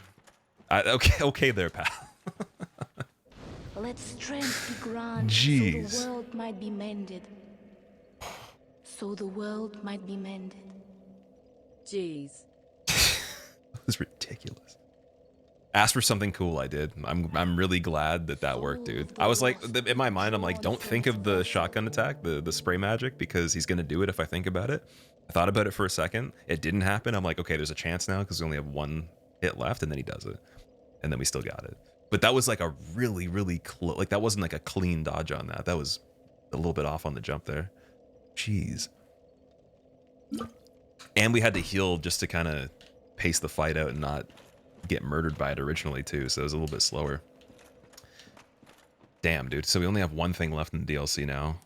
Arguably the hardest thing in the DLC. For me, at least. Thank you for the GGs, guys. Beer Tummy, thank you for the 50 months as well. And Reggae Shako, thank you for the Prime sub. I appreciate it. Wow, that was wild. That was way cooler than Artorias, for sure. And I like Artorias more than that boss. So that's something. I'm gonna have to go and talk to Hawkeye now. I'm trying to think of where we would go from. I guess the township. Yeah, I'll try Kalameet and see. And then I guess we're just going back to Nito and we're going back to Four Kings later. But we'll try and see if it's really, really ridiculous and I don't see any potential on it right now. We'll dip back out to Nito, try Four Kings, and then come back to this after. I can't remember though. I think you have to talk to him first and then go to Kalameet, then come back again, right? You ever get in a physical fight, you're gonna make sure to scream "Okay, pal" to increase your chances. That's all I could think of. I was like, why is this so scary? Like, even with Red Tearstone, that's a long fight. I forgot that you don't really have a lot of chances to punish when, like, some of the short range attacks that are normally fine, you can't escape without the combo right after him just like walking right up to you. Is this hitless, Mikolash? No, this is definitely not hitless. This is just a level 5 knight without leveling while slow rolling and no changing equipment other than using rings that you put on the class. Thanks to thee, he left this If this was world hitless, I would with probably honor be and And here I'd be living a few less years of life, at least, just from today, just from the heart Let attacks. strength be granted so the world might be if mended. thou seeketh to So the world might be mended. me, So I think but I'm farewell, human. I might have already have Goodbye. had to seen Kalameet. I don't know. Let me quit out and see if he just says something else, maybe. Zalinoff, thank you for the 7 months. Welcome back. How are you doing today? I'm sorry for you, but it will be so hard, Kalameet. Yeah, it is. It is something that's tricky normally too. Well, I suspect, but the ones There we go. now do not. I cherish my work. Wood carving is a nuanced art. You know what? I would have much to talk about with that black and truth. With Hawkeye's voice, I swear to God, it's like if you took Vin Diesel and then he was like drowning in molasses and came back alive, but there was still some stuck in his esophagus. That's exactly what he sounds like. Now, do not mistake my words. It's all in the I family. Cherish my work. It's all in the family. Is a nuanced art. I would have much to talk about with that black. He's such a sweetie. He's like probably the best NPC in the game, to be honest. How is the old And he could easily destroy everybody. He's huge. still hammering away? Could just step on I everyone. should hope. But he just decides to Farewell, human. do his little Live thy whittling life over here. as thou seest fit. Family is a nuanced art. It definitely is. Why don't you put levels in the health so you can take more damage, String? Joke's on you. I have favor and protection ring, which technically does that for me without having to ruin the challenge. So I technically did that already. How'd he get up here? They definitely built it around him. That's the only way. Unless he can fly in. Maybe Kalameet dropped him off. Like he just picked him up and dropped him off.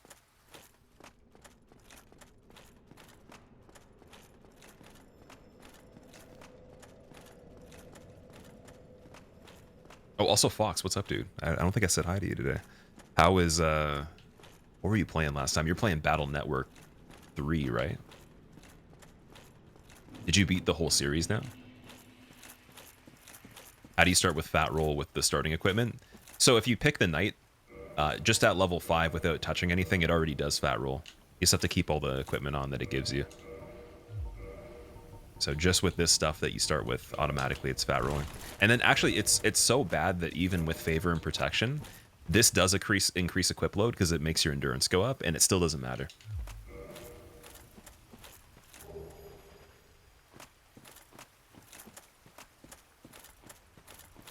Havel's Ring? You can use Havel's Ring, but I'm just not gonna do it. I want to be crazy. And then maybe eventually we'll do this with no rings.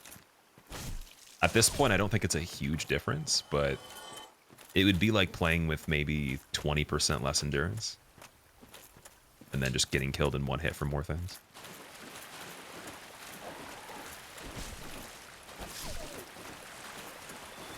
No rings is crazy. Yeah, base class challenge, no changing anything, no increasing the upgrades on the weapon, no rings. No items in general. Beat the entire game like that. That's probably what someone's saying right now. Like in the future, there's a guy typing in the YouTube comments that exact thing, saying, pretty impressive, but like not as impressive as my run where I didn't put anything on the character or level or use items or stop playing from the very start that I played and ended up malnourished and sleep deprived and hallucinating. Like definitely someone saying that. Okay, I'm pretty sure you usually just have to see him fly by. I'm gonna go at the bottom. Pork, it's going good, dude. How are you doing? We're almost done this. We have 3 fights left, I think. Oh, actually, no, 4 fights left. You can't win.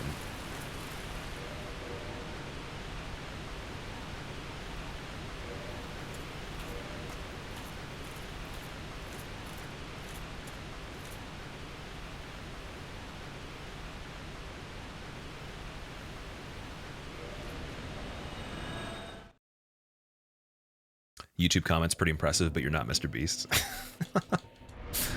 See, that would only be amazing if it actually was Mr. Beast saying that in a comment. Then I would accept it as the best comment of all time. Okay, so township, we don't want. Oh no, sorry, a regular township we do want. Sorry. When you did a master run but rolled. Master run but rolled. I'm confused by that. Is that implying that I wasn't supposed to roll? Actually, that is something that we did on this game. I did no rolling deathless on this game before. Not with every single thing, though, so that's the next step. Maybe we could do no rolling deathless with everything. You watch Elon Musk live stream on X. He played Diablo 4. Is that what that means? I didn't watch it, no. There was a time, though, I was recommended a live stream that I thought was him, but it was someone scamming, trying to get you to basically go to their cryptocurrency website and invest in it. And get a bunch of cryptocurrency back for less money invested, and it was totally a scam. Tomorrow is the black dragon posing the They're like endurance. replaying videos from 2021. All NG cycle damage list, no roll when. Right after Yes, it's called the run where I'm dangling from a helicopter. And I'm remote accessing the game with Neuralink from my brain while half asleep and getting struck by lightning at the same time. Good, good. I've taken a light, and I owe thee much for thy service to Artorias. I can't unsee the Vin Now, Diesel and molasses now. And see how Golf hunts dragons. I live my life a quarter mile at a time.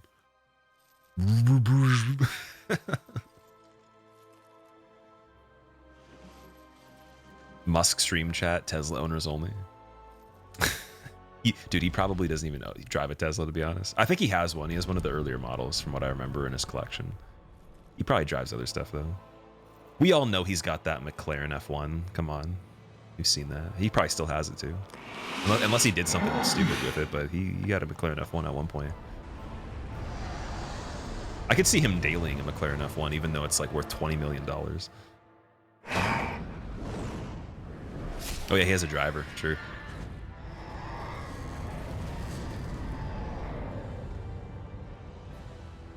Oh yeah, the Falcon Punch meme, I remember that. It's like when Kalameet's flying up, there's the video of the pastor that said at church group he punched some kid that was like 18 in the chest because he was not taking the Lord serious. And I made a remix of it with Falcon Punch from Smash Bros, where when he like talks about punching and he does the action, it goes to the Falcon Punch clip out of the arena. And then I used to play it whenever Kalameet would show up. He'd just be like, I was at youth group and there was this kid, Ben, you know, he wasn't taking the Lord serious. So I just walked up to him and I was like, boom, I punched him in the chest so hard I crumpled the kid. I just crumpled him. It's like super lucky he was 18. That's the only thing I could say. Hawkeye is such a boss. He's really cool. I can't remember. I don't have to talk to him again after this, right? We're good. Usually there's something that happens when I play this game where I screw it up and then I make an extra trip or two. Imagine admitting to assault like that. It was actually, the only reason it was funny is because he was saying it nonchalantly at a service where there's people in the pews like watching and no one said anything. It was just like silent, but he like said it as if it was okay to just, like you said, admit to just like beating somebody randomly for no reason. Regardless of who it is or like how old they are. That's just like ridiculous, man. You have to receive a good Falcon Punch to the Chrome Dome. Yeah, I don't know. The remix was very good though. And I hope more people watch that than the original. Because then at least it ends on a lighthearted note and yeah, everyone likes Captain Falcon. You can't really not like Captain Falcon.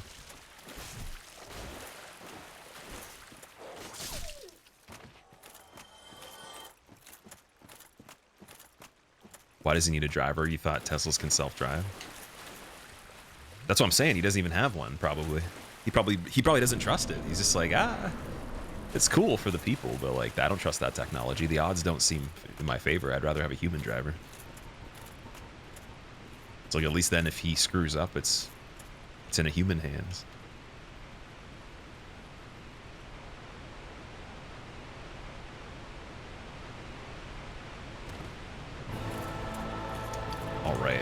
So Kalameet's also weak to lightning on this as well. I only have 8 of them.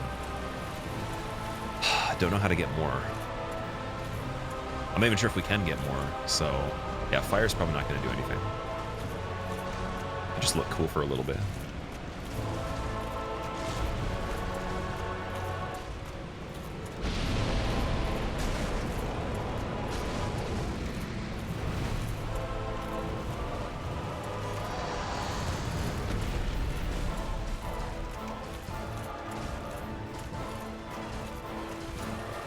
Oh, I think there might have actually been a thing that I remember doing where I somehow ran outside of where his head starts the attack on the left side when he does this like little swipe thing. Like you either run, I think, forward, but if you can't run forward, you actually have to run outside of it. So the world might be made. I don't know if that was actually true though. We'll see. Happy Thanksgiving. Squeak happy chicken dance too. Oh, that was, his neck just went through me. That was crazy. Or maybe it went over me. I don't know if that counted because the height of the roll. I've been having that happen a lot. Well, thank you for the 71 months, dude. And thank you for the happy Thanksgiving too, dude. Anyone that was Canadian that's in chat. Wait, that didn't even make sense. Anyone that was Canadian? Anyone that is Canadian? Right now. How was the Thanksgiving for you guys? If you celebrated it.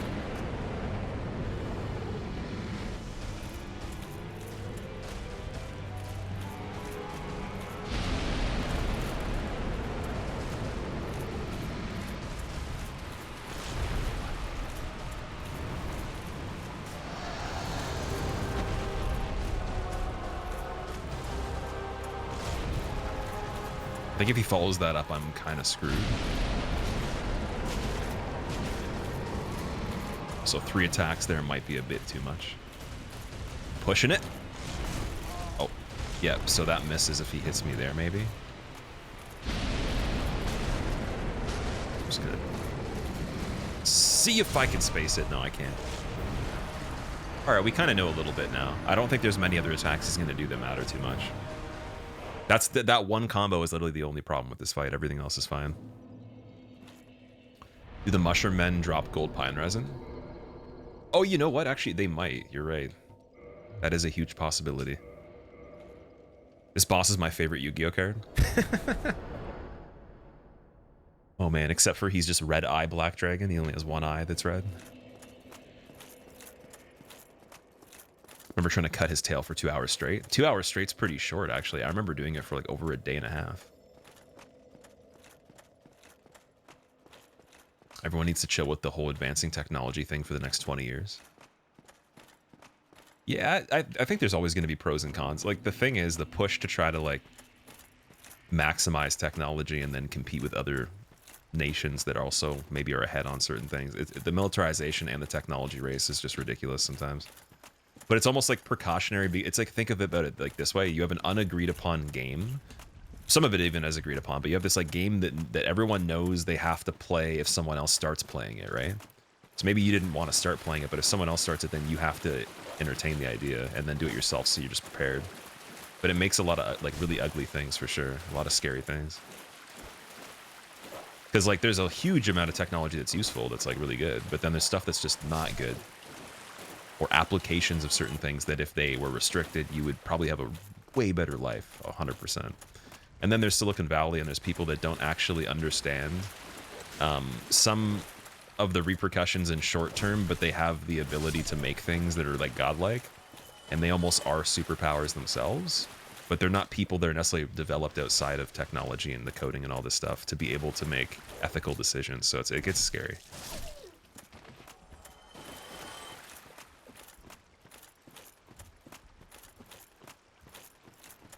Remember the good old days when you were Canadian sipping on Tim Horton?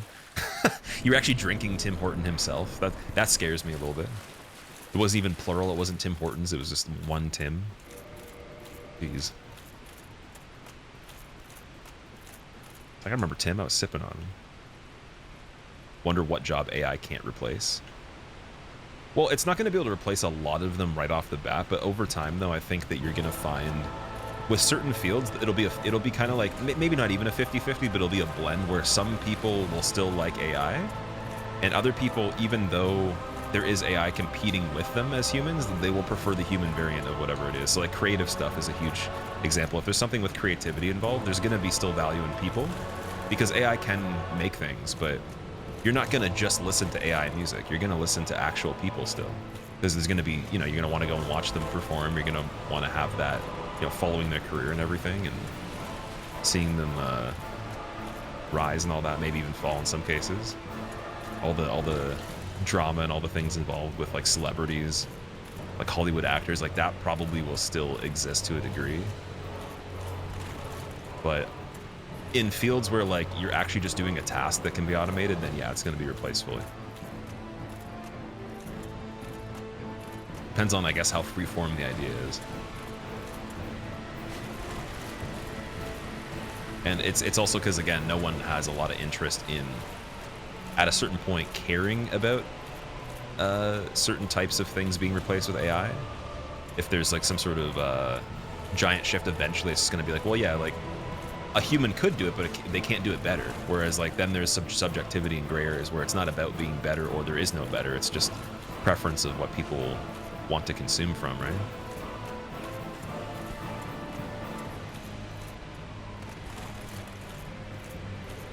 So even then, I still think there's going to be value in humans, but it really depends on what it's for.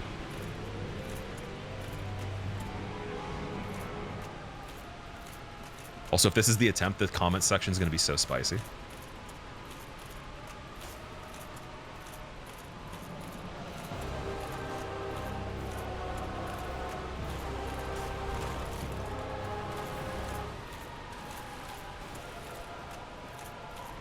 You know what? I actually just realized too, if I am not in range to dodge that first combo, I'm going to jump as well. See how much I can utilize that jump.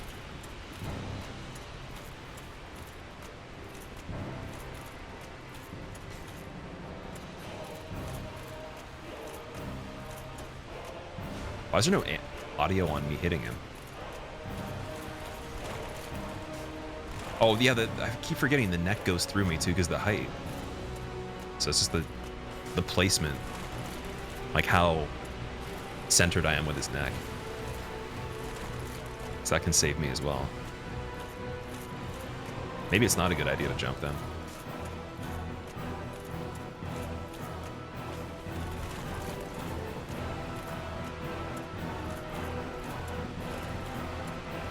Let's try it and see.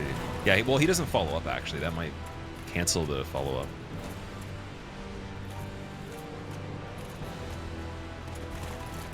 I don't know why he didn't right there. That should have been a follow-up.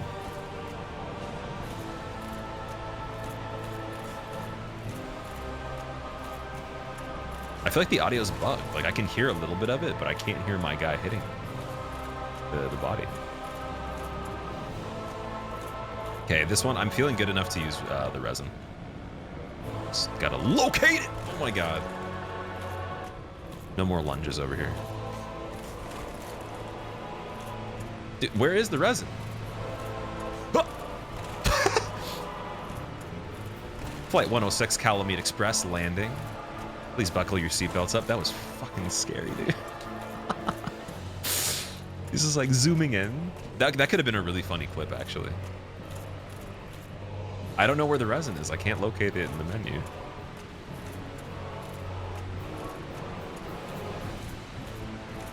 I think we could also do this one with red tier stone now.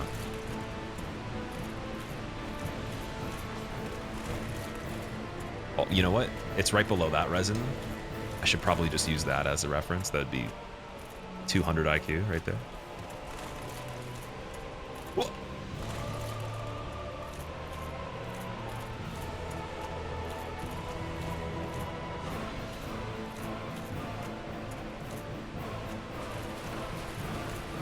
This is not good positioning. Oh, maybe it is.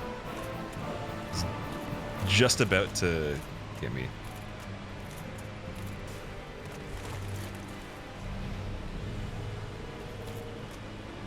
That one's a bad one too. Let's see how much better the lightning is. my god. Okay, the thing that sucks about that is what happens, even if you iframe the actual damage on it, he keeps pushing you into a spot where it comes back around again and gets you at the end of the swipe. He kind of like just hugs you. Same thing with the neck attack.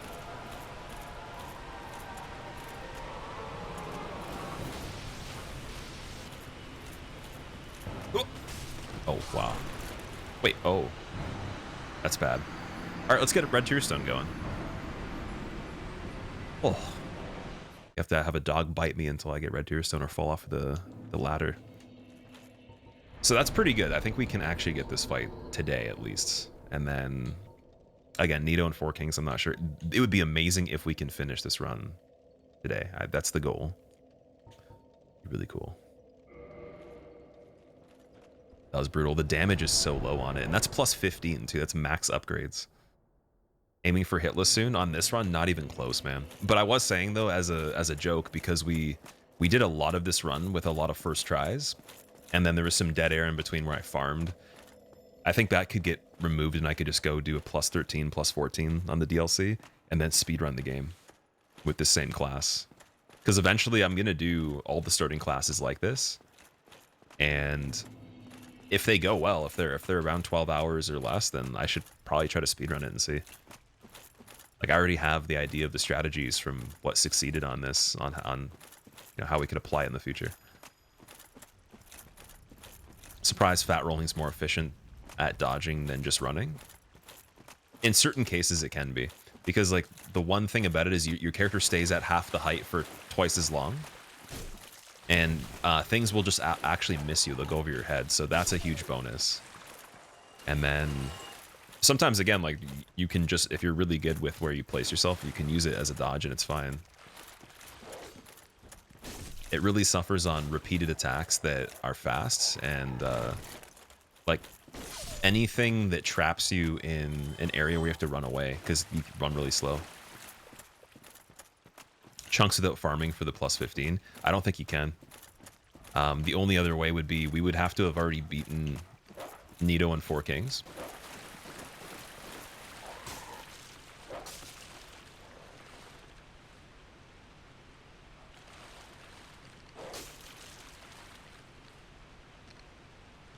One more attack. There we go. Don't kill me through the fog gate, please. Thank you.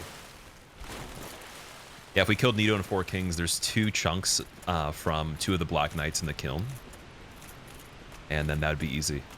There is a chance, though. There is actually, in the DLC, a Crystal Lizard that there's a chance to get 2 chunks from. And then that would solve the problem, too. So you have that. And then if that doesn't work, you go and do Nito and 4 Kings first. And then start the DLC with plus 15 after going in the kiln and farming really quick to get the guaranteed drop.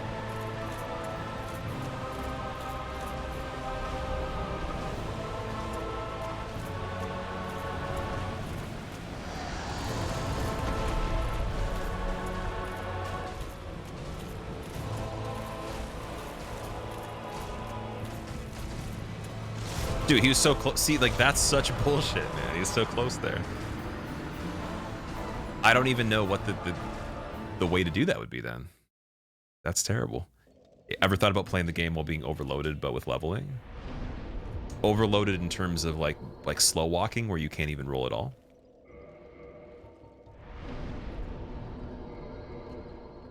Ramza, how are you doing? The slow rolling run, or the no rolling run in general, where you're like over encumbered, that would be really funny. The thing is, though, it would be even cooler if we made a community run out of it where you guys were like security guards, like we had bodyguards and I'd slow walk through everything. And then after you guys died, if you did, I'd have to continue the fight. That'd be a really, really cool community run.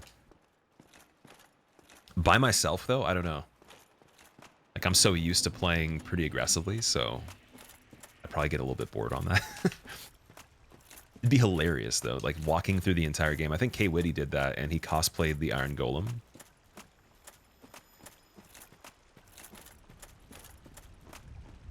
Prefer fat rolling on certain bosses like Twin Princes. Twin Princess is like the worst to do that on. That's agonizing.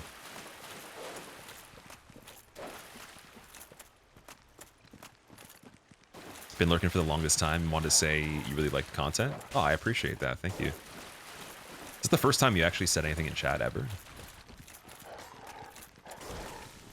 It took almost 13 hours of me walking around as a fat rolling knight getting bitten by dogs on purpose to get the attention. Damn.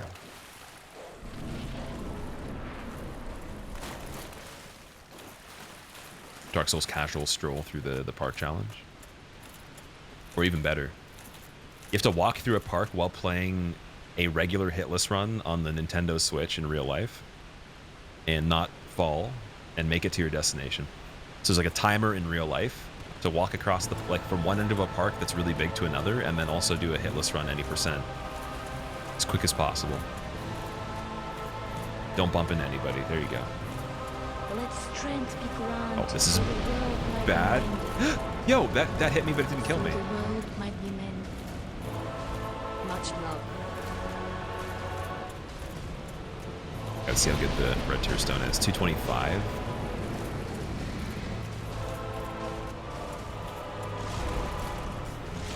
Oh, thank God, thank God, thank God. Okay, so if I'm really close, I just have to do that. And then the height of the character is probably going to save me, but it might not, though.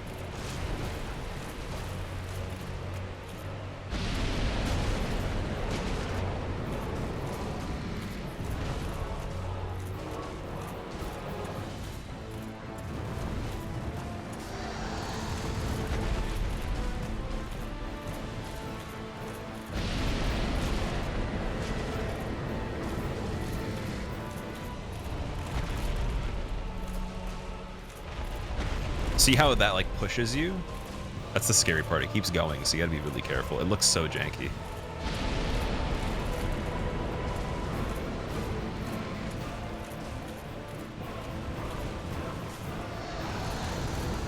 Nest T, thank you so much for the 3 months. Welcome back, dude. Much love to you as well. How have you been? Ah!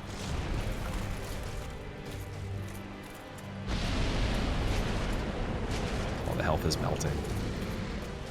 I don't like this. I don't like this at all. Last bit of stamina. He's gonna jump in, isn't he? I'll jump in.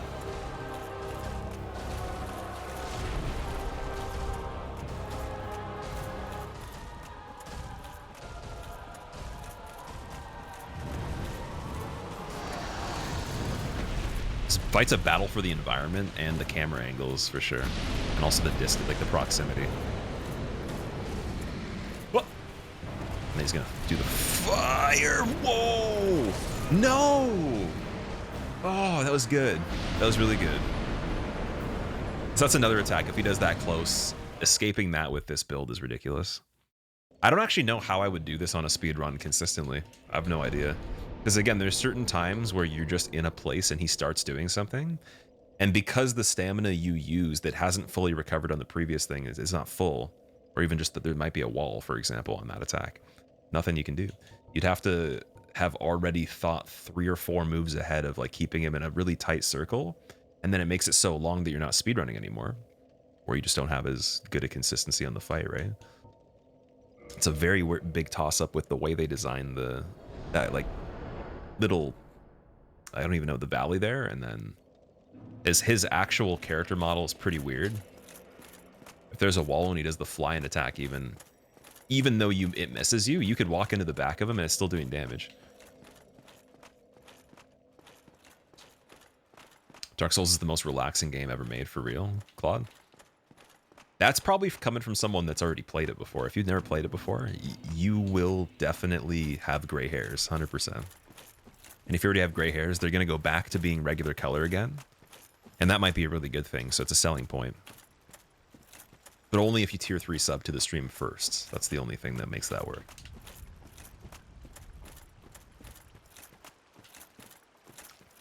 Demon Prince with anything but fast rolls. Demon Prince with fat roll as well. That's why I was saying I want to try the run we're doing on this on Dark Souls 3. Same thing. You're bald, does your hair grow back? Your hair grows back if you're bald, but it's kind of weird because then the rule of it being not gray doesn't apply, so it'll still be gray. But that's better in some cases if people prefer that.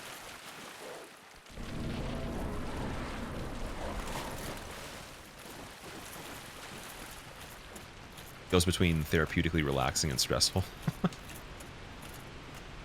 Okay, to set this up, I probably should have used the dogs. I'm going to fall off the ladder.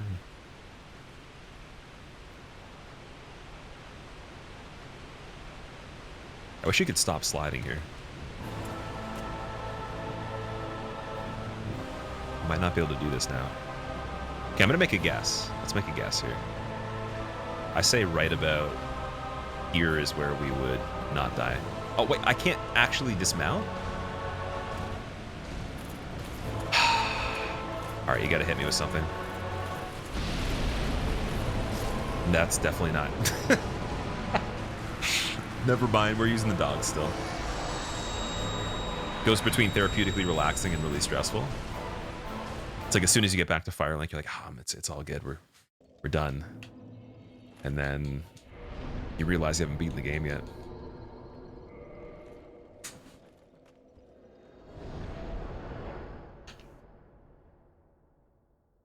Don't you have to hold B to drop off ladders in this? Is it holding B? Is that what it is?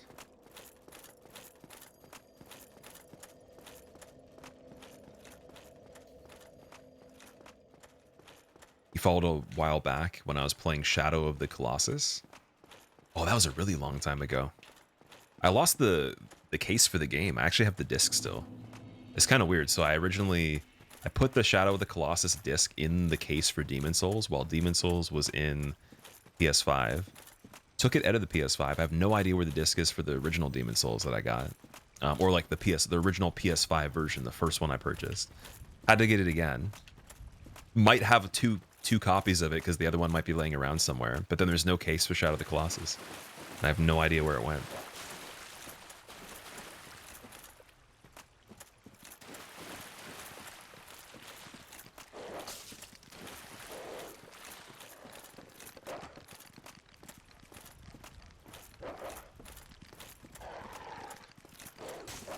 Oh, that works. Okay.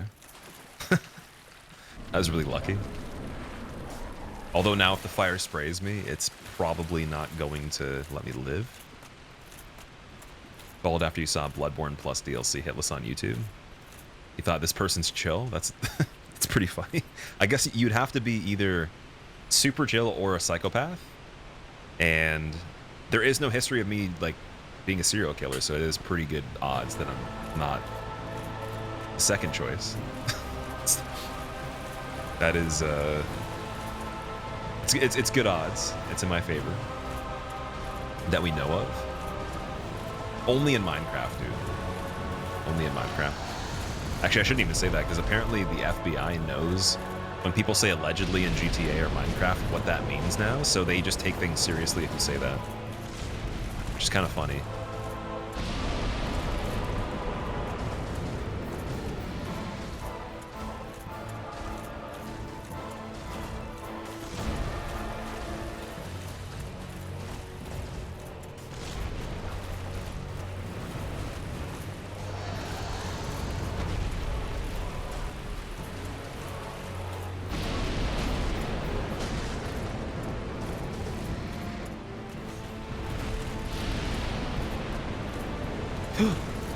Man, that's a close attack every single time.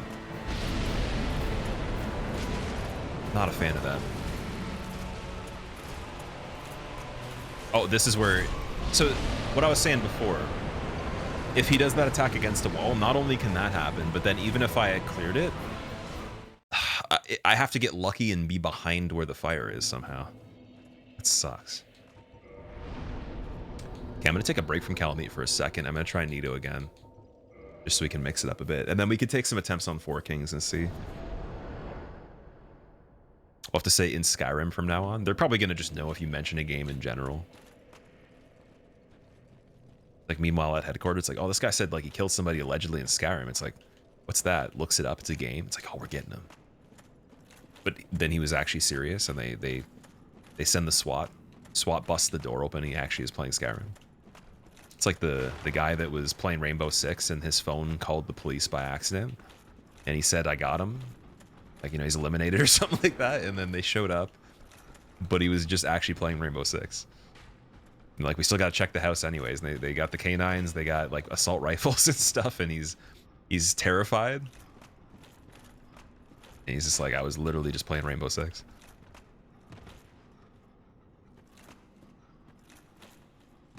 Four Kings will be rough with that damage. So that's what I thought, but then I tried it with the plus 13, and it wasn't as bad as I thought it was. It was definitely a lot better. The thing that sucks too on Four Kings, I can't use Red Tear Stone unless I break the Favor and Protection Ring. And I was saying that it's only really relevant to do that after the DLC, because I need the Endurance for Kalameet. Which means I either do Four Kings with no Red Tear Stone, or we break it, we kill Four Kings and just focus on that, then go to Painted World, kill the Xanthus King, take his head wrap, trade it with the Crow, get another one, and then we're fine.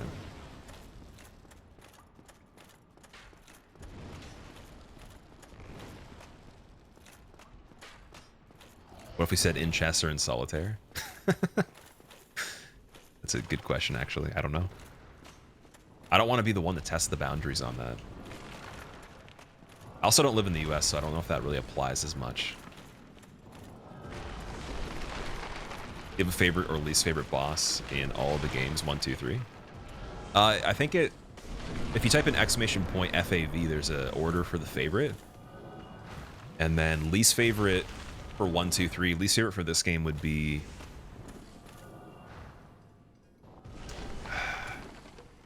like, I guess Pinwheel? Pinwheel's kind of lame. I'm trying to think of what else. Oh, we only have 4 flasks, too. Yeah, Pinwheel for this game. And then... for Dark Souls 2, Covetous Demon. And for 3, it would be Crystal Sage. Bed of Chaos. I don't actually dislike Bed of Chaos that much, because you can do the speedrun strategy on it. That's still more fun than killing Pinwheel. I think design-wise, Bed of Chaos is bad, and the backstory is really cool, so they didn't do it justice. But Pinwheel is just not that fun anyways. It's like a worse version of Fool's Idol. They already tried the same gimmick, and they did it better in Demon's Souls.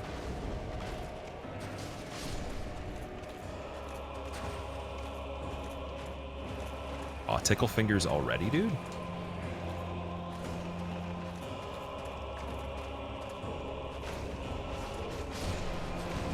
Whoa. Man, the DLC made me remember how slow, or I forgot how slow Nito was. Now I'm remembering. That's kind of funny. It's very, very slow. Ooh. Oh, I tried to do the Elden Ring control to switch the weapon. Pinwheel because he's the hardest, definitely. Super challenging. That Pinwheel.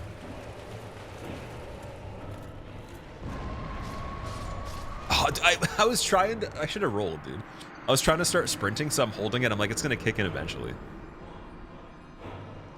I think we can get this one, though. Let me go to Firelink first. The speedrun strat is walking up the middle and throwing both onto the sides. Throwing fire bombs, yeah. Same thing for hitless runs too. Basically, if you just want to do any challenge of the game and you have fire bombs and a bow, I think even someone was saying binoculars might work too. You kind of like line up certain parts and you can clear the arms with the explosion from the firebomb.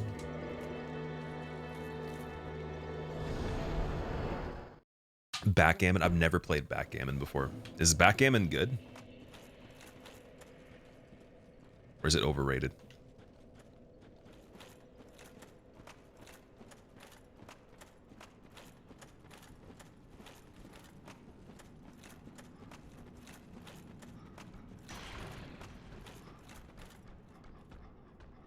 Dude.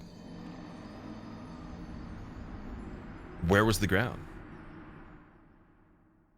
Had to do groceries and you're still on Nito. So I killed Artorias and Manus. And then also... Was there anything else that we did too? I think it was just Artorias and Manus we got in the time you're gone. And then I got a pretty good attempt on Kalameet. I got Kalameet halfway and it wasn't that much effort. So I think we got this. It's just a matter of Now kind of switching it up so we don't get stuck on something for too long.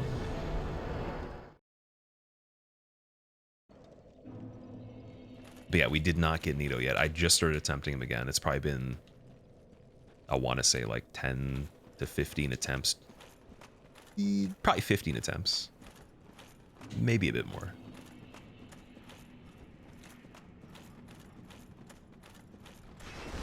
That was scary. It slaps. It's also centuries old. Okay. So it's actually the true game to play. Better than checkers at minimum, right? Does anybody even like checkers anymore? Like, why don't they talk about that? Like, what's the target audience for checkers? Is it just like children? I don't even know if children would like checkers now. Checkers is actually like the worst game ever when you think about it. And I used to play it too. I was excited to play checkers before I played chess. People who go to Cracker Barrel, 90-year-olds, dude, there's 90-year-olds that are definitely playing chess, and they're probably playing lawn bowling too, and they're extreme. So I don't think that checkers is that exciting, even if you're 90. It's got to be a special type of person to do that. International checkers. Okay, I gotta check that out and see what that is.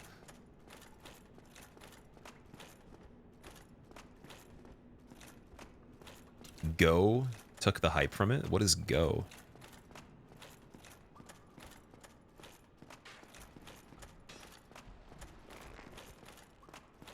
Don't you talk shit about tic-tac-toe? Tic-tac-toe isn't really even a game in my opinion.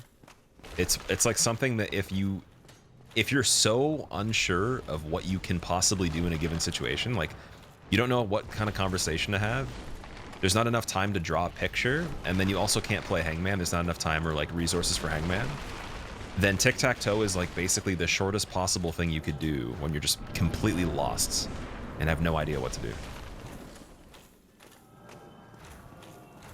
That's it. There's no real other justification for tic-tac-toe other than it's like the shortest possible thing you can plug into a situation where there's downtime and you're so bored but you have no idea what to think, what to be, what to know even.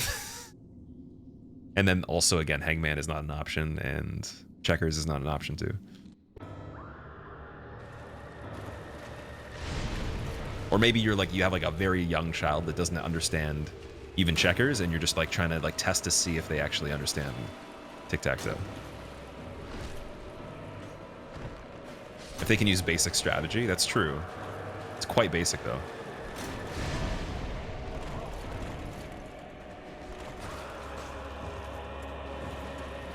Oh, come on, man.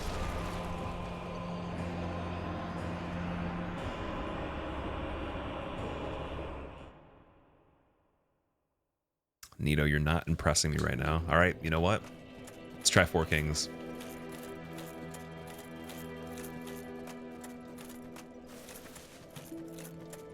And then what I'm going to do is I'll probably take a little bit of a break. The one thing I didn't do yesterday or the day before, I didn't take a break for either streams. I need to do that. I was like just super hard focused on doing this. But it's been almost 4 hours, so after an attempt on 4 kings, I'm going to step away for like 5-10 minutes, come back, and then I guarantee you before we're done this, before I step away today, one of the 3 things we're talking about are done. 4 kings, Nito, or Kalameet is done. How many bosses left, Pyro? 4 in total. We got Kalameet, Gwyn, 4 kings, and Nito. But I had really close calls on Nito with plus 13 on the weapon, so. And it was kind of lucky. It was basically the skeleton hit me into red tearstone range for the health, and then the ring activated. And then for some reason, it was still alive, but it was getting stuck on him. And at the very last hit, I could have got him. I got greedy.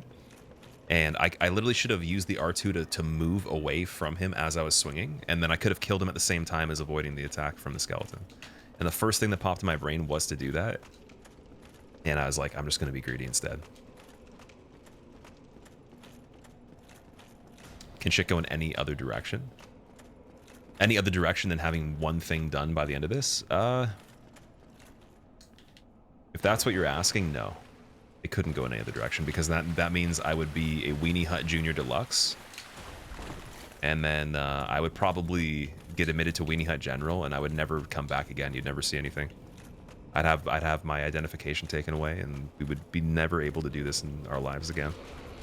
And then you guys would be banned from witnessing such events.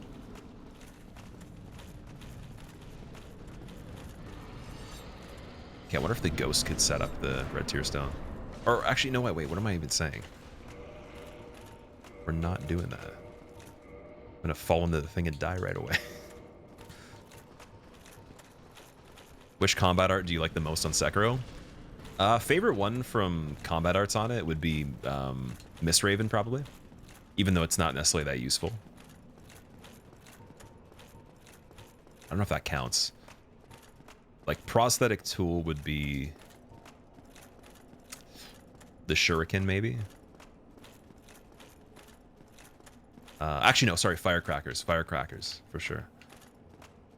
And then perk tree would be the Kiri counter.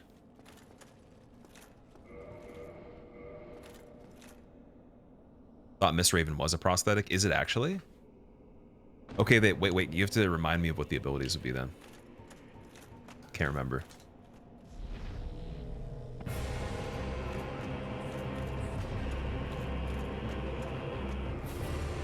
Oh, he's doing purple immediately. Can I block this? Let's see. Yep. It's not too bad.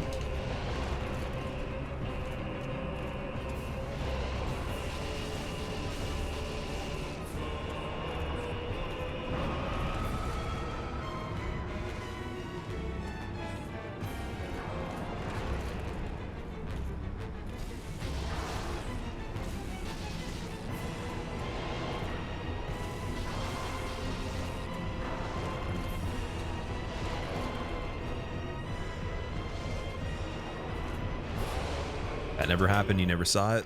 No one even showed up to the stream ever in the first place, and you didn't know what the website was. And even, in fact, you don't have the internet. It doesn't exist yet. They haven't invented it.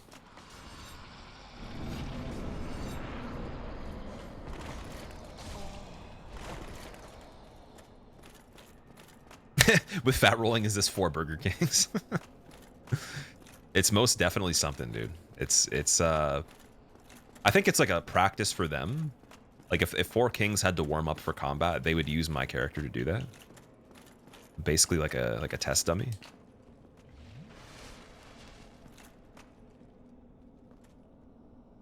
We all looked away, exactly.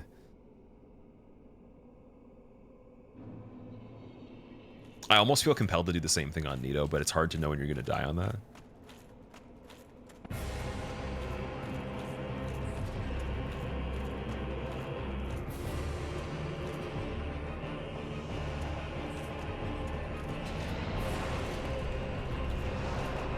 Oh no, the R2 missed. What's happening?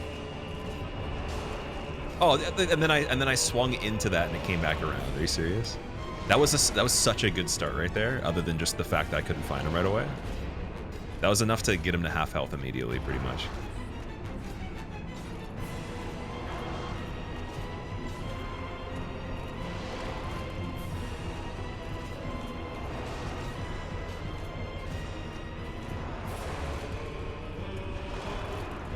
Ready to heal this up. No grab. Nice. And we'll get some extra damage right here. Move on to the other one. Don't even matter if we have the hilt damage. It's fine.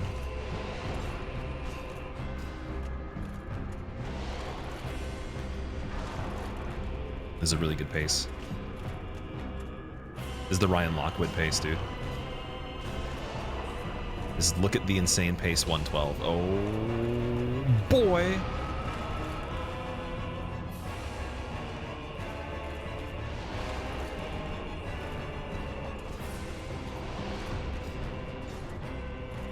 Yep. There we go.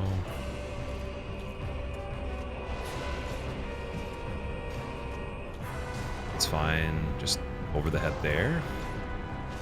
Cool, he's dead. Let's move on. No shenanigans, heal. Does he poke? Nope. No follow-up, that's perfect. Yes. Good follow-up there. Choice of attack, I like it. I probably should have tanked both of those too. That would have been better. I gotta pull the Havel armor on first playthrough strats, or stone armor strats on this, where I just heal through it, you know? Oh, then the blade. Oh, dude, we can get 4 kings for sure. Okay, I'm gonna take a break right now, guys. We'll be back. I'm gonna pause the timer and then quit out to the main screen so the save file doesn't keep ticking time. And I will return in about 5 minutes or so. But that's really good. Those are good odds. So at least if we get 4 kings, maybe it makes Nito scared and he gets the news from one of his skeletons. They just come back to the cave and they're like, holy shit, he's getting the game done, dude. Boom, timer's back. As soon as you hear the sound effect, that was perfect, actually. That was really weird. That was weird how perfect that was. That almost seemed like it wasn't even me, like the game automated it, like it was pre-recorded and I'm not even here. Not even doing the run. You can deflect the 4 kings projectiles with force. Well, you can basically just hold the shield. The thing is, if you have a shield that has a high magic resistance to it, you'll take less damage from the magic while blocking it. This one's not great for that, but it is a pretty good shield though, by default. It has 100% physical. It's only 30 magic, but it's enough with the stability and everything to at least allow me to heal. Like, I'm not gonna die at least. As long as it doesn't kill me, that's fine. Because if I had to roll that magic, think of it this way, it would keep chasing me forever. And I'd be trying to kill the 4 kings, and it would still be tickling me from behind, so. At least it gets rid of the actual threat of it being constant. I can't remember how much damage it would do if it hit me directly. Like, if I have to keep evading it over and over again, that's worse than it just hitting the body or the shield. So I don't think we're going to be doing this damageless by any chance when it comes to the 4 kings. And even with red tier stone, I'm not sure. Like, I would like to see it, but the amount of endurance I have too, it means the damage per second goes down because I can't attack as often. Ego Death Slaps Pyro, it's really good. It's an amazing song. It's crazy too, like one thing I've noticed with Polyphia is they've never played that song live before. There's no record of them ever playing it live. I don't think they spoke about why they don't play it live. I can imagine, I can guess why they don't play it live because it's ridiculously hard. It's probably the hardest song they've written. And also Steve Vai is not necessarily going to just show up to play with them every time they do it either. So like them learning his stuff is one thing as well. They won't do it without Steve Vai. It could be that, but they have played with Steve Vai before. They've been on stage with him in a giant shred collaboration with Aaron Marshall, Tosin, Ismo Scott, and Tim. Steve Vai, I think Satriani might have been there too. I can't remember if he was there. Petrucci was there. So they've definitely like toured with him a little bit. And obviously they got him to record and film the song originally. But I think it's also just a matter of like the song's just so complicated that them playing that live would be really wild to see if it was executed well. There's an interview that like I think Scott was saying the way he does the one technique in the song is not like the actual way it was written or something, and then Tim does it like the proper way for I can't even remember, like I can't even tell you what the actual technique would be, but there's like one technique in it that's really difficult. And if you look at covers online, there's not a lot of covers of it that are even complete either. It's just the first little bit of it. That's it. Like if you can find me a whole 6-minute cover that's really good, I would love to watch that. But last time I checked, I couldn't see any.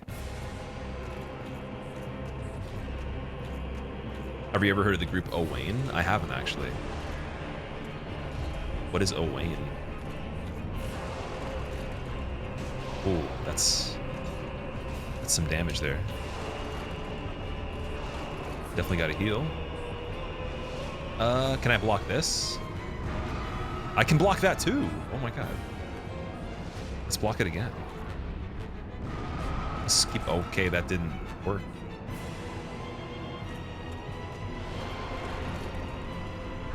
This is a bad attempt. Oh, this is very bad. This is just crazy.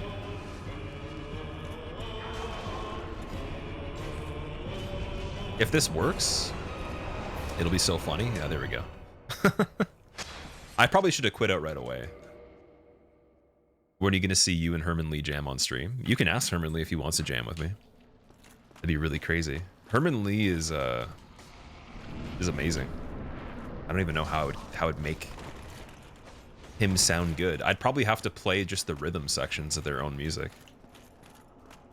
Because like even the type of like the style of music he plays, typically, I don't even know if I could play something as a backdrop to him just improvising, because he doesn't even play like the stuff I'm into. He plays like power metal essentially.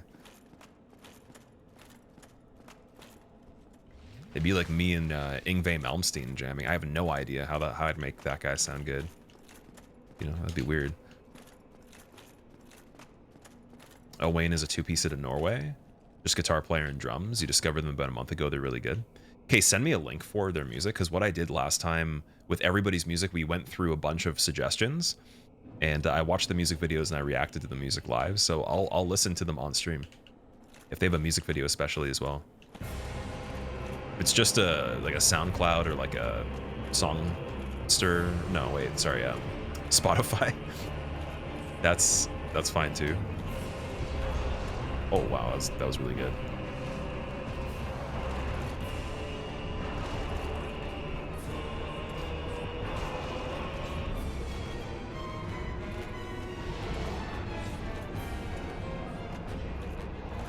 I think the invisible wall is really close to where I am right now. Felt like I was getting stuck on something.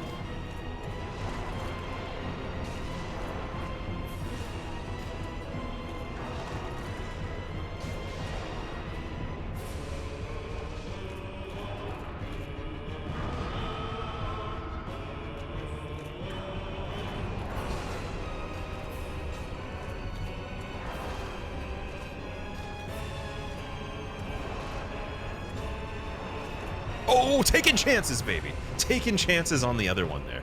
Oh my god. Oh my. Oh, kill him. Kill him. Yeah, buddy. Okay, okay. Let's go. Let's go. Nice. Like, we're definitely cooking now. This is okay. This will do.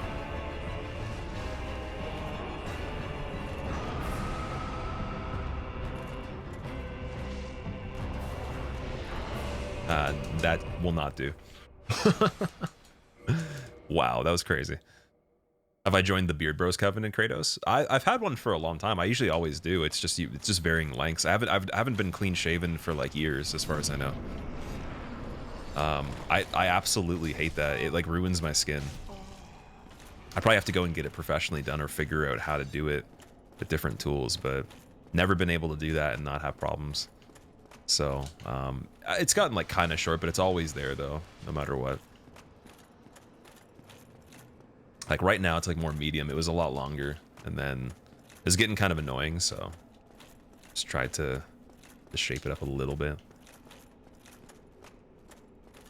The magic 1 HP. Yeah, we're gonna do it with 6 flasks now. That's a little terrifying. You're fugly without one, so beard for life, Kratos. I think it's actually like it's a huge thing where there's a lot of people you'd be surprised they look a lot different without it, and it's very complimentary. It highly depends on just like facial structure, but it's kind of funny though, because I know people that have amazing facial structure and then they complain that they don't have facial hair, but it's like there's 2 downsides there. So the fact that they don't realize they're already like, you know, able to get away with not having it, and the fact that if you grow it, like it's just such a pain in the ass to maintain and deal with, that it's easier to not have hair in general. Just overall, right? So, and like that's actually one thing versus hair in your head where people don't actually care as much. And if anything, if you're trying to be like more attractive, I'd say more people probably wouldn't want you to have a bunch of facial hair. So it's very weird how that works, but it's always the people that don't have it have that burden of having a lot of it, that want a lot of it, but they already look good without it anyways. And there's people that have a lot of it, but they want to use it because it's an advantage to look better. And there's some middle grounders, but I've always thought that was weird.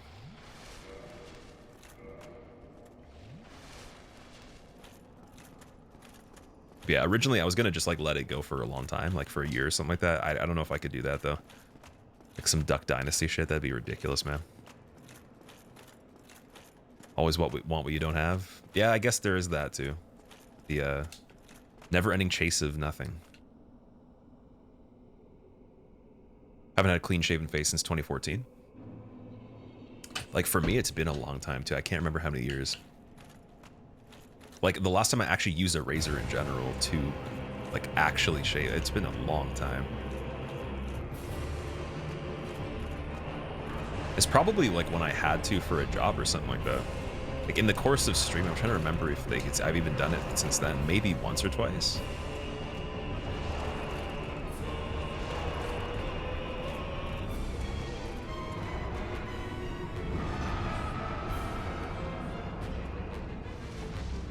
Jump. Oh, I actually escaped it. Nice. That's a first.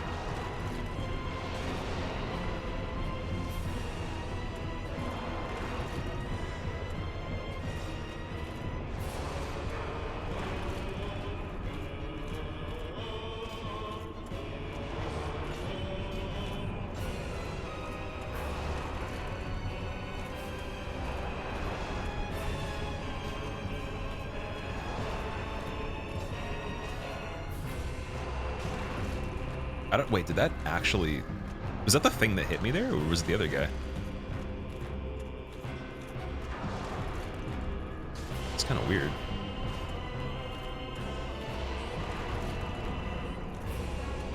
Oh, this is bad attacks. No.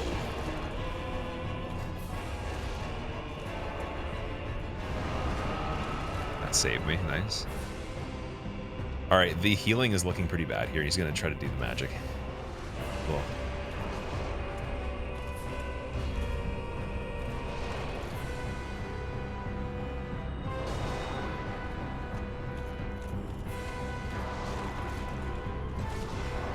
This would be a really good red tear stone moment.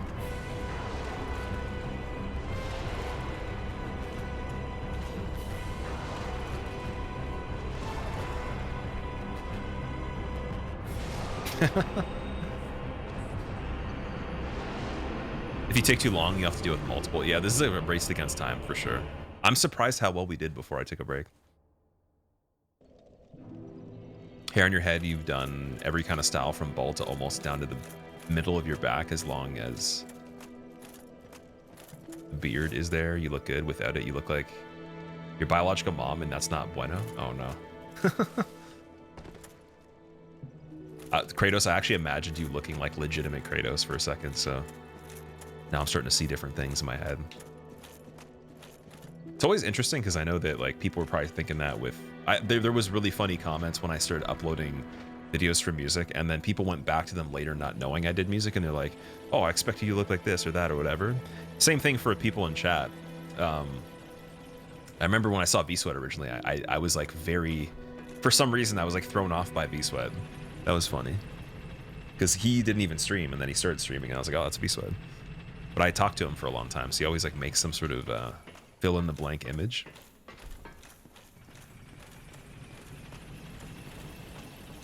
Went from Ricky as Trailer Park Boys for Halloween, shaved to get the sideburns and the goatee. After that, you went clean shaven, started over. Haven't been since. Yeah, it's a pain, man. Like I have some friends that do that all the time. Like they prefer the clean shaven all the time, and I'm just like. And they actually, it's not even like it's easy for them to do. They actually put a lot of effort into it. I don't know. I don't know, man. Yeah, it's weird. Like it doesn't look bad. It's just very, very, like how do you not irritate your skin even with all these products and everything? There's just some sort of issue that happens usually. Da Vinci urologist, what's up? Ooh, that's crazy. It's an indefinite burden. Yeah, exactly. All right, this is the attempt. Calling it right now.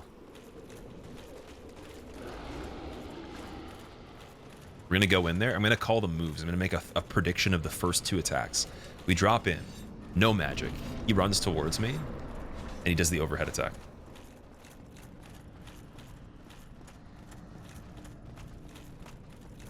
One of your least favorite runbacks. It is a pretty big runback too, but the good thing I guess with this fight is that, like I said, if it goes wrong, I can quit out and just continue from here. But you also don't die really quick in this fight. It does take a little bit to die. Like, you can actually tank quite a bit of the attacks.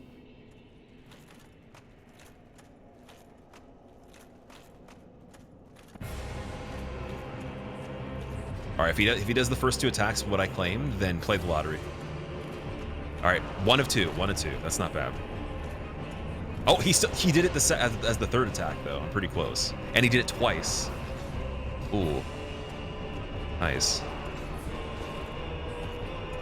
3 times. I like the odds on that.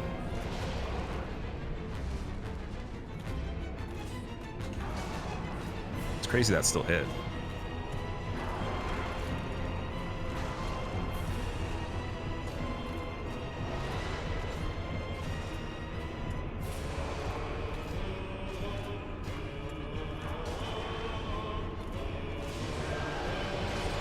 Oh, of course, the other one hit me through the cloud there.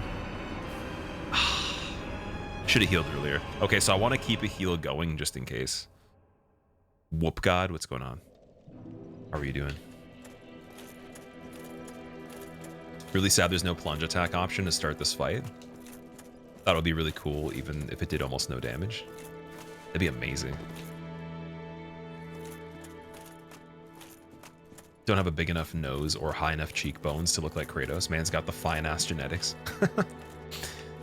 That's a funny statement, actually. It's like when you want your nose and cheekbones to be bigger. It's like, that's interesting. Yeah, I got favor and protection, so I can't use more damage. So the world might be made. But I was saying I could break it for this fight and do that. DS1 poggers. Think about it this way. If I use Red Tearstone Ring on this fight, it's not even helping that much now that I know that you can literally heal through certain attacks and you can block a lot of the magic. I don't even know how I would escape. If they did the magic beam, the only advantage would be healing back up and then getting the Red Tearstone set up again. That's pretty much it. But it takes so much more effort then because I have to heal every time they do that, instead of running towards it and just blocking. And then the time is a bit slower too. And I have to evade things where it does waste more time and I can't attack as often, which it probably equals to being still faster with the damage, but then the survivability. Irish, thank you for the 21 months, man. Yeah, we're playing DS1. I don't actually know how long it's been since I played this. It would have been probably Hitless League, right? Because it was randomized last time we checked it out. One of the YouTube videos I uploaded for the Hitless League, it was against Chuso Montero, I believe. I did a race against him, and I think I got Manus on in Quelaag's arena for the first seed. That's probably the last time I played it. And I don't even know how long ago that was. That would have been more than would it be more than a year?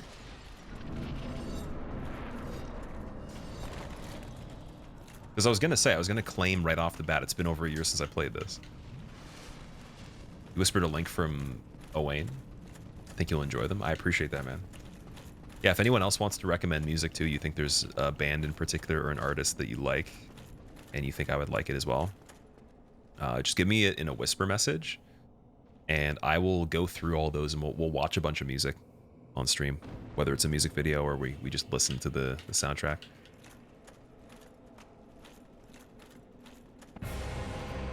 I guess leaving the soul is actually a smart idea as well. Didn't think about that.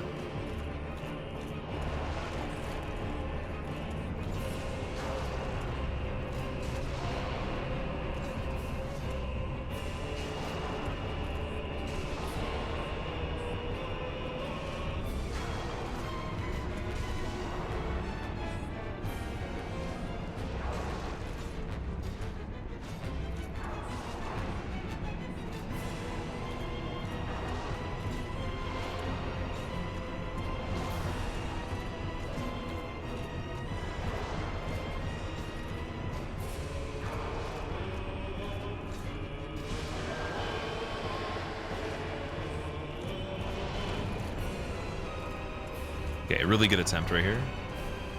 Ooh, I almost spaced both of those. That's pretty cool.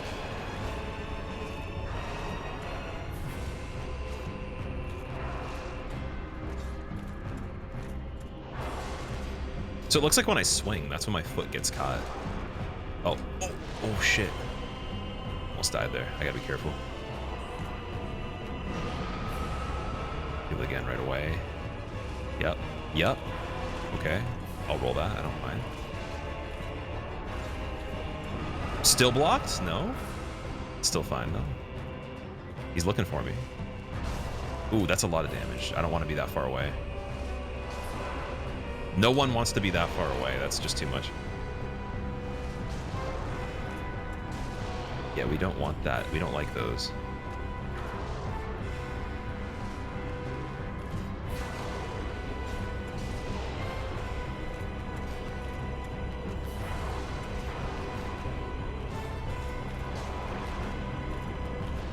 This is good. This is really good. Oh, he was gonna miss anyways. Just strafed. Ah. Okay, that's not a lot of damage. It's fine.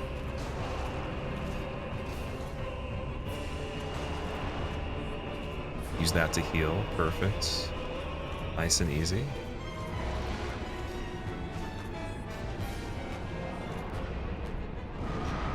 It's a good block. Heal up right away. Oh! The discs, dude? What? That's such a rare attack, too. Like, there's people that have been here that have never seen that before. I see it sometimes, but, like... See, if he, like, went up and he tried to attack normally, I'd still have so much more time before that would have hit me. Wow. That was a good attempt, though. Imagine this run, but with Orphan of Kos. That's what I was saying. In Bloodborne, you can't really slow roll, so... Only equivalent I remember in Bloodborne would be, like, Lead Elixir. And then I guess you could use the Beast Man, like the full beast form, because it's a little bit slower as well. What kind of bands of music are you most into? It changes a lot, but I mean, there's the way it works with me is if I like a band, I'll like it probably forever. There's just albums that are not as appealing as bands progress, but every piece of music I've ever liked, I still like. I don't not like anything that I used to like, so it just grows. So that's like thousands of artists basically. It's like infinitely more than you see on the Spotify playlist. Those are just more of the recent ones from when I got Spotify. Lately, I've been listening to a lot of stuff though. Like, in terms of like actual bands, I've been listening to Tool a lot more. So we played some Tool in the intro. Perfect Circle, definitely. What else? I guess. I think Julian Lodge. Julian Lodge, I've been listening to quite a bit. Was watching one of his live performances. What's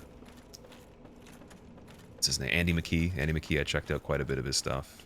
Got into Andy McKee lately. There's this like classical composer, or not a composer, but performer.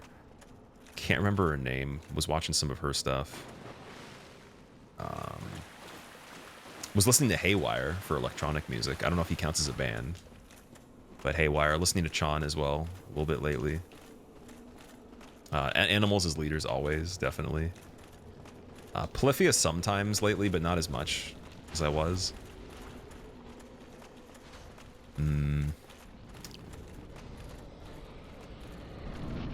What else has come up on the playlist?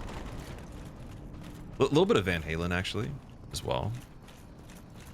A little bit of Queen.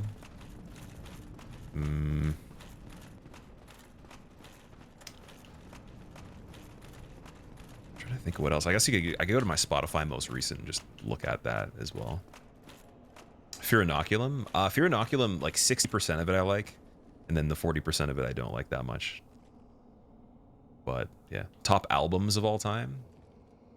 That's a really hard decision, dude. I don't know.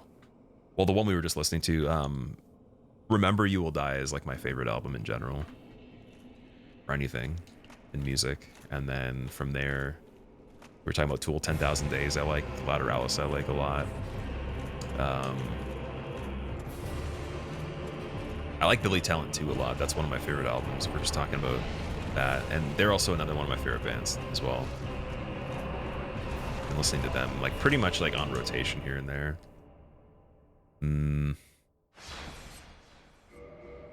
Think of what else. For Animals, I guess their first album. Can't remember the name of it.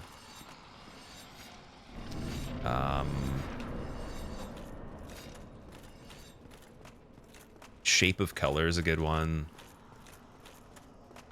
The album after that, I can't remember the name of, by Intervals. That's a good one too. I listen to that a lot. The newest one, not as much. But 2 previous albums to the newest Intervals album, I listened to a crazy amount. Zagreus is pretty damn good as well. Or is that... No, sorry. No, Zagreus is a song. Sorry, that's not the album. Gent is Not a Genre. That's a good album as well. For Free 5, I think it is. I really enjoyed that one. Yeah, there's tons, dude. There's a Loathe album I was listening to quite a lot. Being in Time? Is that it is? Did I kill Nito? I haven't killed Nito, no. Spiderland by Slint. I know what Slint is. I don't know if I've heard Spiderland, though. Most likely like Leprous. Oh, I love Leprous, dude. Dead Letter Circus I like as well. If you like those, I would check out Deer Hunter. Deer Hunter's a great album artist. But yeah, I like both of those as well. Leprous is one of my favorite bands.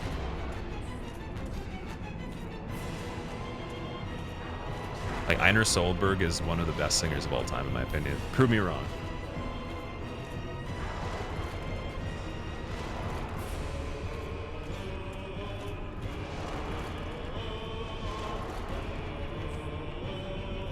That'd be a catchy... You know what? I should make music content. That'd be a catchy title. This dude's the best singer of all time. You're wrong. Everyone else sucks. Like, just make crazy titles like that. Can you upgrade gear in this run? I can, yes. I can upgrade the weapon.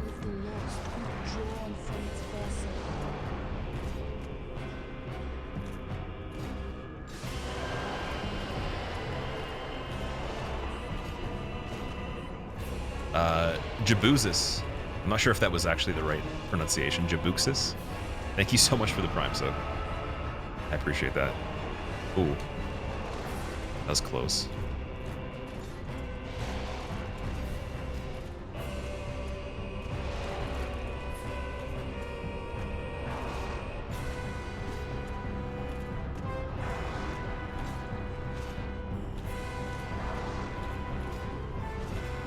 I got super lucky.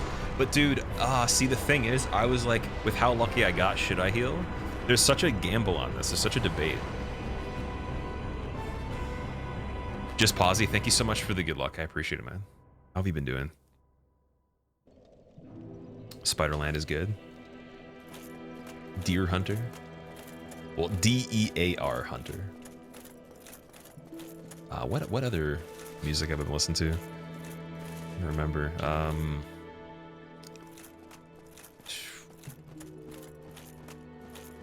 I've actually been making a conscious effort to go back and listen to stuff that's a lot older. Oh, I've been listening to quite a bit of Utada Hikaru as well. Utada Hikaru, a little bit of Lisa.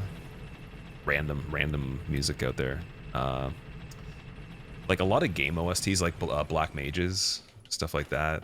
And then like the guy that made it, composer for Final Fantasy, listening to stuff from that. I don't want to make any spoilers, but definitely working on some music that's related to his work, his original work for Final Fantasy. Even like I was listening to some Legend of Zelda stuff, like Gerudo Valley, Song of Storms, Fairy Mountain. Utada, yeah, she's super talented. She's actually not even that old either. I didn't even know that. She's like 36 or something like that. Because I thought when she originally made some of her biggest hits that she was already like almost at the end of her career, but she's still going. She was performing something. I looked it up. I'm like, how old is this person? Pliny and Sithu? Oh yeah, I haven't listened to them for a while, but I've clocked quite a bit of time on both Pliny and Sithu I music as well.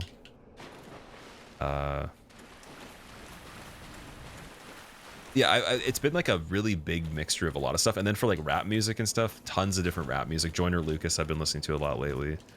Always Mick Jenkins, his newest album's amazing. And I went back to Schoolboy Q and Kendrick a little bit, and like J-Rock and all that, some of their older music.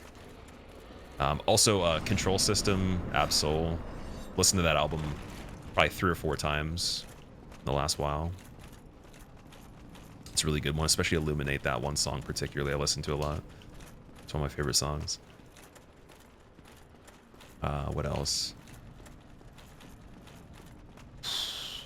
Yeah, again, Haywire for electronic. Little bit of Vila and who's that? What's that combination? Who the Ghost Assassin song? Maduke and Vila collab. That was a good one, and then some of their other collabs as well. There's another artist that makes music like that too. The reason I started listening to them again, someone recommended me an artist who's an Instagram artist apparently. I can't remember her name, but she makes stuff all at once, live, with a drum pad, singing, and just some backing track. And she, like, that's, listen to a lot of her stuff too, once I download it on Spotify.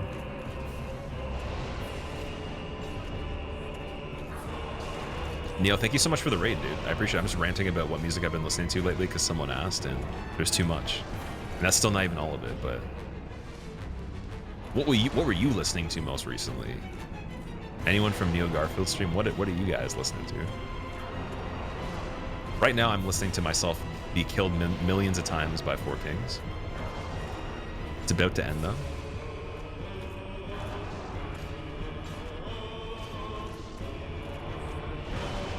Ooh. Oh, no. A lot of sub-focus in Wilkinson. I don't know sub-focus in Wilkinson at all. Black Dahlia Murder and Opeth. Dude, does Black Dahlia still make music? I remember what a horrible night to have a curse was like one of the songs on drums that got me into doing blast beats. Because that opening, that right hand on the snare was popping off, dude, back in the day.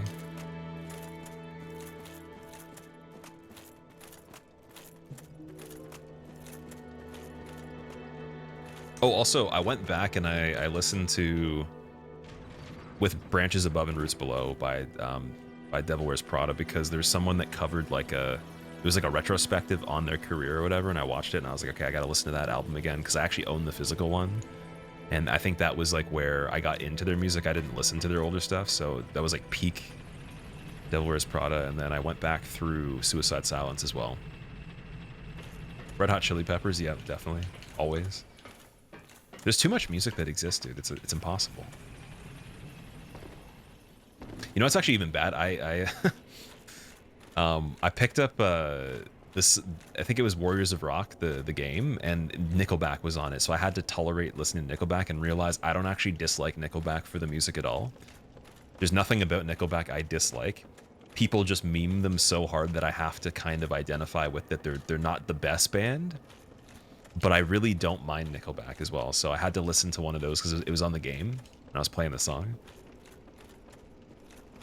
Everyone tolerates Nickelback. You know what? Actually, I think if the front man, the Chad guy, if he was a really nice dude and like no one disliked him or disliked them being divas or whatever, like I swear to God, like it would be okay. There would be no memes because their music actually isn't that bad. I'm just gonna go and say that. It's just really predictable and like exactly what the radio needs and exactly what you want to hear. Nothing more. It doesn't convince you to hear things you didn't think you wanted to hear and then like them more. It's just exactly the same thing that you thought. You dig his voice? He's got a really good voice, yeah. Although for like radio music, peak radio music was Gwen Stefani, dude. That time frame.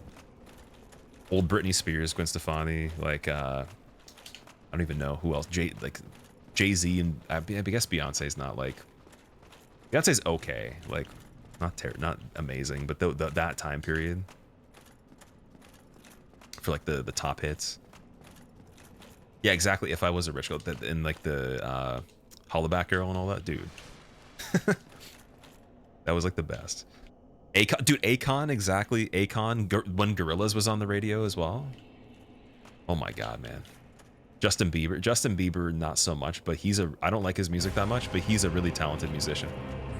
He plays pretty much everything, and he writes a lot of his music, and he ghostwrites for other people too.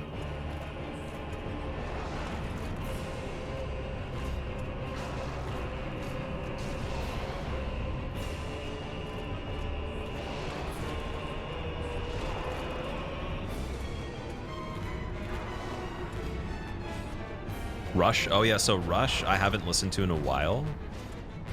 but I was talking to somebody about them recently, trying to figure out. I couldn't remember if Tom Sawyer was on Moving Pictures or not. I couldn't remember the album that he was on because they were saying they liked that song, and I'm like, is that on that album? I can't remember.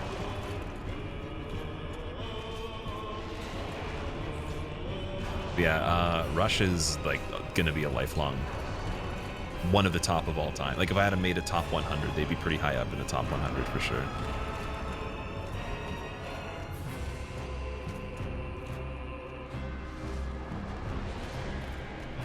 It is on Moving Pictures? Okay, I wasn't sure. I couldn't remember.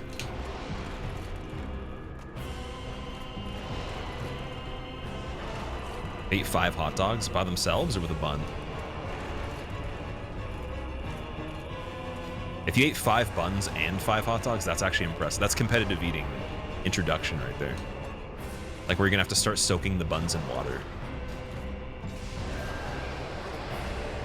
Oh, dude, there's actually 2 of them floating.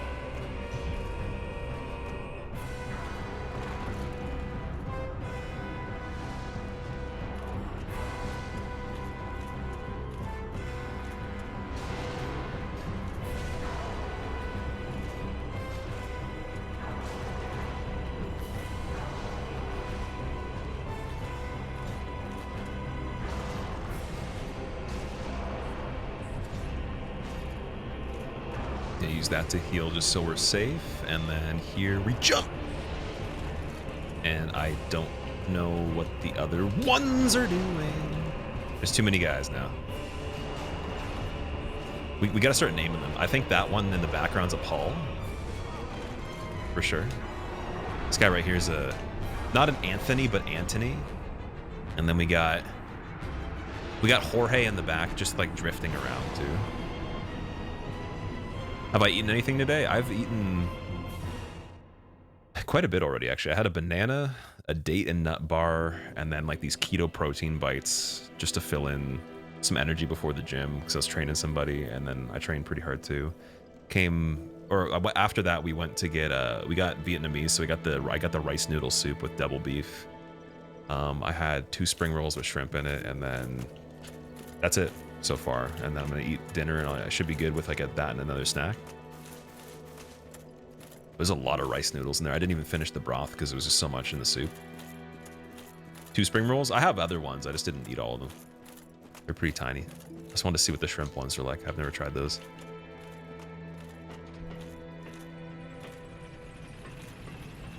What about Blackmore's Rainbow? Blackmore, I'm not familiar with. Discovered a dude named Low Spirit recently. The man does really good stuff. Low Spirit? Let It Go, nothing to do with Frozen.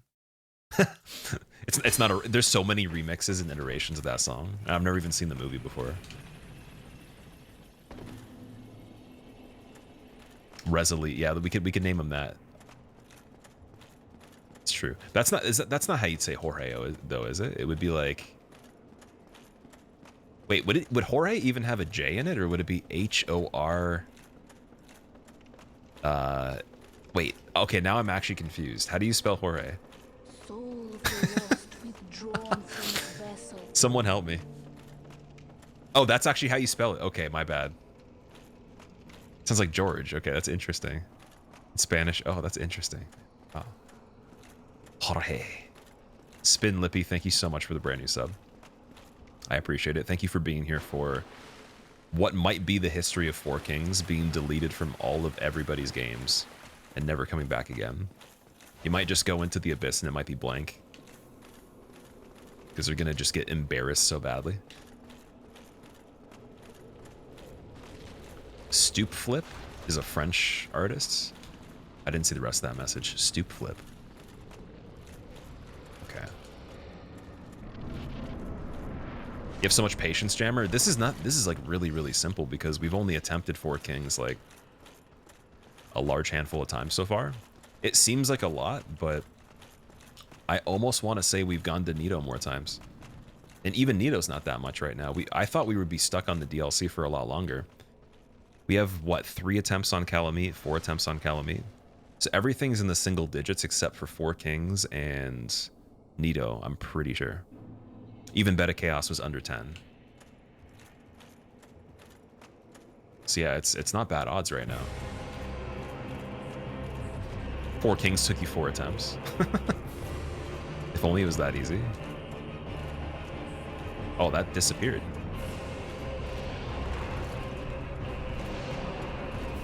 And then I didn't hit him.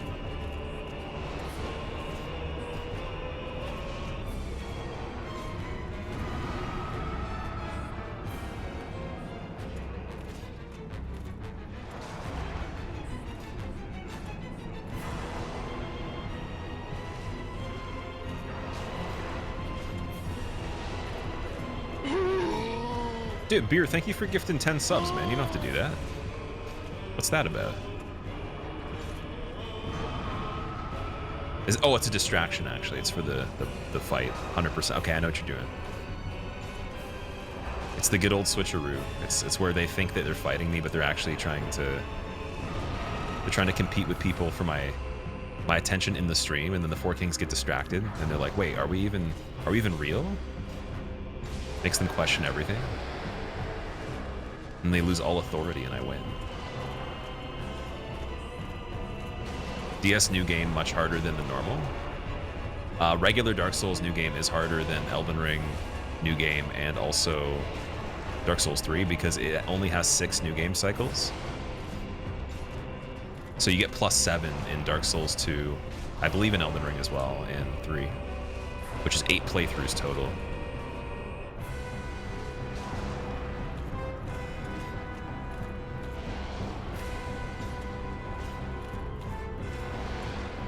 Yeah, Beer Tummy, thank you so much again for that. And also, anyone that got gifted a sub, please say thank you if you can. That's really cool. If you don't say thank you, I'm not going to tell you anything's going to happen that's bad, but you'll know, though. There's just going to be something that you know, and at the end of your entire life, you'll be sitting there thinking really deeply one day, and it's just going to hit you, and you're going to be like, whoa, I was kind of a jerk there, you know? And that's even worse, in my opinion, than something happening.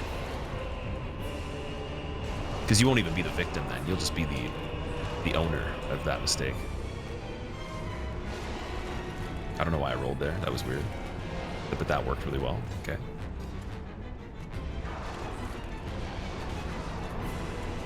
We're still in good shape. I just got to heal here just in case because there's so many.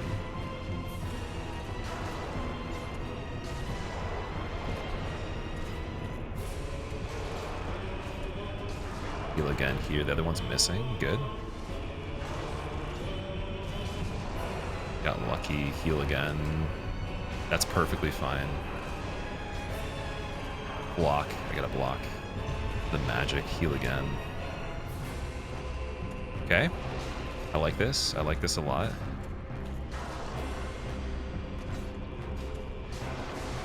Good. Heal, heal, heal. Perfect. Where are we trying to fight? Who's actually the one? It's right here. Are you the one? No! Does this kill me? Oh. That's awkward. That's even more awkward that we have to block right after that. I don't like that. Ooh. Okay. 1, 2. Heal it up. Tie my shoe. Yep, step out of the way. 1, 2, 3. And then on this one, heal right after one attack. We have 1 heal left. Space. 1, 2, 3. Looking good. 2. Use the buff. Poise through. Space. The other guy's trying to swing. It's looking weird. I'm gonna heal still. It's looking really weird, but we're still healing. I don't care how weird it is. I'm gonna kill them. Yes! Oh, that was a good time for the buff too. I thought that if they hit me while I used the buff, it wouldn't work for some reason. Jeez, that was crazy. All right, well that's good. I said one of the last few things would be done, would be completed, and it is before we end. But we're not ending yet, though. We're gonna go for another, at least I'd say 45 minutes to an hour, because I need to kill Kalameet to celebrate that. That was crazy. And I also, you know what? I want to kill Nito too, but if they're dead, then we got to beat the game because Gwyn's not that hard. So Want to push for the entire victory here. Biggest pop-off of all time. There's been quite a few close calls on this. It's been insane. Nice one, Squilla. Did you mash to make Love grab your do less YouTube damage? content. No, I didn't actually. WP. Someone told me that recently that you can do that. I forgot. Spin, thank you so much for the 1,000 bits, dude. You love the YouTube content? Well played. I appreciate that. What's your favorite video on the YouTube, out of curiosity? Because I've been trying to take as much feedback that people have given me over time. And then also, I always ask in each video too, like whatever subject you want to see me talk about, or if there's a typical type of run you want to see me do while I'm doing these, you can always suggest stuff. I tend to find that the people that suggest runs suggest things that are almost impossible or just really weird sometimes, but when it comes to the videos that are narrated or scripted, there's a lot of good suggestions. I think someone even said, what was the thing they said? I screenshotted it. It was such a good idea. I think I'm actually going to do it, but like someone said something recently that was a really good video idea. It was breaking down the actual design of the areas for each game specifically. So like doing a list of like comparison between every single area that exists in all the games. That might take a really long time, other than just trying to like go through them, you know, maybe 10 seconds for the smaller ones, then the big ones that are really, really cool we focus on for like a couple minutes each. But I would really like doing that though, because I have a lot of fascination with how they make game worlds and environments. I think it's really hard to do, and also there's a lot of information I have on how they actually go and source information from the real world. So where they travel to go and get inspiration for some of the places, even in this, and what actual architecture and real natural places they've modeled them off of. I think that's really cool. So that would be an interesting video. That'd be a really long one though. It'd probably be closer to like maybe an hour. On the higher end of it, maybe 45 minutes. And then there's another video that is going to be really interesting for just challenge runs overall. I can't tell you what it is, but it'll be finished this week, and then I'll start actually doing the recording and everything, but the writing will be finished. It would be the best area, the end one. Yeah, we can do it based on like ranking the best areas in my opinion of how good they are, or we could even make a categorization where it's a tier list.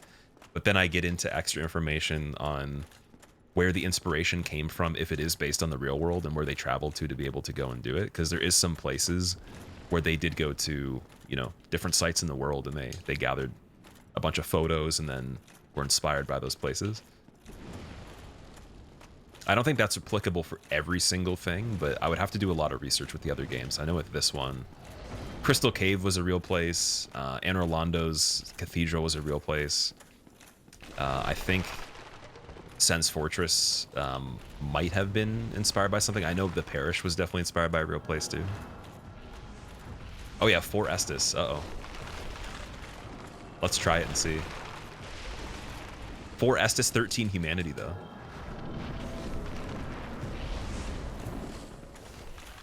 You fell asleep, GG on 4 Kings, Rain.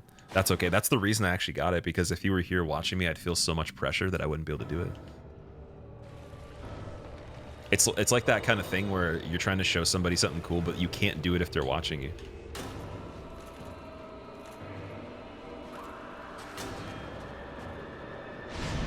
St. Paul's in London. I'm not sure if that's actually the thing. If you're saying that's what they modeled it off of, I gotta check that out. But I remember just reading that that was one of the areas that were based off of some real place. I think it was the church, like the bell tower. So if that's the case, I gotta check that out.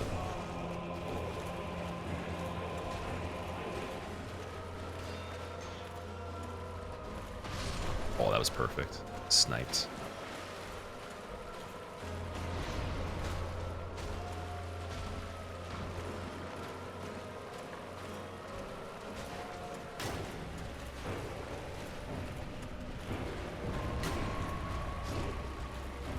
I was gonna try to buff right there too. That'd be a little extreme. All big skeletons are getting close.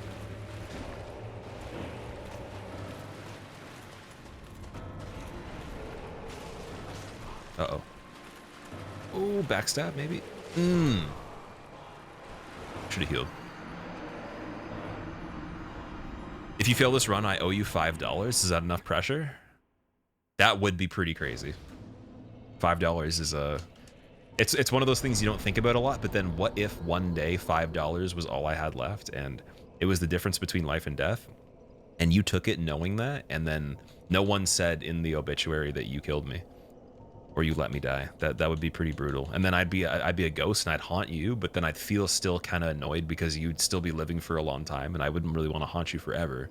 So I'd eventually get bored and give up.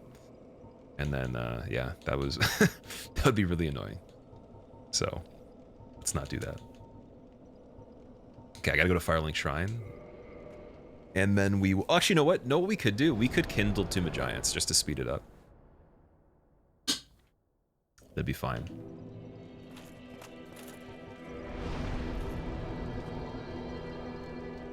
So I'll rest out Tomb of Giants after we go here, and then after that, if we die again, we'll kindle it.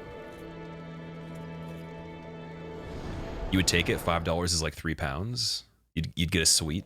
Remember back in the day when candy was like 1 penny or 1 cent? I remember like a gummy bear itself was 1 cent, and you could get 100 for $1. And that's probably responsible for a lot of the super bad decisions made when I was a child. Because the candy was way too inexpensive. If anything, they're probably saving us by inflation, if you think about it. It's for the children. They could justify that, right? You challenge on something? Challenge me on something, I'm going to give you an existential crisis. I'm not trying to, but there was one conversation, someone asked me a question, and I gave them an honest answer. It wasn't even that they were challenging me. And I gave them my perspective, and it gave like half of chat an existential crisis, and it was really funny. But then I remembered when I used to get existential crises, and I felt bad after. And so I actually thought, I was like, I should probably not answer anything with too much of the whole existential crisis potential. You know, I should probably like at least have a funny answer at the end. McDonald's dollar menu being non-existent. Yeah, that's one thing as well. The dollar store not even selling things that are $1 all the time. A lot of things being a lot more than that. Meanwhile, I remember I went to the US and there was a dollar store that sold food, like actual, like they do here a little bit, but it was good food. It was pretty decent for what you get. Like a lot of like not low quality, but like decent quality frozen stuff. And then there's some like dry goods on the shelf that are pretty decent for $1.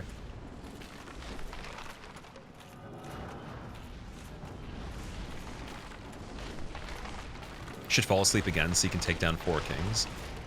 In actuality, this is just your dream. We're not actually real. You fell asleep and you thought that you were watching the stream from the beginning, and your dream has been going on since yesterday, where there was a moment that you thought you went to bed but you never did. Like the day before was a dream still, and you're still in a dream.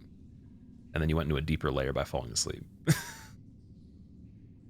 But I bet you don't remember what happened before the dream started, right?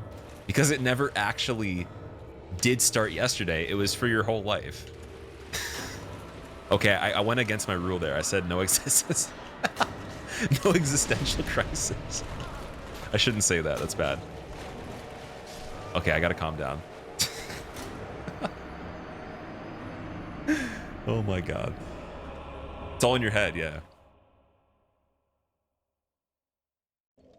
It's like, what if I was you? And you were just here to remind me that I needed to beat 4 kings, even though technically at that time I had already beaten 4 kings, and I went back in the past to save the future, but made myself an alternate name in the chat, and there was no actual viewers. Be crazy. You have COVID and all of that's entirely possible? Oh, I'm sorry to hear that, actually. I hope you get better soon. I've had it twice, and the one time was really not that nice. It was pretty brutal.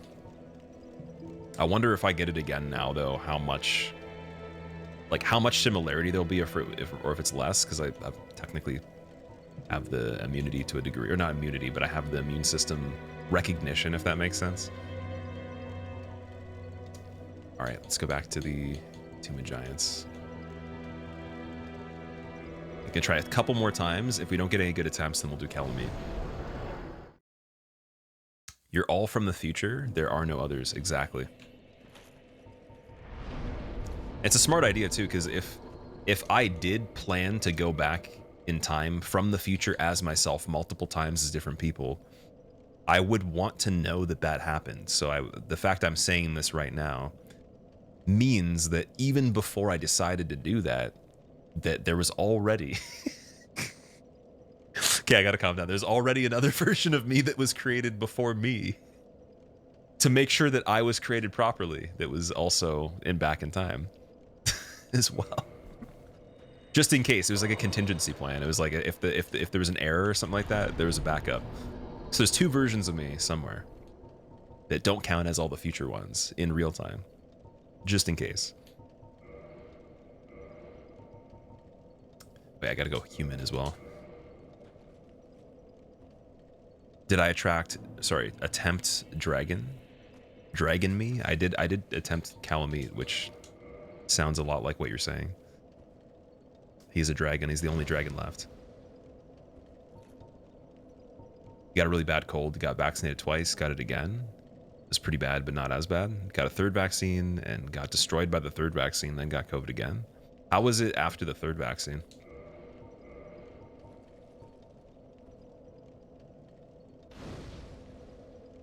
It's your second and it's way worse than the first time? Really? Interesting.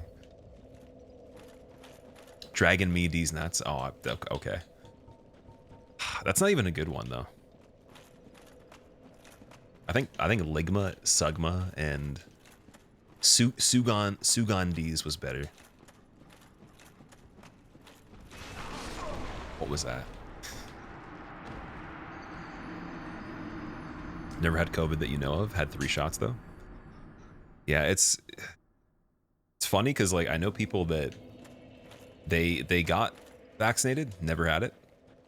Didn't get vaccinated, never had it. And then people that had it like 4 times in a mixture of both situations as well. But yeah, I guess it's interesting to see how everyone deals with it. Missed out when you brought E10 to this chat. What is E10? Oh, you're gonna you're gonna meme me again. There's gonna be some sort of joke with that. E10 D's nuts, is that what yeah, exactly. I knew it, dude. I called it before it popped up.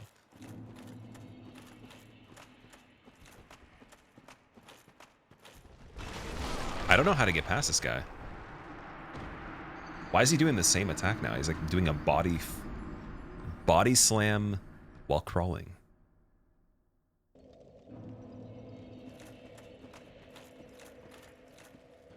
Is Dr. Poopy's a real gastroenterologist? If so, that's amazing. I would hope so.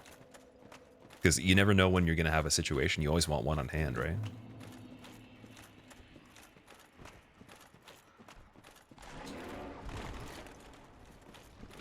You missed 2 days because you were sleeping, couldn't do anything, and on the 3rd day, you're like, wait, how much time did you miss? Time did feel like it was passing kind of weirdly for me too, but I didn't sleep that much extra though. Like I got good sleep, but it wasn't really like I was sleeping all day though. Could have been because it was like when a lot of people getting it were getting like weaker versions. Bloodborne inflatable tube man. What is what boss? Inflatable tube man in Bloodborne?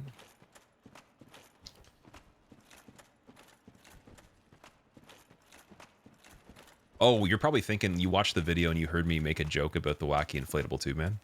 So that's a thing at car dealerships and then like other places that just they have these like inflatable people on the road that are really tall and they like bend around and they make all these funny things. So you could actually go look it up and see a video. You probably already have seen one before though. It's called Wacky Wavy Inflatable Tube Man. Just to get attention when you're driving by somewhere. Although it was funny, I was driving one day and I saw a kid filming a TikTok or some sort of video where they were pretending they were a Wacky Wavy Inflatable Tube Man beside the Inflatable Tube Man. And there's like people actually like filming it and they were doing a bunch of takes and they were trying to like make themselves all bendy. And it made me laugh pretty hard. Because I forgot people do stuff like that. Like, gone are the days where you just do the wacky inflatable tube man dance by yourself for no reason and there is no camera. Super wacky. Super wacky arm flailing inflatable tube man, yeah. That's almost like that commercial reminds me of the one where the lady's like, have you even wanted to go as more do so look like? If you wanted to go as more as do so even so how, then you probably would even go looking more as far as doing this much. And if this much more even going as far as do so, then how even wanted even going to as far as? Then it just gets lost in translation. I thought I could actually hit the backstab there.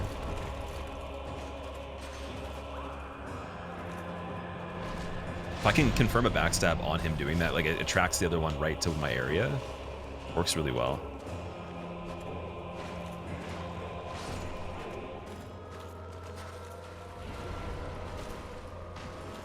Trying to think of creative ways to get him to kill the skeletons.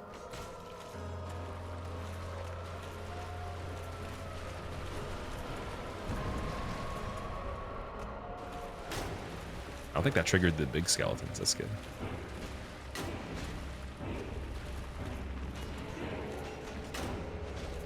Ooh, that almost made me go right back into his hand.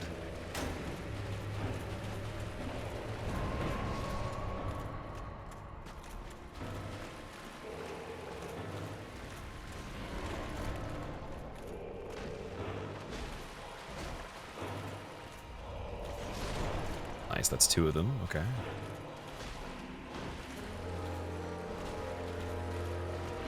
He's trying to go in parry mode. Hey, dude, he was trying to parry me while I was attacking Nito. Do you guys see that? He went for the parry, but I was attacking beside him. So I gotta watch out for that, just in case he might land one. Could be scary. Okay, let's heal up. Oh! Oh no. Okay. Enough of that. Here we go. I'm gonna heal right here too. He's safe. Oh, he's attacking again. No! Corner. I'm stuck. Heal up. Heal up twice. Just take that, whatever. Doesn't matter, they're all dead. Heal up again. I'm actually like still cornered though where the skeletons are.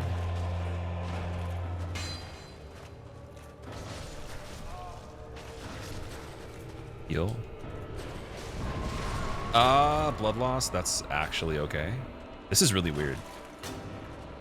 He's still doing it. He's actually just still doing it. Why is he still doing that? So the world might be mended. So the world That helped a lot, but it was really weird. Now they're stuck.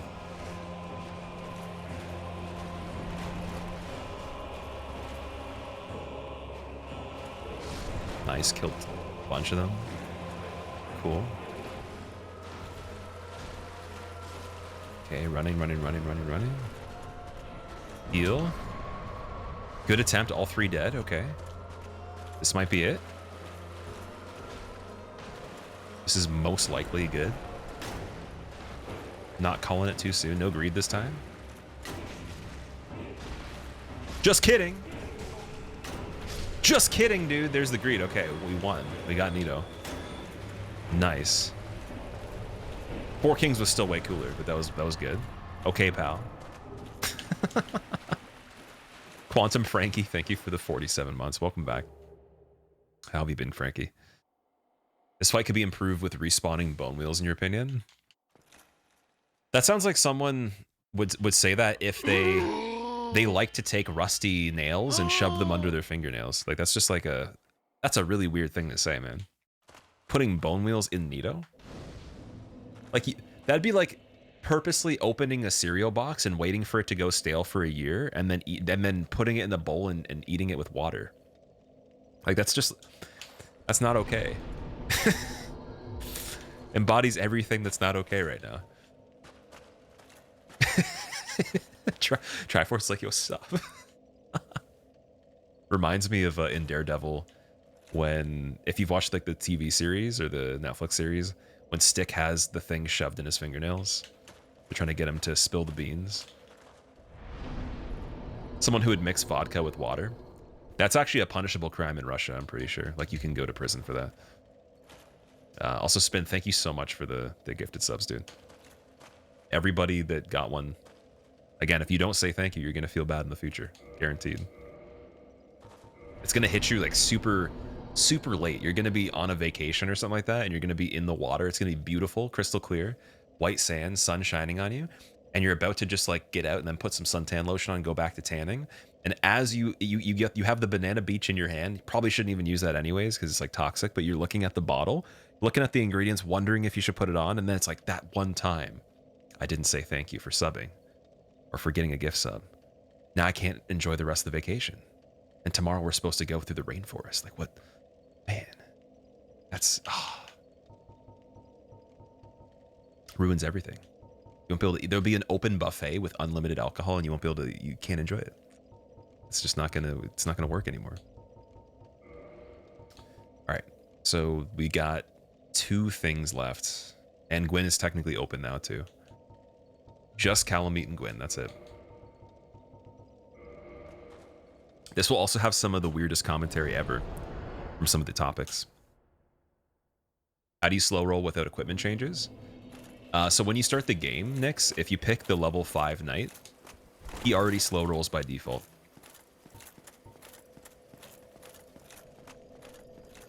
One-year-old stale cereal, then bowl, then water is ideal. You have no taste. Well, I would actually argue and say you have no taste because there would have to be no taste buds to enjoy that. Because if you could taste, then you'd taste that it would just be kind of stale and watery and gross. Personal philosophy, Jammer? What does that mean? Like, what are you referring to by that? You were gifted a sub a few days ago for Gino, Sneaky. That's awesome, dude. I haven't actually watched his stream in a long time, other than I caught the end of the God Run 3. And I want to go back and watch a bit more of it. What has he been doing lately? Like, I remember I went live today. Well, actually, every day I went live for this run, I've noticed he wasn't live, and I was like, usually he would be at the time, so I was wondering if he took a break or something. Wasn't sure.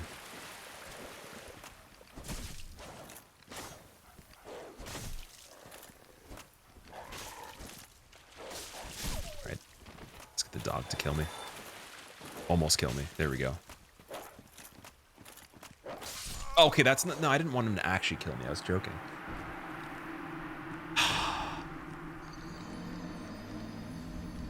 What's your belief about everything?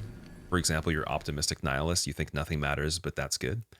Dude, that's actually really interesting you said that, because I was quantifying different outlooks on, like, faith, lack of faith, and then, I guess...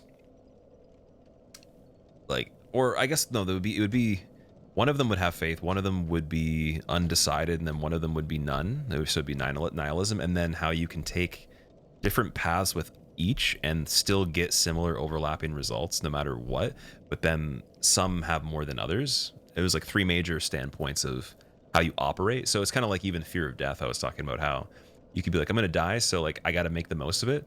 I'm gonna die, so I'm afraid of death, so I'm gonna play it safe. Or I'm gonna die, but I know there's more things going on from these types of pieces of information I've gotten, or, you know, things I've been through. So you can kind of be a middle ground of both, not necessarily living, like doing so much that it's not realistic. So you find purpose, but then you don't necessarily just do things for the societal implications of what's successful. So it's like a really weird, like triple, 3-pronged like way of, like major ways that people might operate based on what they actually believe, or, you know, certain fears that are pretty much normal in mortality. Existentialism. Yeah, so you're saying optimistic nihilist. So I don't know what I would say. I'm pretty optimistic, but like, because mathematically optimism's the better option no matter what. Because what happens is when you have optimism, you're wrong, like let's say 9 times out of 10, but the one time you're right when you're ready to be accepting of it. And you're always ready to be accepting of it, so you get the most out of that thing that one time out of 10. But then if you're always a doomer, then you never actually see the opportunity when the door opens. So then you don't get the benefits of that. And then if you were anything else, I'm not sure how to quantify what that would get you, because I'm not sure what other types of ways of... If we're looking at black and white, I don't know what else there would be.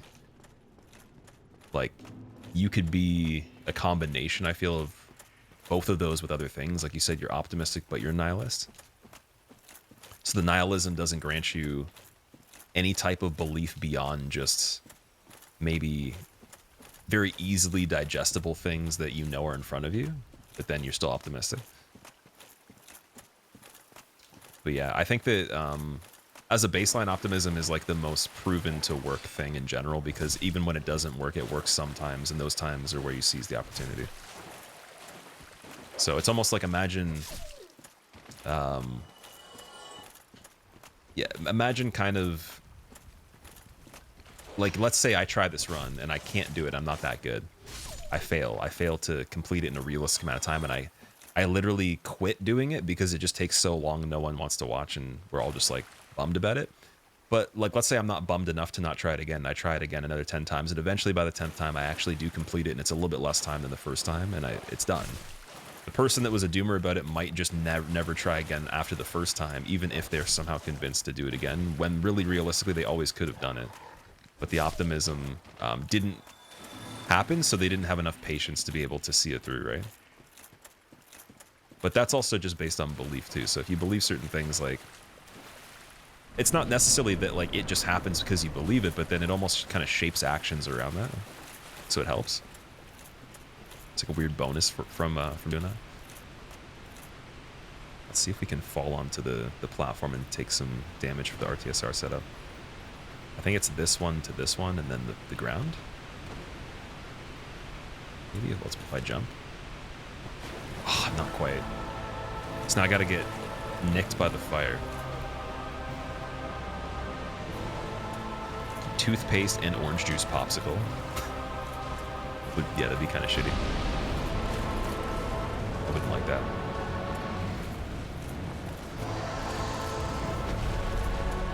Okay, I'm gonna try something different. Let me pop the humanity and then get hit. Or just get trapped. What is funny is the contrast between what you believe and how you actually live. What you think you should do is not what you do at all. Well, what you think you should do isn't necessarily a belief, though, right? Like, or like, it depends on.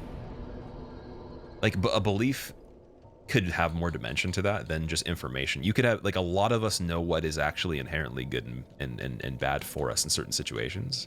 Like, there's an instinct that's built in to a degree for some things, but like, aside from that, you could be like, oh, I'm gonna read a book and then this information tells me this is good. Like, let's say, hey, how to make $1 million. This book tells you that, and it's like you have the information and you know you could feasibly do it, but then you don't do it. It doesn't necessarily mean that you believe it the same way for yourself as someone that like believes it enough to live by that, like those attributes that would come along with that type of outcome. And that's kind of like, that goes into like manifestation and stuff like that too. So some people think manifestation is just thinking or visualizing a thing and then being like, yeah, it's going to happen. It's more so putting energy into an emotional state that is matched up with where you would be in the future when that is reached, right? In the present moment, so that the physiology and everything else around you, the surroundings, have to catch up with it and change, because you kind of demand that's the emotional. You're already in that affirmed emotional state in the present. So anything else can't really happen but that thing, because it's the only thing you're allowing to happen, really. That's kind of how I understand certain things. So when I think of belief as well, I mean it as if you live the belief, not necessarily that you have information that you just know is good, because a lot of people have that, you know. Like, if we're just gonna think of it scientifically, we're like, yeah, like that makes more sense. Okay, I'm gonna quit out and get the dog to set up the red tier stuff. I think that's it for tonight. Your stream crashed and nothing works. Gotta get going. Good luck on the final stretch. Thank you so much, Organism. I appreciate it, dude.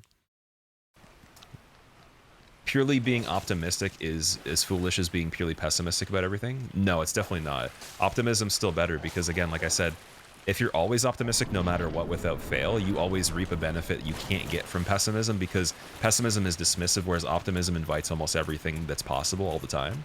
So in anything you do, you always are able to see the door of opportunity, if it's even there, where it's not going to be there all the time. But when it is there, you actually can identify with it. Pessimism dismisses that it even exists in the first place in a lot of cases, right? So you can always win more being optimistic perpetually than that. They're not actually equal opposites, really. That's my take on it. And if you wanted to debate it, that'd be a cool debate topic. What happens, though, is, like, I think you'll have an effect from optimism where if you actually have awareness to deduce information and kind of reflect and refine, then you can start to kind of shape and see the way to those doors when they pop up, almost in line with how they will be presented. And then let's say, like, you were optimistic all the time and things started to work. Like, even if you don't pay attention to, like, how often it doesn't work, you're still going to actually benefit, because then you actually have solidification. So there's a triple part process that happens when it comes to winning in general, or like something happening that you want. So it's basically confidence, competence, and then success loop, right? So let's say it doesn't matter what the subject is. When you gain competence, when you gain intelligence about something that's actually executable, you become confident, and then the confidence allows you to execute, which actually makes the win, which again gives you more confidence again, that makes you want to search for more competency, and then goes back and forth in a circle over and over again. So optimism can breed that kind of stuff too, if you have enough awareness of how the process works with a lot of things. But that feedback loop also just plays on, like, the human chemical system of dopamine and different types of delayed gratification reward. And then also, again, like, how things just, they kind of become gamified when you can view it that way, in a repeatable system, right? Everything's, like, just kind of systematic because the components are the same, just the concept could be a bit different. Instead of attaching to an external meaning for something because it seems like it's a different thing, you just are like, no, it's the same thing. Just a different package, but the approach can be exactly applied the same way. I don't know if any of that makes sense.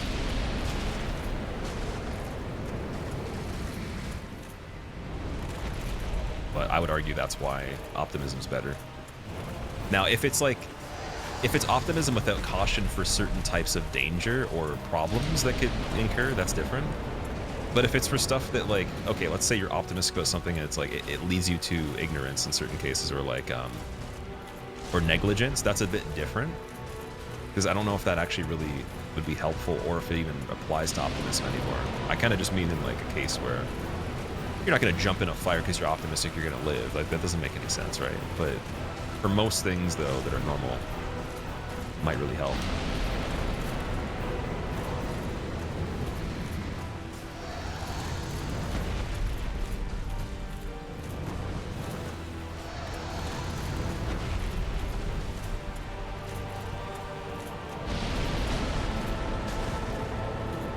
Oh, dude, I just touched the beak there. Damn. Too sly. Happy Thanksgiving, dude. I appreciate it. You think you understand what you're saying? You think in order to make a change, you have to believe in yourself? You struggle to believe in yourself? Not as easy to solve, and you totally agree that optimism leads to better outcomes. You're just paying attention to how things will work out rather than assuming they won't work out. Yeah, you have the room to do that. That's the thing. It's not necessarily that optimism requires you to pay attention to that, but I'm saying it's the beginning building blocks. But also when you start to realize that, like, that type of approach to looking at it that way, when it is reflective and it is, like, realized that way, and you realize that it's real, like the potential is real and the benefit's real, and you have tangible benefit, it will reinforce the belief system to basically create things that wouldn't be possible otherwise, because of how thought affects matter itself, right? So there's a lot of different things going on a meta physical level with that as well. But just even in, like, simple science, like, or even mathematics, it just makes more sense. That's kind of how I look at it. It really depends on what you want, though. If you want it to be, let's say, nothing that requires optimism, you just want it to be. You just want it to like flow like water, and that's it. That's fine too. But that's, I don't know. We're getting into like different subjects outside of that now, though. If we're just gonna look at the philosophy aspect, then you have to have a philosophy. I think it's a good one. You could also have like a changing philosophy as well. You could change it based on what makes the most sense. But no matter what, you're never going to be able to change the laws of how things are affected with thought and thought forms and emotional reinforcement and energy put into that and everything. It's always going to play out the exact same. You can't change the science of that from what we know.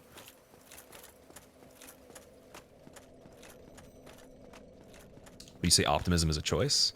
Oh yeah, for sure. I mean, of course it is. I mean, a lot of things are a choice. Think of it this way. It's like, if you weren't optimistic, what else would you be? You could be a lot of other things. But then if you ask the question, would someone that is that, are they that perpetually from birth and always? It's like, no, technically you don't know what that is. You have to be taught what that is. And you could subconsciously pick up on things that form a philosophy without your, awareness. Like I said, if you could take a step back and reflect and refine, you truly extract the good stuff from optimism and be able to recreate certain systems. But let's say you're just a baby that's a template, and then you absorb whatever type of philosophy is indirectly affecting you through like your environment and the people around it. And you might not have like awareness over what it is, but you're still operating on something that was arbitrarily learned, right?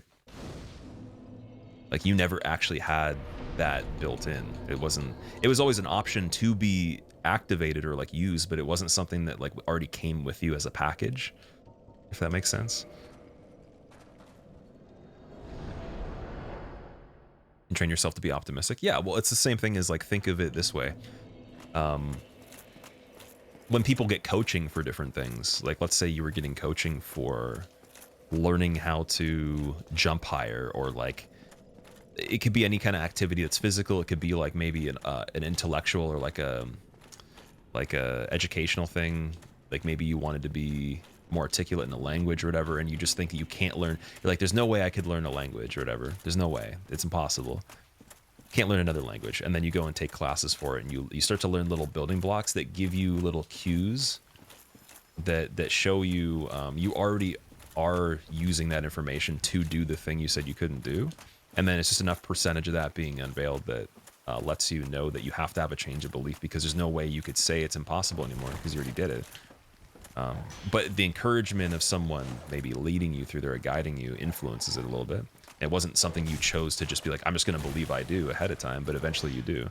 So the shift in belief based on influence, but that was a willful influence. You still chose to go and take the chance, even though you said you didn't believe it. So you took a chance on it to see if you could be proven wrong. And if you want to be proven wrong, then you're already doing the same thing as someone that's just going to choose to think differently without having any kind of stimulus to affect it. It's just a little bit of like a little bit of help along the way. And sometimes you could be stubborn and still not believe in the process of that, fail it, go back, do it a ton of times, repeat it, and eventually, no matter what, you have to face the fact it is true, you could do that. Because we already know that. It's just hard to understand sometimes. Rain, have a good sleep as well. Like, I make sure that you get a lot of rest, and I hope you feel better soon too. Let's see if I can get the red tear stone set up off of the cliff again. Remember Tony Robbins saying, you don't have to be confident or brave all the time. That only takes a moment to conjure these emotions for when you really need them. Well, I think the better way to look at it, actually, so that's correct, but an easier way to understand is that there's not actually a benefit in being confident and brave all the time, because you can't actually grow from without having pain. So pain and suffering make the character level increase, and if real life's an RPG, so you actually need to have a lack of those things to gain more of those things, or there's no need. It's like it's just the laws of how like it would work, right? You can't gain that knowledge without there being a deficit of the thing that requires it to overcome the situation. So you shouldn't be brave all the time. You shouldn't be confident all the time. To be more confident and be brave. meaning someone that wasn't already probably would be gaining that over time through those things. And like I said, you gain confidence, breeds confidence, which in execution gains you wins, which gives you more of the confidence, and the confidence loop and continues. But to be able to gain that loop in the first place, or even start it, you have to actually fail to do certain things. Because if you didn't fail to do them, you'd already be perfect, right? And the more you fail, we already know that's good. Just you don't want to necessarily make the same mistake in a way that's like super obvious if you're trying to really avoid spending more time, or you know, more pain than necessary. But yeah, even then you can still walk out of that situation and gain from it as well. It's just it's always nice when you don't have to necessarily go through the same loop for as long. And that's why, like I said, if someone like guides you through it, sometimes it helps you get there sooner, but inevitably you'd always have to face the fact that it was always possible with enough of the exposure to the information and the proof. Life has some shitty game mechanics. I believe it's like that on purpose, but you're right though, 100%. There is some, like, I want better field of view, dude. The sun should be healing me. Like, if I have wounds, like, let's like go outside with a broken arm and then like walk back in 2 hours later without a broken arm. And they need to make like the resolution a bit better too. Like macular degeneration and eyeball problems, like no glasses, just 4K resolution per square cell of eye matter and just brain material. More colors too. There's not enough colors. I mean, there's things we know living that can see more colors. Why can't we see more colors? Let's get those upgraded cones in the eyeballs.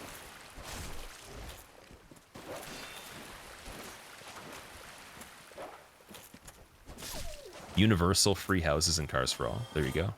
But the thing is, though, would you need those if there wasn't some sort of role you had to play to make a system generate a credit and be a number in that system? I don't know. I mean, maybe it would still make sense. I don't know. There's a lot of things that would probably look different if the way things are set up were also different too. Bite me again, come on. Here we go. Don't get how there could be more colors, makes zero sense. Why would it make zero sense? Like, what's the original place you're coming from where it doesn't allow that to be an idea?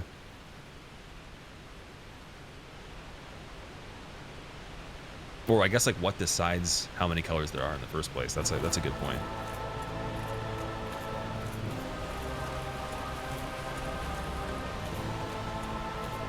There's sound you can't hear, of course, like dogs, for example, can hear different sounds you can't hear.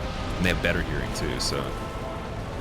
But again, I know it's like hard to kind of conceptualize you experiencing it because you can, so. Therefore, like, but what tells you that the color doesn't exist, the sound doesn't exist, or something like that?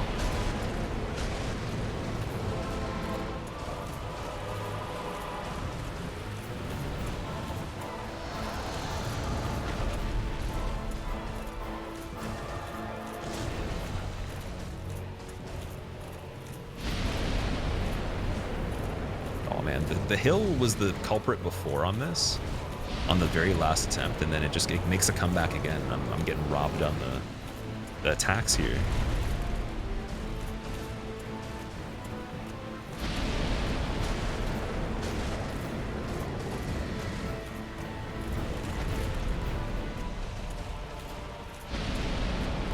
Oh, dude, I should have ran. I should have done the run and jump, because that was gonna still be in the same spot. Can hear colors. Can't see how there can be more colors. Like, how can there be new purple we haven't seen? Okay, but the thing is, like, your philosophy is that you have to see something for it to exist, right? So you're saying that your primary ideology is that if you can't see it, it's not real, right? But why is seeing something making something real in the first place? Like, where does that philosophy come from? Like, how does that solidify the proof of anything? Because it's kind of like, let's say you haven't experienced something and like we just generally don't recognize it, but then science updates itself and then there actually is a complete change in what we thought was a thing. you know, there's tons of stuff like that that's happened over time where people are wrong, their theories are wrong, and they're hard to grasp because we can't actually fully just like walk up to something and know it's there, but it's there though through other means. So how exactly can we say it doesn't exist? It's almost kind of like saying that nothing's real unless you can actually fact check it yourself, like unless you use your faculties that you're given, like you have the authority to say what's real and what's not objectively. That's a really difficult thing to say, because the fact things change all the time kind of shows that we can't objectively say things are right or wrong just because we can see them or interact with them. It'd be really difficult to actually even get to the point we are at with discovery and just what we know and information by just trusting what we can actually write something off for with our senses alone that we're using. So like that's kind of like where I come from. I don't actually believe the senses we have are good enough to know a lot of stuff. So therefore, of course, there could be a lot of things. But also, just because it's not tangible to you, though, doesn't mean it's not a thing in general. Because there's a higher likelihood that that's incorrect with a lot of stuff, right? It's harder to prove that that's the case, because we can't use anything to say there's indefinite, or there's finality or indefinite nature to something based on a lack of it actually being there, like in general. It's just kind of the basis of how discovery works, right? Science has 1,167 pending updates. Picked up some weight. You must be married now, BZ. Picked up some weight. Oh, that's... Oh, I thought you were talking about me in real life. You're talking about the character, right? Making me feel bad. Actually, I'm trying to lose... I'm trying to lean down a little bit for next year, so that's making me feel bad for a second. How's it going, dude?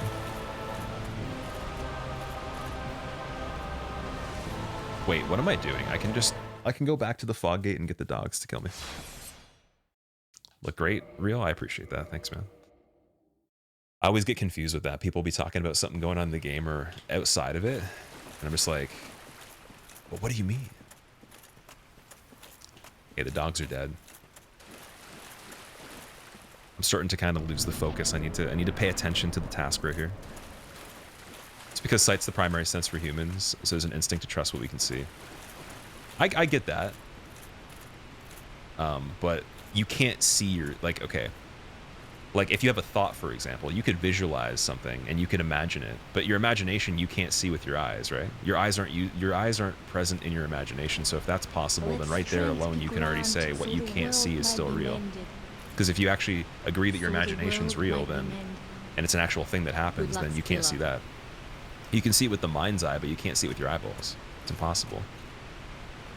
So like that's just a simple thing I would already think of. It's constantly happening already.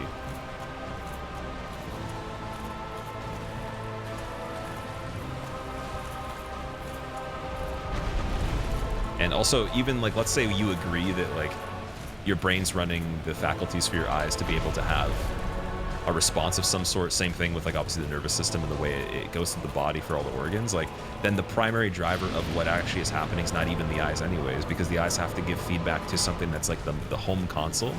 Like the eyes are like a controller for a console already, even in just a simple material form. So therefore they aren't even primary in the whole process. And then you get into like a more deep level with like, think of the organisms in your body working to keep you alive that are also alive, like, and they're tangible, but intangible to your eye. You can't see them, they're inside you. So then they wouldn't be real either to the same effect, right? They wouldn't be just as real as the colors, even though science has shown that they are real. So it becomes very difficult because most things in general actually become less obvious or less there anyways to make things what they are in the first place, that most basic people can agree actually happen at the end of the day. And with that same philosophy, or sorry, the same ideology, then it's really easy to find so many things you can't see that are happening still.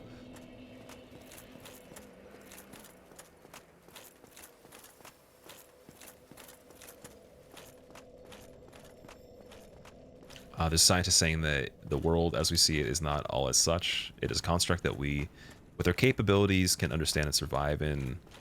That in the broader spectrum, there's no such thing as free will, and even the idea of free will becomes wrong.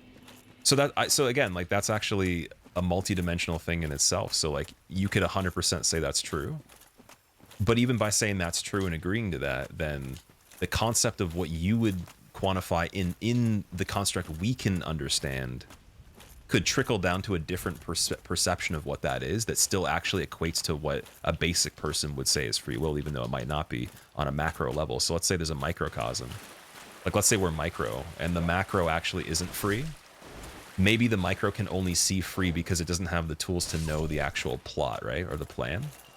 And therefore to that microcosm, it's still the same thing. So like, because we don't actually know like the whole layer cake of like ingredients, that's the actual mystery there too, is like you could be 100% right about that, but then does it change the actual concept of it anyways at the end of the day? Like I think that it's a two-sided thing. It's a multi-dimensional thing in the sense that you could be right that it isn't there, but then whatever is the actual sense of what someone would quantify it as, still it being not real is very real in process or in action to the individual from a perspective that's much lesser than wherever it comes from. So it's like you could agree, hey, you know, I chose to go and drink this water right now at this second after we started talking about that, but it could already been pre-planned, but it feels like it wasn't. So that's rewarding, and I like that. But the animal instincts and cells and brain and material and all that, it gets excited about that, but then outside of that, it was already just kind of in the cards, right? And then we factor in time construct and everything not being fundamental or fundamental, whatever way you want to look at it, and then that changes some other things too. So it's totally possible.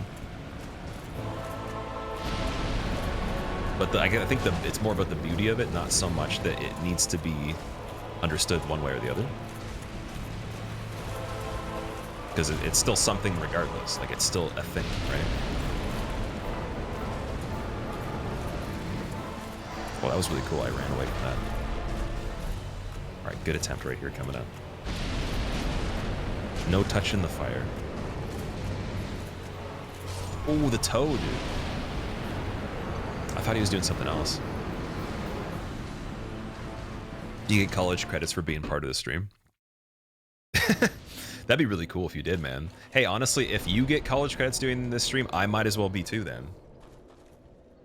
That wouldn't be such a bad little side bonus, side quest there. Free will isn't real. Why wasn't I asked if I wanted to be born? You would have said yes, but come on. So Jammer, again, like that's one of those things where you're making an assumption that you weren't asked, right? So how do you know you weren't asked? Like, what if there was a case where you were asked? And also then you have to think of what are you? So if we're gonna say the identity that is ran by the ego, that you've accumulated information since you're a material being that was conceived through your parents, is actually all of what you are and that's it, and there's nothing else, then it goes back to the same thing as if you have an imagination and you were imagining something but you can't see with your eyes, but you know it happened and you don't know where the location of where that thing is stored in terms of material, then like what is it then? It's still there. You still know it's there. And maybe if it's something you don't just know with those senses, even as far as like, you know, imagining it or whatever, is it not a thing? It's hard to say it's not a thing just because you can't pinpoint it. We can't say that. We never will know. You can choose to not identify with that, but then you can't actually say it isn't so. It's really hard to get past that point then. But we get a lot of like really cool ideas out of those kind of discussions though, because then you could theorize a lot of stuff. And some people that have theorized things in these types of discussions have made some of the biggest discoveries. And that's why we actually have information that we do right now. So it isn't a disadvantage of any sort. But dismissing it, saying there isn't because I can't, like, you know, do this or that, because like making an assumption because of something being this way it can't be, then that's where it stops actually the thought form and the thought process that doesn't necessarily lead to more things that might actually be tangible eventually or through other means. So, and it might not, it could be that it's not supposed to be tangible, but I would also still argue that one too. I argue a lot of stuff though, just because, you know, who knows really. There's a lot about like your physiology, your DNA, that's always changing, obviously, as well. And then like your mind and everything that are mysterious that you still use to operate in a basic way, but you'll never really like be able to tell me, even you being you, how those parts of you work on a very intricate level. It's just, but you're still using them though. So just based on that, it's like, well, what's our criteria for being able to say you have the credentials to actually claim this or that?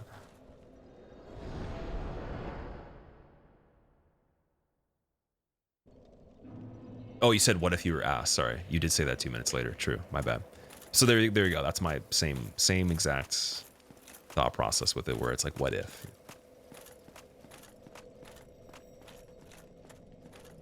But I think the biggest thing too for me, like the most simple thing that is proven on a quantum level, is this: any kind of matter that exists in general isn't there when you don't observe it. So therefore that means the observation itself and the will or the intention of the mind does affect matter extremely, to a level that almost makes it irrelevant if it doesn't have that intention.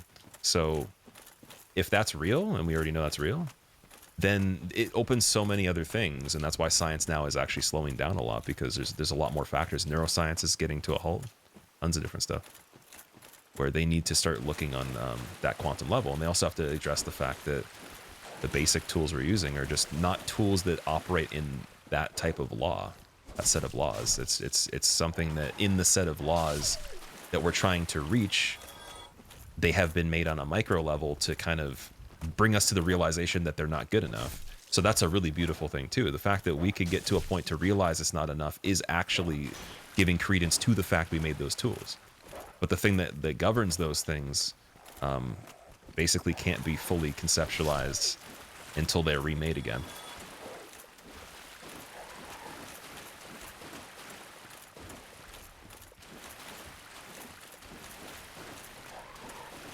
Also, Detective, I hope you had a good workout, dude. Welcome back.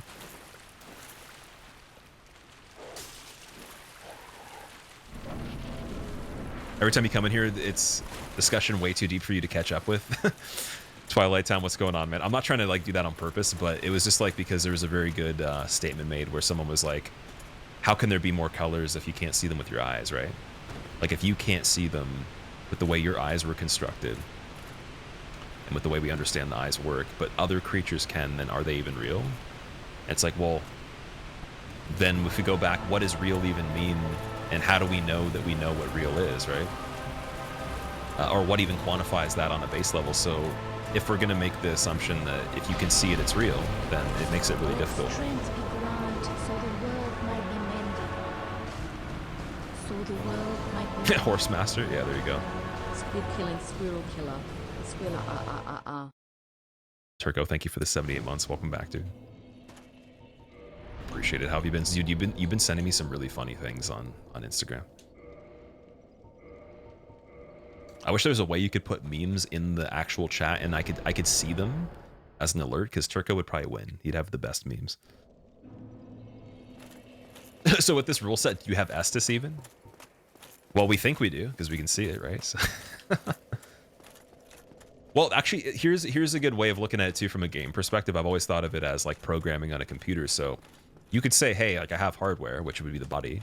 Software could be the chemical reactions and chains of equations happening to make those organisms operate to what we conceive as processes or systems, or, you know, bigger structures on the more macro as we zoom out. And then the operator of that hardware that is making the code itself would actually be you, but you can't. If you're saying that like within the software is only what's actually happening, then that means the thing that's already pre-programmed by you is the only thing that you identify with, right? But it's actually still made from something, so it's a little difficult to source fundamental,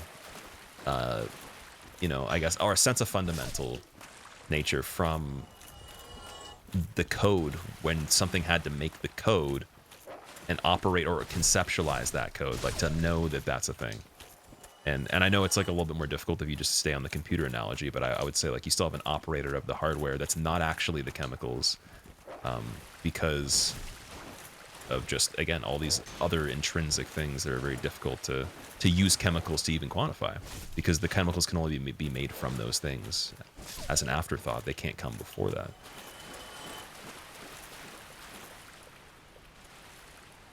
Like, for example, again, you look at them, they're there. You don't observe them, they're not there. Anyways, that's the final thing I'm going to say about this subject. I'm gonna get a good run on this now. We're going to jump off of this right here, and we're going to get red tearstone. Perfect.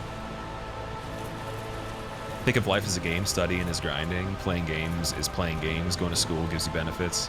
Watching videos increases your entertainment bar. Doing exercises unlocks new activities. Yeah, there you go. That is a way of looking at it. I actually, in what you said too, all the things that could be unlocked within reason, like, could be there, but they're not necessarily not real because you haven't unlocked them yet. Or, sorry, they're there, you haven't unlocked them yet, but they're not real because you can't have them right off the bat from the video game. You have to gain some certain things. Like, if, for example, you couldn't walk, but you grew up and then you could walk. That's pretty cool. That's kind of miraculous right there. But we just make it seem kind of like less important because we're like, oh yeah, it just happens because like that's how it works. It's like, but then why does it work like that? then you have to get to a point where it starts to ask the question of purpose, right? And then there could be a multifaceted purpose, or they could just be, again, all in one umbrella. But you do have to start to get to that point, because there's a lot of things people just say they are because they are. And that is the same thing as what we were saying before with but maybe in a more broader spectrum, different context. But the optimism versus the pessimism as a black and white, or as the 50-50, where one of the 50-50s don't let you go further as much as the other one. Have you seen future technology YouTube videos? Basically, we're going to be telekinetic with brain chips on Bluetooth. I haven't seen any of that stuff, no. That sounds pretty interesting. What would you do if you had $10 million, Jax? I'd probably do the same shit I'm doing right now, to be honest, but like, I'd probably help quite a few people too. I'd probably be able to help a lot more people, so I would try to find ways to make use of it that it's pretty decent, but I would be doing a lot of similar things. I wouldn't really change myself too much. I probably wouldn't even like necessarily like live in a different country or anything like that right now either. But what I would probably do though with some of it would be taking precautions that unfortunately I can't afford to take right now, just in case there was some sort of major issue, like world issue or whatever. So maybe I'd build a crazy like underground bunker or something like that. Maybe I would go and you know, I guess get like pay for really high quality education from people in a condensed time frame that I can't afford their time right now. Like I'd pay people with a fee that I can't afford to pay for their information and learn a lot more, and just be able to network with people I find interesting. Stuff like that. Maybe I would do other weird stuff, but it would be, I wouldn't think like right away like, oh yeah, I'm just like, how can I spend it? It'd be more so just like, oh, that's a nice extra, right?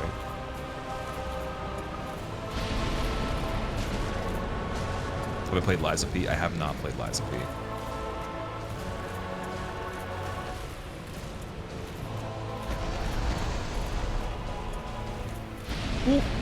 Okay, I gotta start jumping on that too.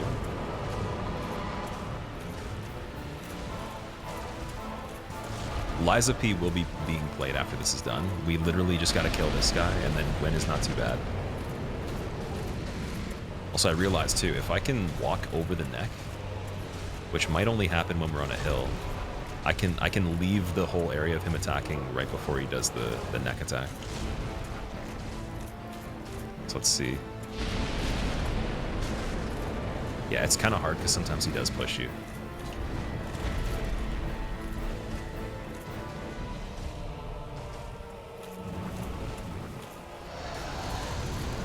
And then that bullet train attack from close range is one thing I got to really look out for too.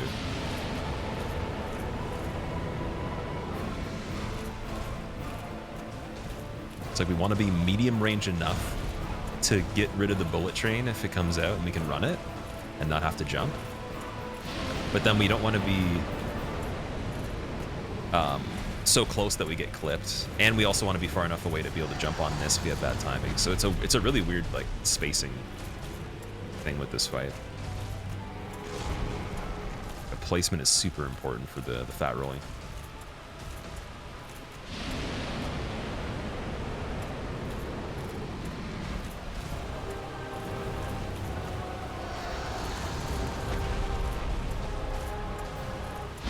Oh, okay, that works. Nice.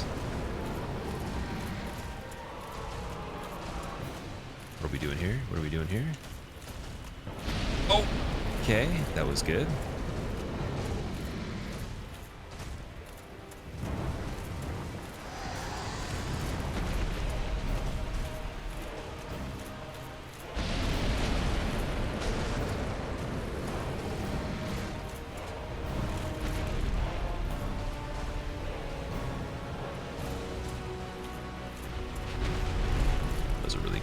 On that one, we didn't rebound off of his hand.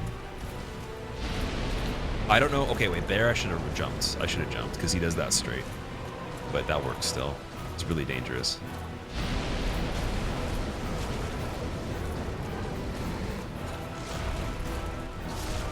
See, there, I'm not sure. I don't know. Wasn't low enough to be spaced with the head. I think on that one, I have to know that it's too late to go backwards and have to go forward again and then roll through the neck and let the neck space me on the second one. That's it.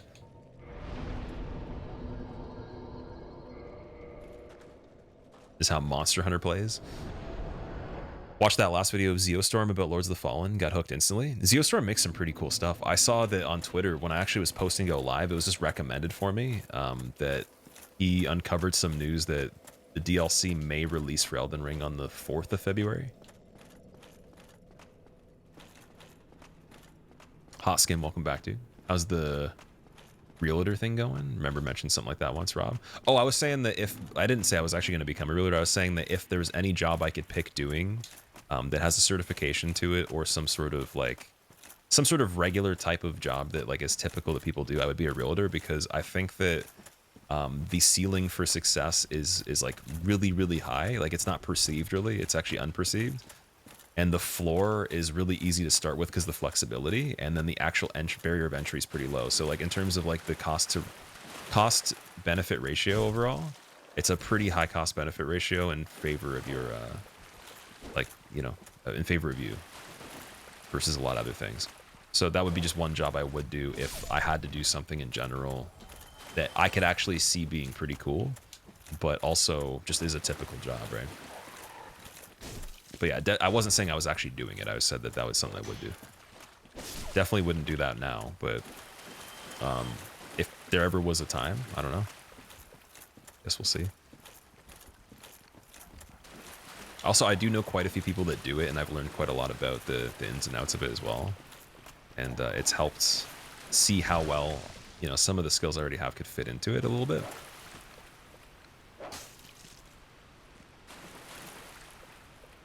But one of the biggest things would be location. Like where I live right now, it would be dependent on like the place I'd be working for, and then you know, that would dictate that ceiling like I was talking about. But in some locations though, depending on where you are, there's a huge amount of more options to really like hit it big with the like being a realtor or something like that, doing the real estate. And then some places it's just like it doesn't matter. You could even be pretty damn good and be a really cool person. It wouldn't matter that much. Just depends on where all the opportunities are, and then like who's buying what, and how well you can actually present that. And also you got to be very frequent with it too, for sure. You do have to, you typically would want to put a lot of your time, if not all your time, into that in the beginning if you want to build it out.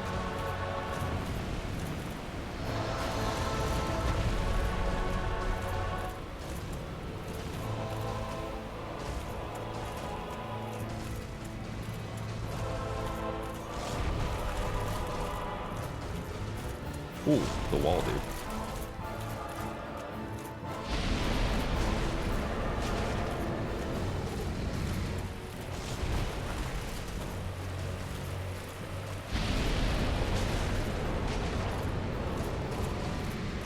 I think I remember also when I tried this fight a long time ago with Fat Roll that using the follow-up R2 attack might not be smart. I think it was actually an R1 just because of the stamina, even with Green Blossom. And like the positioning, I could actually choose the positioning really carefully when I leave the area where his neck is. So I'm gonna see if that makes more sense. It's definitely a bit less damage.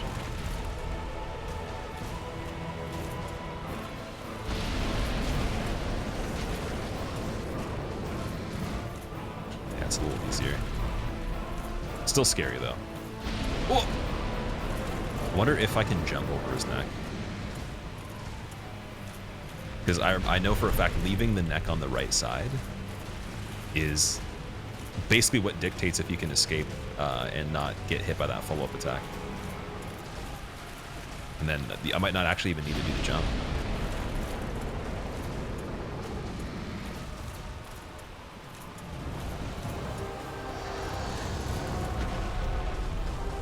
That was ballsy. Boy.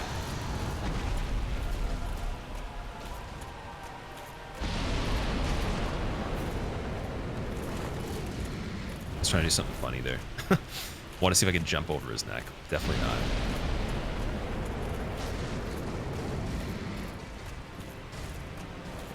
Oh, shit. Ah, see? The reaction time to that. Man, dude. Still haven't beaten Elden Ring, Jammer? You gotta do it. It's worth it. The ending is so cool. Even just the basic one.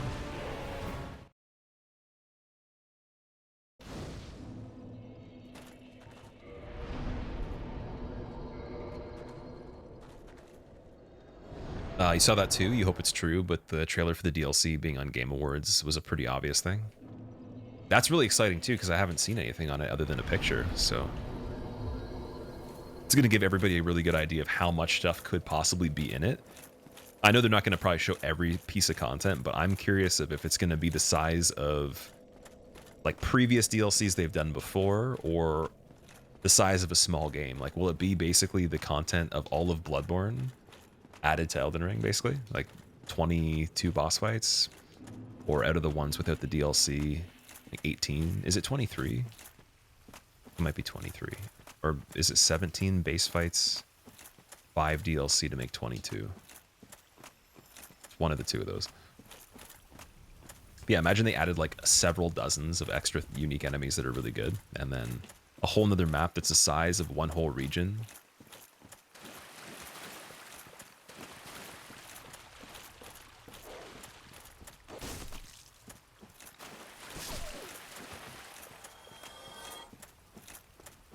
Supposed to be asleep right now, but you're on your phone.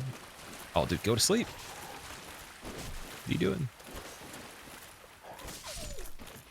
Let strength be granted, so the world might be mended. Boatman boss? Oh, you mean So the world the Tibia might be Mariner? mended.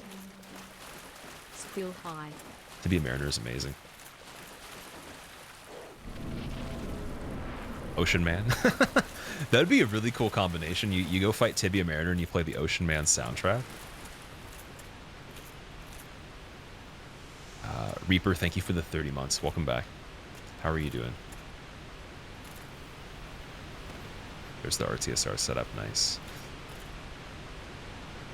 It's got to tiptoe very carefully to the bottom.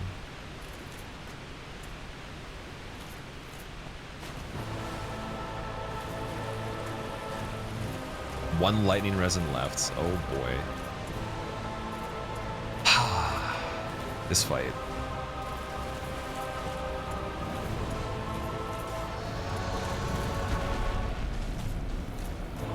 I'm wondering if there's anything I haven't actually thought of on this yet.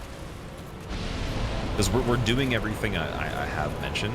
I have actually attempted to do everything, and a lot of it has worked, but I'm wondering if there's anything I'm not thinking of.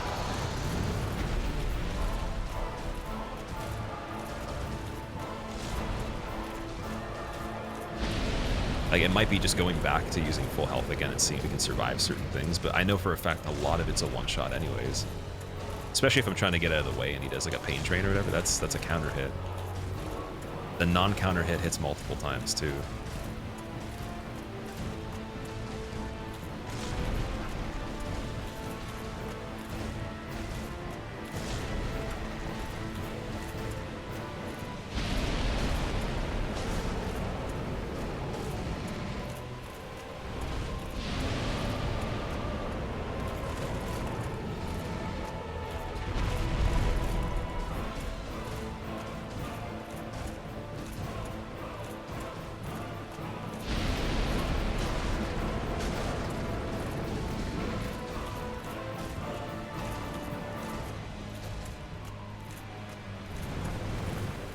Like, I wonder, did I go into his hand and just make him do the hand stomp?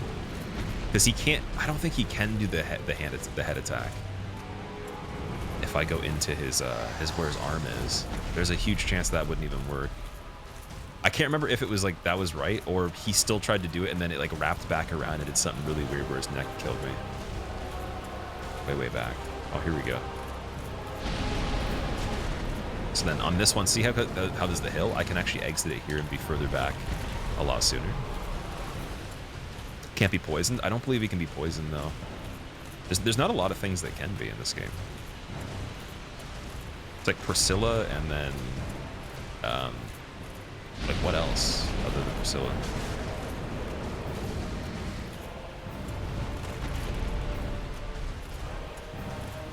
Night Class, the only one that starts off fat rolling? Yep. Oh, dude, that was crazy. I was trying to do the jump and I didn't hit it in time, but it worked. So scary.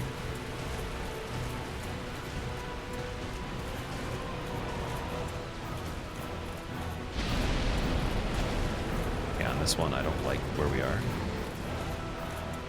Exactly because of that, dude. The freaking wall. I think even if I rolled there again, the roll would slow me down too much. The jumping would slow me down too much. I wouldn't be able to escape. That was like a genuinely impossible one. Is this Game of Thrones? It might as well be. Got Osiris. The thing with the Osiris dash, though, is that you can actually do something about it. In that case scenario there, because he rebounded off the wall, he didn't travel as far as he normally would have, and then I was in a position where you can't go behind him and you can't go in front of him at the same time, no matter what the evasion method is for the fire, so you actually are just screwed. There is some impossible situations in this one. But I guess the way to get away from that would be thinking ahead of time that if he would possibly do it, to try to like lead him in a different direction and rotate, so I got to keep him in that circle a lot better. It's got to be like a few steps ahead.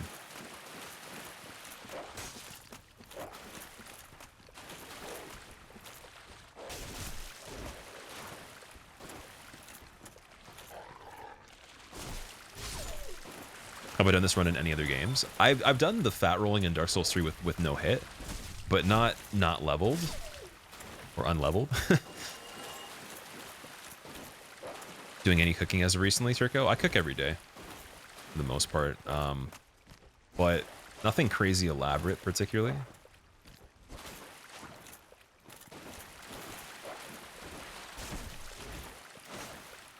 Trying to think of the last cool thing that I made.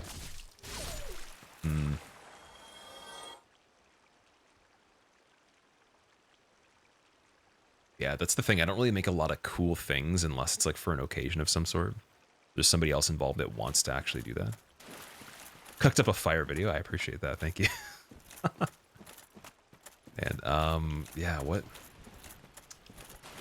Do something cool. Like I made a shirataki bolognese that was really good. Really, really good. I made also a palm leaf lasagna, and or is that even what it's called? I don't know. It was like palm leaf, and then there was another substitute noodle. And then I made tinga tacos many times. I got better at the recipe for that. It was good. Those are like some like a little bit higher effort things. Not crazy high effort, but a little bit more. Okay, this should finish it off. Boom. Oh, actually, I also made... There's a friend that they're going away to study in England for 2 years, so as a going away party, I had to make something for that too. It was an interesting take on a donut flavor. It was like a pumpkin one. But people actually liked it quite a bit, so it was interesting.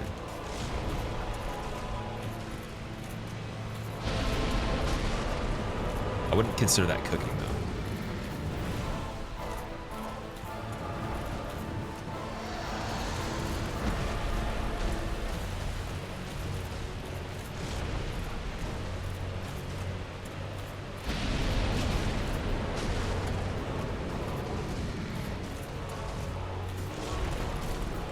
Oh, thank God. what it did though. I wonder if that would still apply if I was higher up on a hill.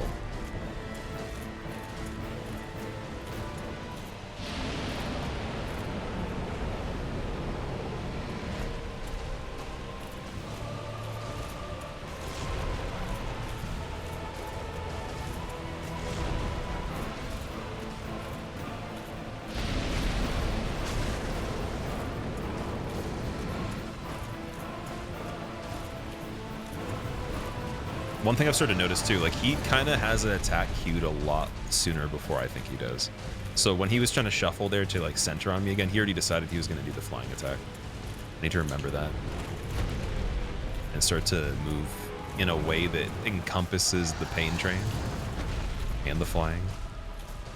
And this too, just in case. But usually that one happens though, shuffling.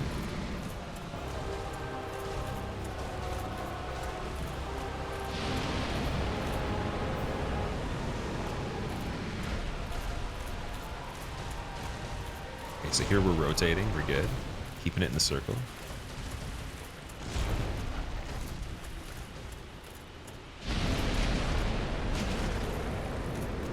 Good stamina too on the recovery, nice. Oh! Crazy, dude. Every time I failed to do that, it still works. That's crazy. Like where I have to just settle for the roll.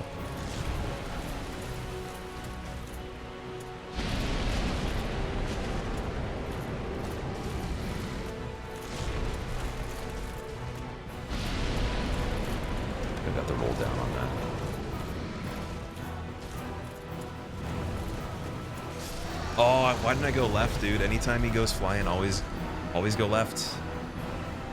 Am I vegetarian? No, I'm not vegetarian.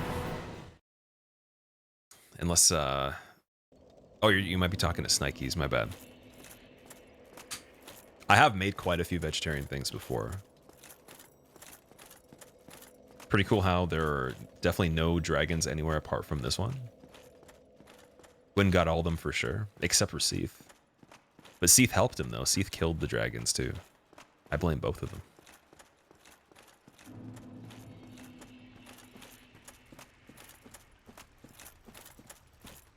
I'm gonna take a 15-minute nap, ended up sleeping for 2 hours. Dude, a 15-minute nap doesn't even sound possible. It would take me 15 minutes to even get to the point to be able to fall asleep to take the nap, so, like, just be, like, sitting there. You have to be knocked out on the spot. And then if you're that tired, you probably fall asleep for a while. Like a power nap to me would be 30 minutes to 45 minutes.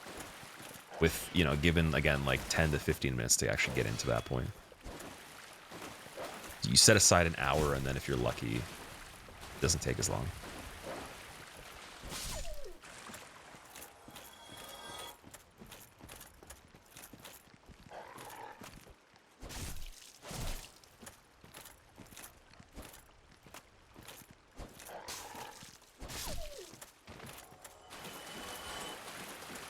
Got this easy right after you said that. Yeah, that's the thing with this one. It just seems... I want to get to a point where like I have a good control over everything happening, other than the environmental stuff, because I know that that's always going to be a problem, and it's pretty easy to just get a fight without that, if you're really good with all the other stuff.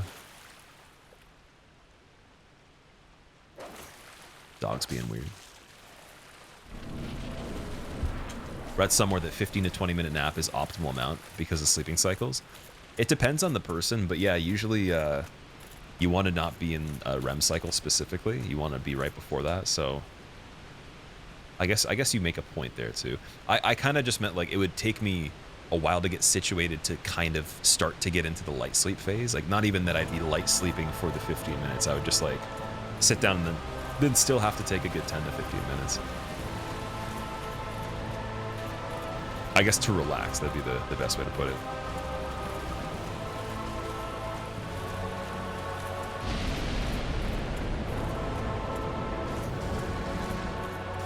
Oh, come on.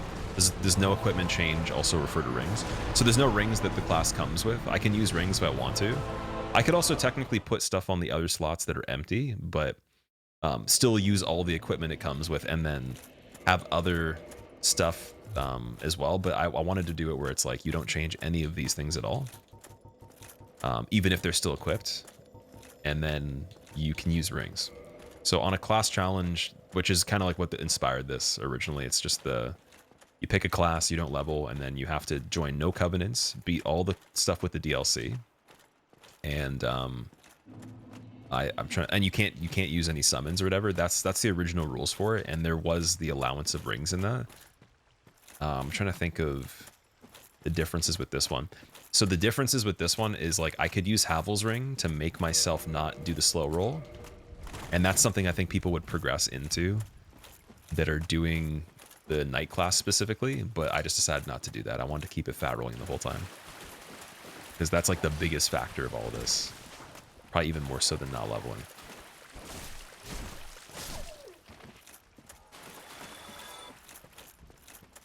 Can immediately pass out. Kicking the cord of a monitor, like you'd be like tangled up in like cables and just be passing out. Still different. There's definitely times like that for me too, but it's funny though, it's like such a brief moment that if I don't catch it when it happens, I will not fall asleep again for a long time after that. So I gotta make sure I time it. It's like a subtle wave, unless I actually am just straight up dead, which is not as common.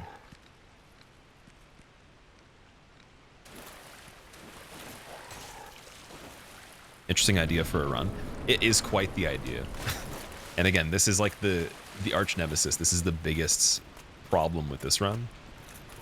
And I can't believe we got halfway through it already. Like we already did an attempt that was 50%, way earlier in trying to do it.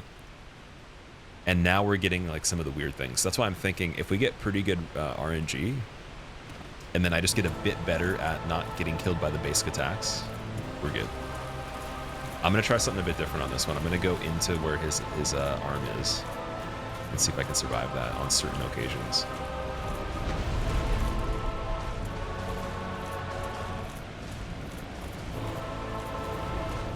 Because I know if you go all the way through underneath him to where his leg is, that can be kind of problematic, but yeah, let's try right here. I'm just going to leave out this way because we got the hill.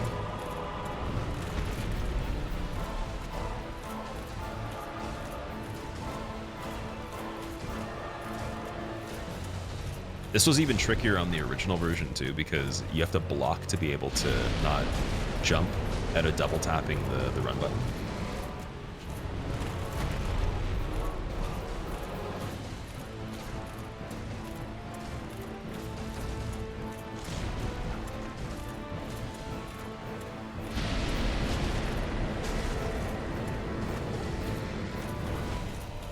Oh, one thing I forgot, I can't really go right into him because again, he could do the pain train. The fire. Ah. Completely forgot about it. Oh, come on, dude. Oh. See, we just have to repeat that situation 4 times. That's about the first quarter of health, roughly. Quick and probably dumb question. Why holding favor and protection if you're going to be one-shot range for RTS? It gives you more endurance. And there's no other better ring I can use. Like, I mean, maybe Leo, but we didn't kill Ornstein as the second part of the ONS fight. We killed Smo, so that's the only other thing I can think of, because this sword, is it even? Oh, it's not even thrusting, so yeah, that wouldn't even matter for that anyways. Wish they had a pancake shield. A pancake shield, like something that could make people into pancakes, or it looks like a pancake. I thought there was one that actually does kind of look like that, like the large round leather one. Chloranthy could be pretty good, but I also do have green blossoms. I do have access to that too, so you're right. Technically, Chloranthy would probably be the only other ring that would be good. I don't know if it would make a huge difference versus actually having a green blossom going, like where you would actually change the situations a lot. But like if you think of it this way, Chloranthy on instead of favor and protection is not as good as having the extra endurance. Because it's already just there already. It doesn't have to like replenish. The bar is just bigger, so you can do more actions right away. Running to Kalameet with high equip load. I know, right? I'm used to like flipping through this whole area. I almost want to kill Kieran as well, but that would be kind of rude at this point. And I don't feel good about the odds at all. Not a single bit.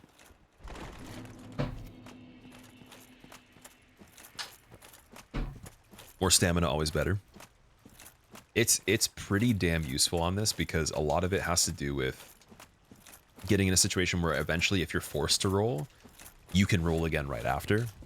Because normally if you were to roll, you would get up faster and you could walk away, right? So even if you had like almost no stamina, you could do the one roll and then just space the attack. This one, you're still chilling there. So you have to like roll and then buffer another one right away just in case there's something that comes through. And by the time it actually activates, you probably are actually timing it still. Oh. No, don't die, don't die, don't die.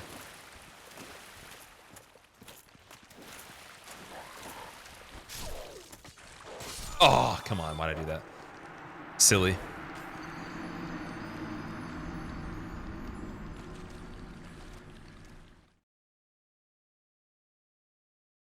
Way better than to be watching me than trash TV at 1:30 in the morning. Ah, that's fair. You should sleep though if you need to sleep, for sure. I appreciate you watching me though. That's really cool. Especially that late too. I still think it would make your dreams weird though. Like, wouldn't you go to bed and you'd be hearing like, oh, oh, oh, oh, oh, oh, explosions and like me just dying, like, ugh. Then like the clanking of the armor, like, just running through everything. And the odd time where I'm just like, I think it's gonna be good, and I just scream. Wakes you back up again. You're just like, oh.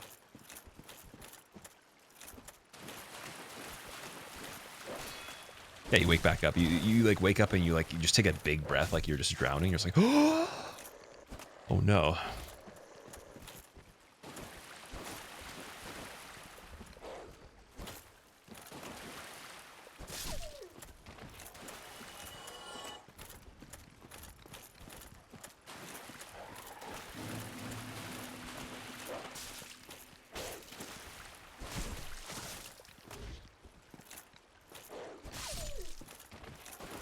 The office cubicle dream?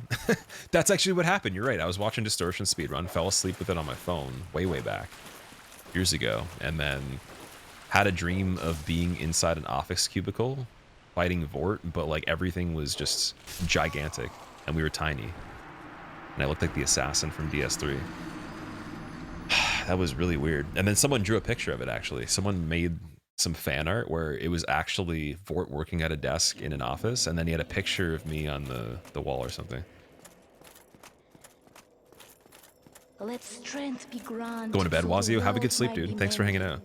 Anyone that's here this late too, So I know the that we did world start. might be mended. Technically, it's been like a regular length What stream is at this this? point. Who even But are you? I don't remember you. How did Still I get started late here? enough where this is When late for are a lot we of gonna people. get sushi again? Dark, thank you for the 77 months, dude. Welcome back. I'm gonna make sure that they have spicy mayo for you for sure. Also, dude, we can definitely do that. I'm trying to think. Like, are you going to TwitchCon at all, or no? Because that's the next thing I'll be at, and then I'm assuming there's probably going to be meetups for the Twitch stuff at some point over here again. I just haven't gone to one in a while, but there's some people I know that wanted to go, so maybe we can do like a group thing again. Because that's like closer to where you are as well. In November? Okay, maybe I can make it to that one. I just have to see, because I'm going to be traveling in November too. And then, like, that's not super far, so if it's like just something like they did with the other ones, then I could probably either at least stop by and do something, or we could plan something out.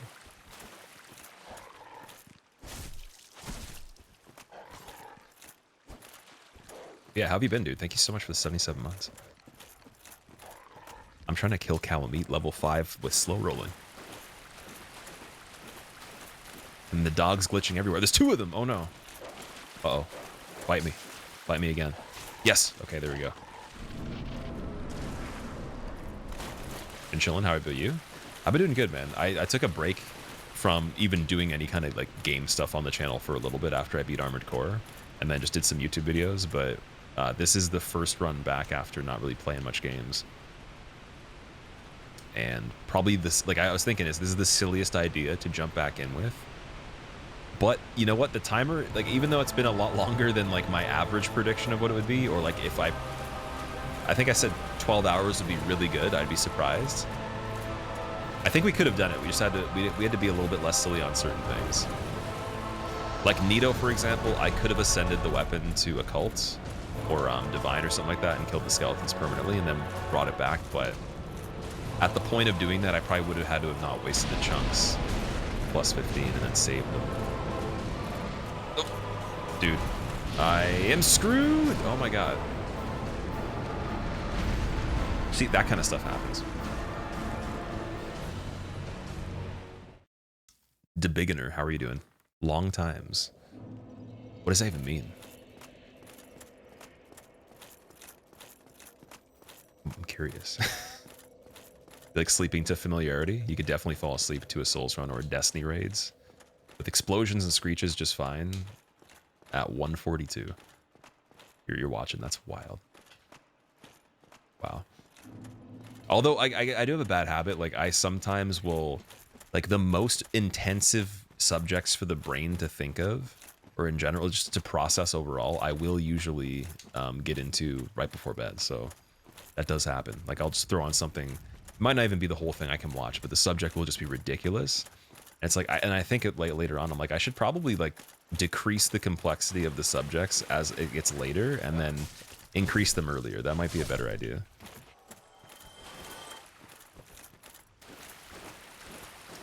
Shorties, how have you been? What's up? It says you have no audio. How can you hear me? I want an explanation for that. And if you do explain, then I don't believe that you have audio off. It was a scam. Bread sweat? No, not bread sweat. That doesn't even make any sense. Actually, no, it does. Sorry. If the bread is really fresh and it's on like a plate or something, it could sweat. That's true. What kind of topics? Oh, like again, like quantum science and quantum physics and stuff like that. Like the existentialism stuff for sure. Maybe some historic thing that's crazy, like some deep dive into like uncovered like historic stuff that's like more recent, like lost civilization type shit. Like just tons of different weird subjects that don't have like a simple way of you ingesting it right away. It takes a long time. And they might even need other subjects to even be complete. So yeah, that's the stuff I'll choose to put on to like fall asleep, or right before falling asleep more often than regular things. But sometimes it's regular stuff. Doesn't seem to affect much, but I'm wondering if it would just be better overall to kind of like downgrade, like make it more simple as it gets later. Music theory as it applies to astronomical physics. What? 60-second rap about bread sweat? All right, here we go. I'm trying to fight this dog. It needs a vet. Algerian chat talking about bread sweat. I'm trying to run. I don't got a gun, but I got a sword. I wish I had a board to fly through. And so do you, because you wish that I had pulled through on Kalameet. I was so discreet when I got that 50% on the health. It would have given me lots of wealth, but then we ran out of gold. Pine resin. Man, I be stressing. I just rhymed something that doesn't even make sense, and oh, I'm still trying to repent, but I'm going through the fence. It's actually a fog gate.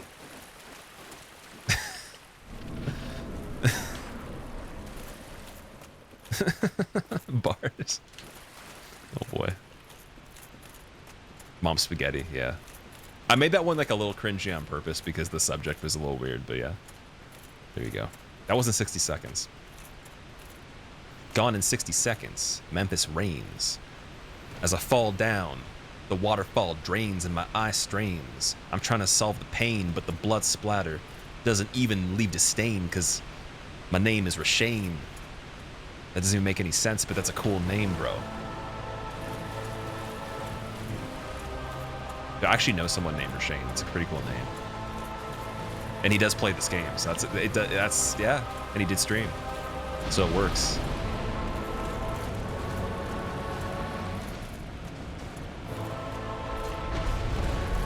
Like James. What does that even mean? Janes? Is that like supposed to be jeans, but like a flashy name for them? Let strength be granted, so the world That's the might be craziest thing mended. I think I've heard today. Janes. So the world might be mended. I'm wearing some Janes. Oh man. Oh, I tried to jump. Okay, no more raps right before we go to the boss. Maybe chains. There we go.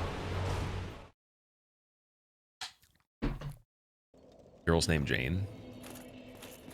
But that's not even the right spelling though. If your name was Jane and it was J-I-N, or sorry, J-A-I-N, that's a funny way to do that.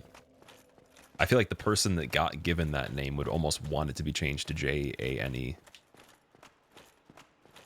Unless it was like short for a cooler name or something. I don't know. Santa Slayer, thank you for the 2 months. Welcome back. How's it going, dude? Nukeson, what's up?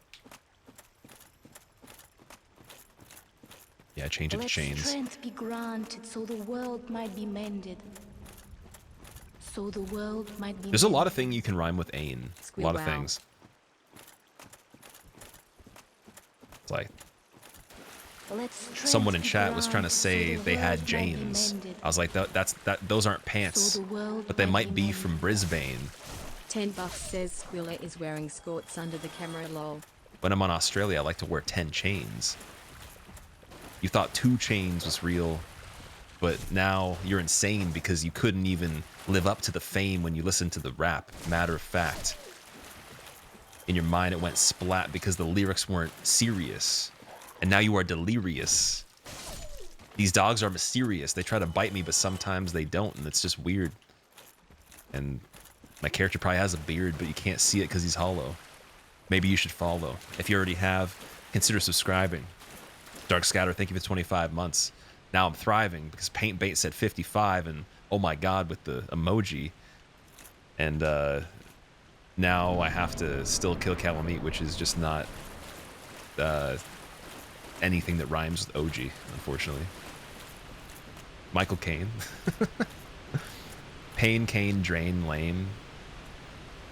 Sane. Wayne. Name and waning. Still explaining. Okay, we should stop trying to rhyme stuff. Miss Under Studios, thank you for gifting Argo Site a sub. I appreciate it. I don't know what I'm doing right now. We're getting a little bit crazy. I just want to get to Gwyn. I think I said this last time I tried to do this run way back. I was like, if we just kill Kalameet, I get to Gwyn, and Gwyn will be pretty easy. And then Gwyn wasn't that easy, and I felt really stupid.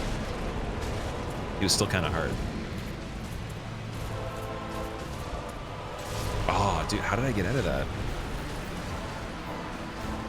Yeah, how have you been on Under Studios? I saw you trying to use a Skio emote. Does Skio still stream? I haven't seen him here for like over a couple of years or so. Did I get new lights? I look significantly more melanin having than you remember. It's not the lighting. I just have a crazy tan because I've been in the sun like almost every day for a lot of hours, except for when it's been raining lately. So I actually got like 2 or 3 sunburns, and then they turned into tans. And I went back out with a sunburn in the sun, and just yeah, I got super dark. So that was as of like last week. I mean, I technically had a tan the whole summer, but I had like a darker one because I kept getting burned over and over again. Oh yeah, berries. Okay, so Kalameet's kind of scary. You might even say his name is Larry, but of course, it's not a horse. It's a reptile, and he's on discourse. He's trying to get into the valley of defilement. It ain't no demon souls, but I'm defiling it still. So trill in the water as I come up the channel. It's a thrill. Oh, cat jam. I might even try to make my own map plan, and then we have the open on select button. Try to see where we're going, and then we don't forget where the next one is. No, that doesn't make any sense. I was trying to tie that into the Elden Ring map function. Oh, that would have worked. Actually, I should have said map function. You guys are like, you're coercing me into rapping when I don't want to. And now I'm dying again. Okay, for every single bar I said, I have to attempt Kalameet again before we finish. That was at least like 100 bars, so we're gonna be here forever. Oh, wait. Okay, so you were Skio. My bad. Your name was Skio. My bad. How's it going? That makes a lot more sense. I was like, was somebody that was subbed to Skio having their emotes still?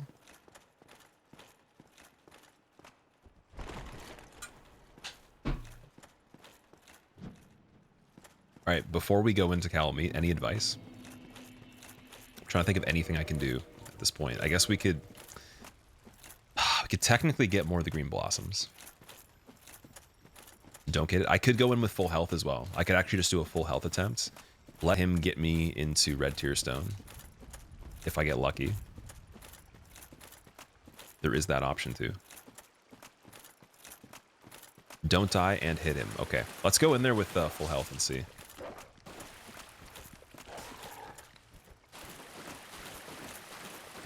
If I can actually survive. Oh, maybe not.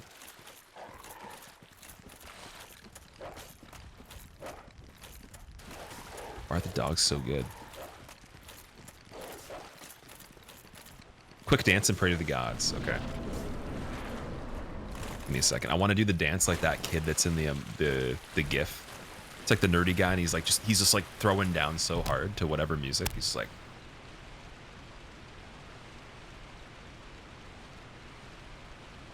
That's like one of my favorite GIFs of all time, so I had to do that. All right, please, Miyazaki, let me win, and that's it. Thank you. It was fun. I also only have 5 Estus, so now the whole thing with going in with full health doesn't really seem like it makes any sense. I'll still do it, though. It's going to be in the BRBs. The guy who won't go home after the party ended, yeah. There was something I saw recently. I'm trying to remember what it was. There's a game I was watching. There's some sort of game, and like the person died or whatever, and one of the enemies were like actually dancing or something. I can't remember what it was. Numa Numa is the original meme. Okay. Numa Numa.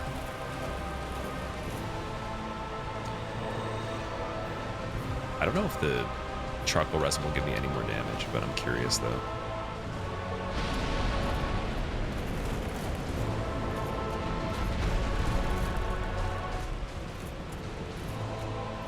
Alright, what do we got? 83 damage? That's so bad. It's just terrible.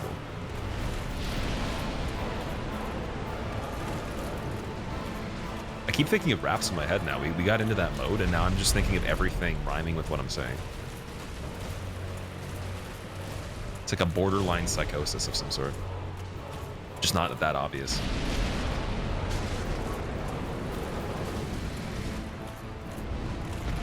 First day the meme was created was the day the flame started fading. That will happen. Yeah, it's the only thing I think that can like end off this stream if I do actually win and we still want more raps, we got to go and raid Insomniac because he does crossword raps. He'll freestyle for like a good hour straight and not stop, and it sounds like a real song. It makes what I just did look like the very, very junior version. And the guy's actually older too. He used to actually be a rapper, but he's like an older guy, so it's cool to see how quick his mind works. Definitely worth a follow if you don't even, we can't even rate him. Okay, that was pretty good. Survive. Nice.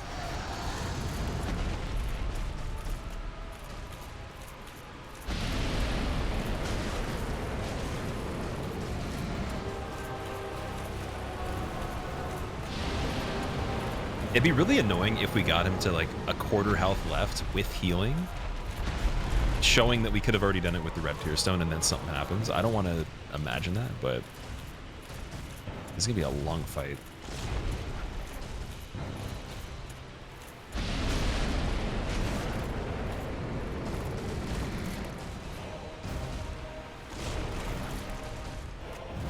That was really weird.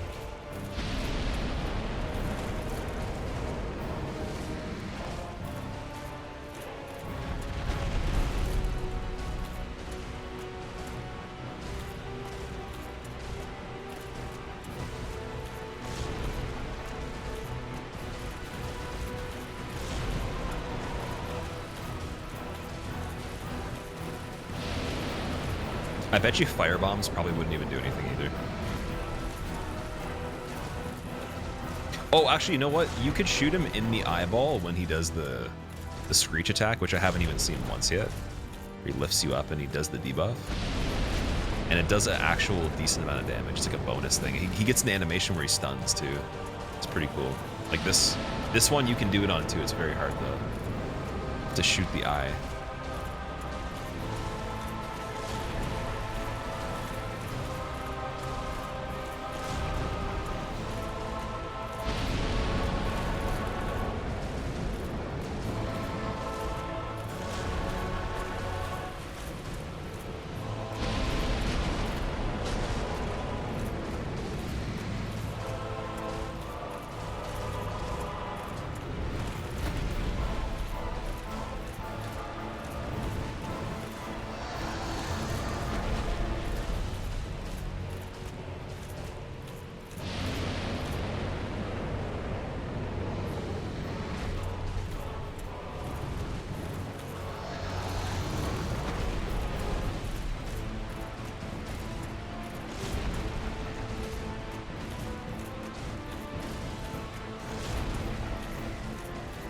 Oh yeah, the run command is definitely not synced up with the title. So in the title, it should say what we're doing. Like the exact details of the run. All you need to know.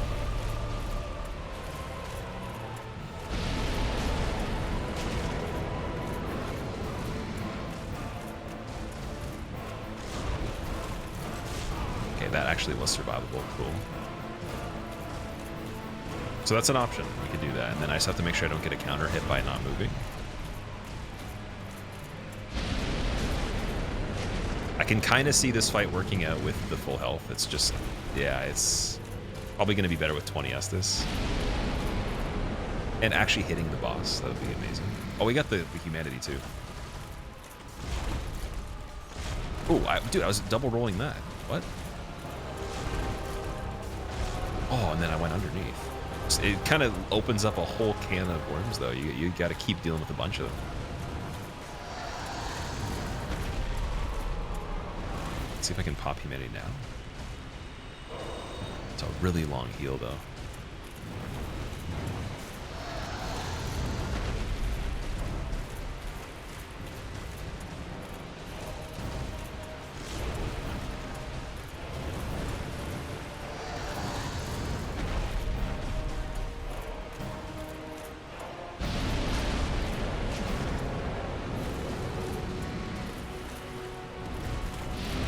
I think the fire from this, even if it did hit me, is not that big of a deal. But the jump to save that last minute, like, dash that he does, that's really, really good.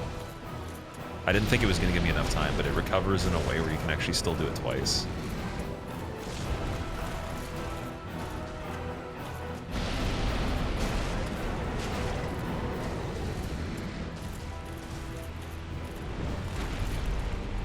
What controller do I use? I'm using an Xbox controller from the new one.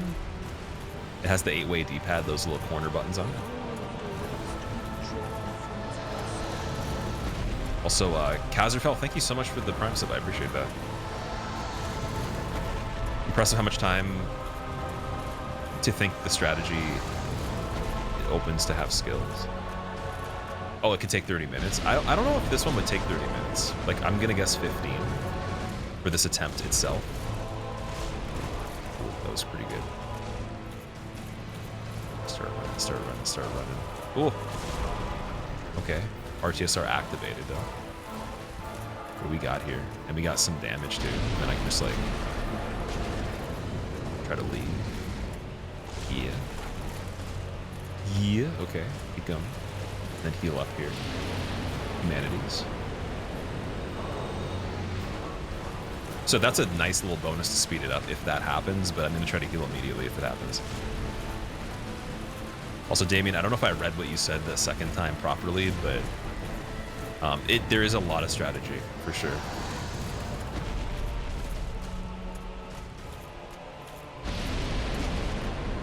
Like, it's funny because you're seeing things happening, but the way I'm thinking about, I wish I could actually create something that shows the mind map of what's happening in my head while I'm doing this, because It would look really cool. It would look like a really cool movie, probably. Like even though like I can tell you what the strategy is, it still changes based on certain things. So like that process is just like, okay, if this thing happens, these things could happen, and then waiting for one, like there's a standby for like 1 to 2 things, and then they kind of trickle into like other things. It becomes a big tree of a process, right? And then the inputs or the responses for those things could change too. But it'd be a lot of information though, for sure. Even if it's like a basic situation. Like this isn't like extremely diverse. There's not like a million different things going on. But there's multiple things that I could do for each thing, for sure. And that's why I said a lot of it is just like this, the basis of like how I space everything. It's like precaution in case if I'm in some place and it doesn't accommodate like 3 different things at all given times, and the environment's not considered simultaneously, then it's not progressing in a way that I'm going to win.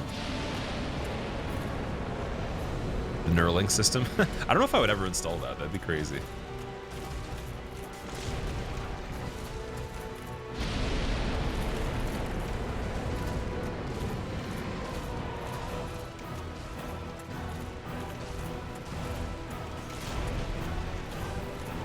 Like, would anybody here actually do Neuralink if it was proven to be safe somehow? Like, and it wasn't life-threatening, it wasn't something that was going to save your life.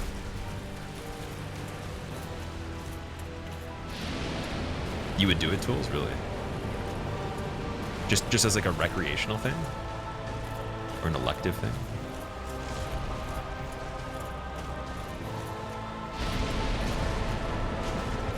I think the damage is like legit the same. Oh, no, he got me. Close. Oh, we're doing pretty good. RTSR is a way sexier amount of damage, but so much riskier. It is. It's like... Now, okay, like I kind of want to go back and then do it with Red Tier Stone from the beginning now and see if I can pull it off. But there's like a mindset to when you don't use it that's so much more chill, where you might not panic as much either. Made the last attempt you saw count. Good night. All right, Jammer, have a good sleep. Thank you for hanging out, man. Sleep well. Every brain intervention is dangerous. In principle, Neuralink strives to minimize the surgery. Yeah, that's true. That's true. Like, I could believe that even if it worked and there was no problems, that the reason I wouldn't get it wouldn't be because of, like, potential issues. Like, let's say there's no issues. It would just be, like, the idea of having something attached to your brain is weird, you know? If you, especially if you didn't need it. Like, just could not imagine that. It's a little bit different to, like, you know, put on, like, a... like, if you had a glove that, like, made you punch holes through walls, that'd be cool. But then if, like, you had to cut your hand off and make your hand, like, a cyborg hand to do that, then, I don't know, it's a little bit more of a weird thing. Or if you had to, like, attach the material to your tissues, like, through your skin, that would be a weird kind of surgical thing.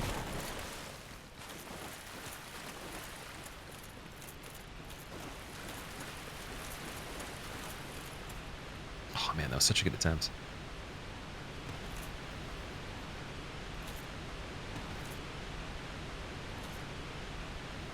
All right, so here, I think if I jump off this second last one, I'm good.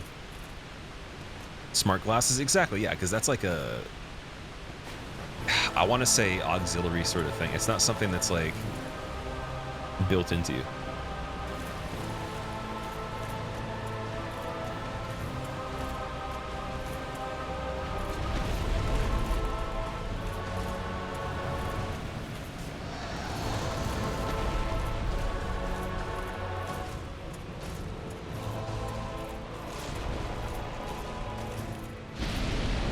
That jump was really, really crazy. I can't believe the beginning of it worked. On the cusp of being just wild. I don't know. I wonder if there's like less of a hitbox when it starts up. Maybe that's the case.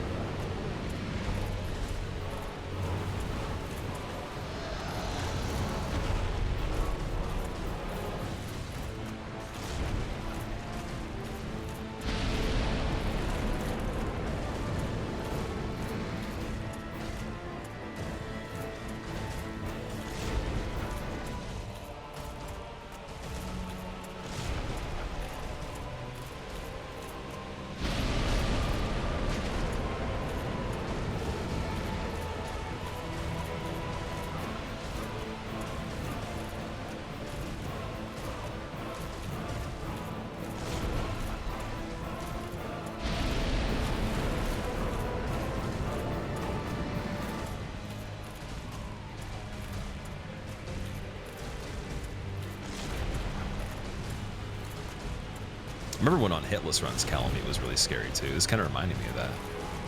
Even though it's like a very different way of trying to be precautious. Are people in Cyberpunk with no mods outcast? Exactly, and I think that that's kind of how things would go if it was like commercialized to a degree where it's like your household expectation is to actually have biomechanic, like, or have like you know, cyborg parts on you. Well, that'd be really weird. Like biotech. This is like a normal thing.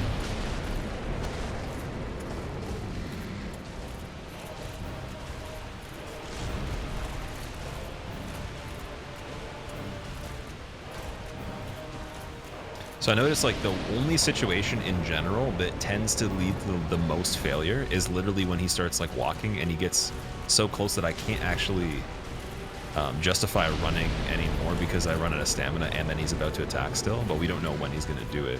Whereas if I'm already leading outside of the range, like it's always safe over here. So I wonder if there's an angle I can run ahead of time to like predict that. It seems like it's to the, like, especially if I can rotate to the left like that, I still bait that attack, but it misses by even more. So if anything, don't rotate to the right, just rotate to the left almost every single time, unless you're far enough away.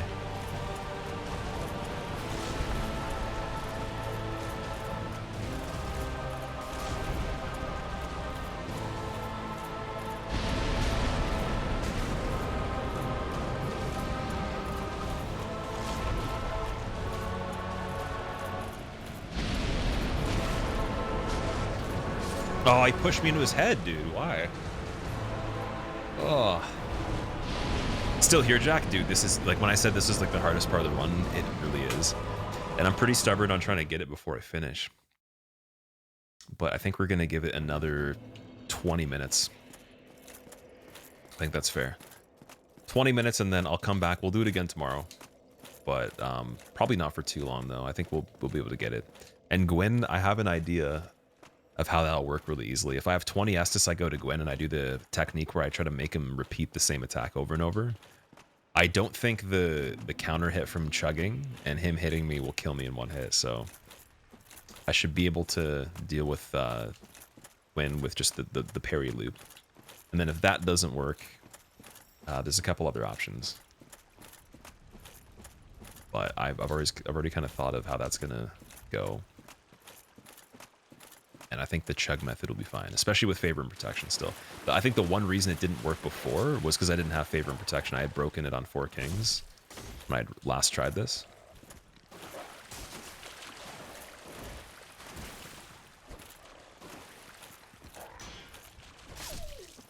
Did I beat Artorias? Yeah, I got everything. The only 2 things left are Gwen and Kalameet. That's it.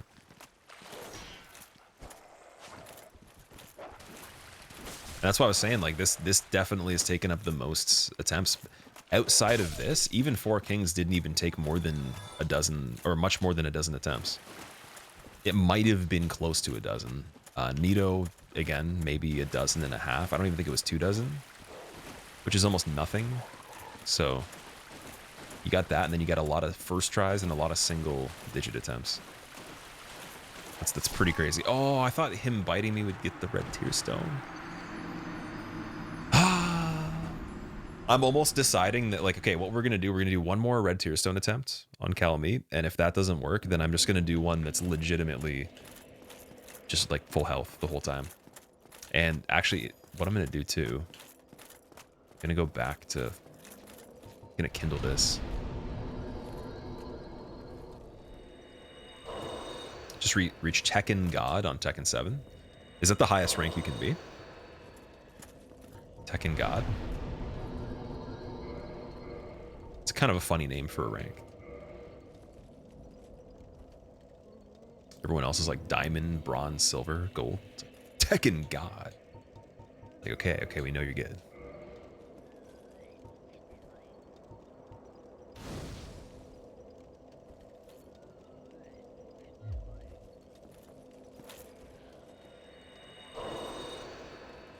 Could cure blindness soon. So yeah, I heard about that. I think that's really cool. And in that case scenario, I can understand it. I'm just saying, like, let's say there wasn't like a really pressing matter where you felt you needed it, or it would just be like life changing. Other than the fact that like the rest of the world's just doing it. That's kind of where I was at with it. Oh, we have to kindle 3 times? Ooh. Alright, you know what? No, what I'm going to do is I'm going to just get the attempt without the red tear stone right now, because it's going to take so long that we might as well. If we're going to only go for another 15 to 20 at the most. A good attempt on it will be the one that's almost that long. And then let's buy green blossoms as well from Elizabeth.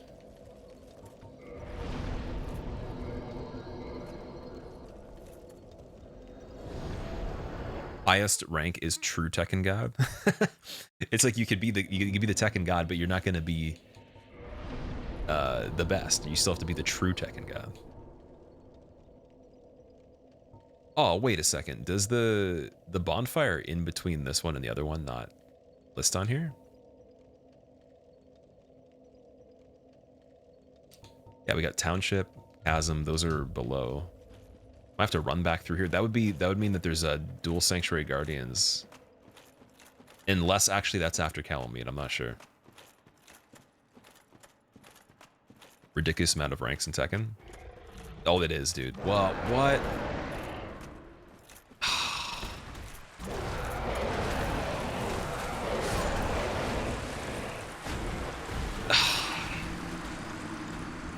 So I'm not going to Elizabeth to buy green blossoms. That's not happening. Just saying. I'll just skip that. That doesn't seem like it makes any sense. Was ADP the stuff on Dark Souls 2 a run killer? For level 1 runs particularly? Like, it wasn't a run killer for regular runs, because in the beginning of the game you immediately start leveling ADP as soon as you can. So there's a lot of areas right away you don't even have to roll. By the time you do, you already have, I think it was like at least an extra frame or 2, which would be similar to like how many frames you get on this with this guy. And then after that, I'd say by Tree Giant being dead, which you can also just space by running through his arms and everything, and mainly rolling away from him, you are pretty good. So ADP is not a problem on a hitless run that's leveling. On level 1, it's ridiculous. It's really, really hard. You have to be super, super dialed in. Because like we can't even in any percent get many items to boost the frames. Really? I think it's mainly just there's like a the peasants set. Believe it is the only thing. Fool. It's really easy to get. Yeah, he has green blossoms, so I'm gonna get them from him. So long. He's like, buy some inflated items. I traveled from Bloodborne to make a profit and go back because everybody's dead. Tekken God Prime is the highest. That's so funny. Tekken God Prime. So long. I see. Like I like it when the names are different. It's like if everything's Tekken God with another name on it, then they're just making you feel good. But like it should be like Scrub, like, you know, Novice, Intermediate, Expert, and then beyond Expert would be like it would start to get into the funny names, like maybe like Monumental, Messiah, Godhead, and then after that it'd be like Infinity, and then you'd just be impossible to outrank.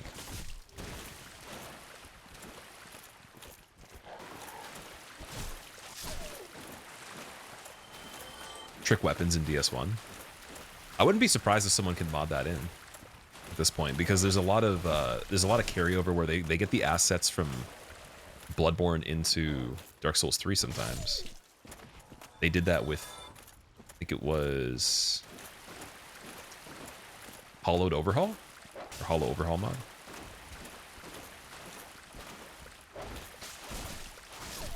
Here we go.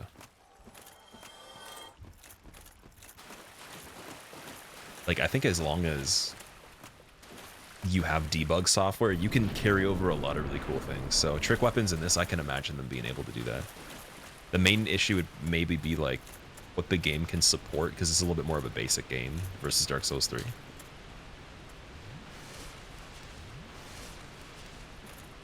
for Valorant, there's Ascendant, Immortal, and Radiant. That's way cooler, in my opinion.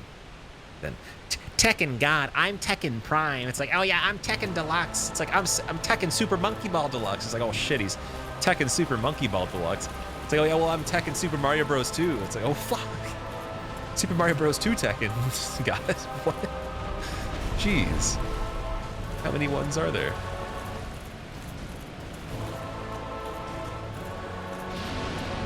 Too many Tekken gods.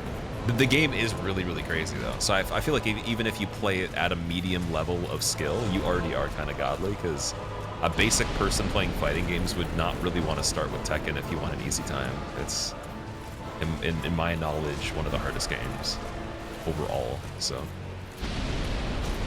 it's kind of true.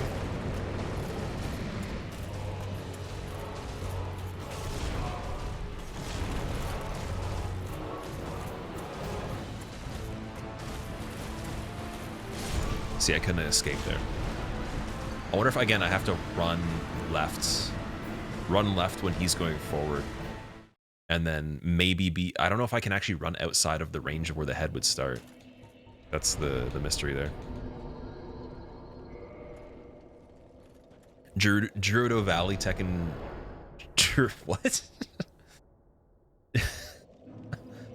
Cherubim? Gwen's gonna be such a cakewalk after this. It's funny because I wish you could kill Gwen in the meantime and then still go back and light the kiln, or walk out of the kiln, but it doesn't let you do that. It goes in NG+, so it's the only downside. I would have already killed him just for fun in the meantime and then made this the final thing. They sound really Japanese anime. They do, yes. It's like... Ultimate Tekken Supreme. It's like Tekken 2 Prime Deluxe. Jeez. You can even see like the announcer saying that when you rank up too in the game. It's like Ultimate Dishonorable Tekken God. Ultimate Tekken Demon God Angel Plus Ultra. That's just silly. As much as this run's been pretty serious, this has been a very silly stream today. It's been fun.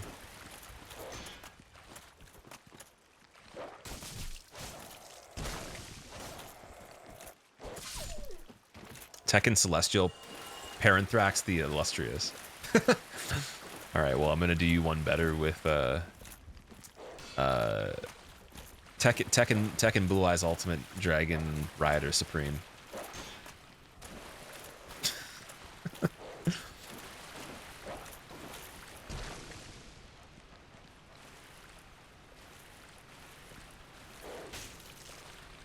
I don't know why I'm trying to get hit right there. I need to like, not have red tear stone. I was automating the entry to the fog gate there. I was kind of going off the muscle memory there. There aren't any sets in DS3 that start over encumbered. There is actually, so this one does. When you start with the knight, you are... Oh wait, you mean over encumbered in the sense where you can't actually move at all other than walk, right? Like not slow roll, but you're just doing like the slow walk. I don't think so. Like you'd have to basically not have much endurance and then just pick up like the Iron Golem set, Stone set, Havel set. Oh, sorry, DS3. Heavy roll in DS3, not this game. My bad. In DS3, I don't think so. Because when I did the fat roll run in it, I had to add quite a bit to the character. And I remember thinking, is there a character that does start with it? I don't think there was.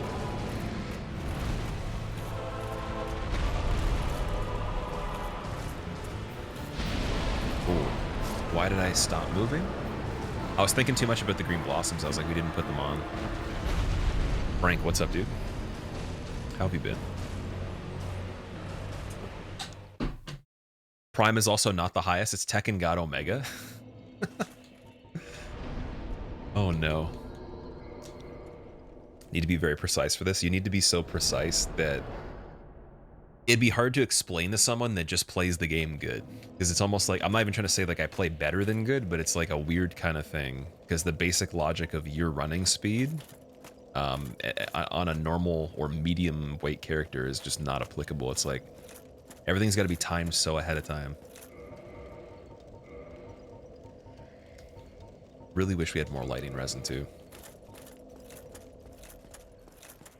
You're lit. What about you, Frank? I'm about to be lit. Wait, watch this right now. Boom. Bro, I was like chilling at the bonfire, bro, and like I like just sat down. Everything became so foggy, and I was like, whoa, bro, so lit, bro. Like I stood back up, but I couldn't see anything, and I was like, yo, I must have just like somehow like vaped so hard the bonfire exploded, and like the fucking fumes just fucking boom, man, crazy, just lit, getting sick, bro.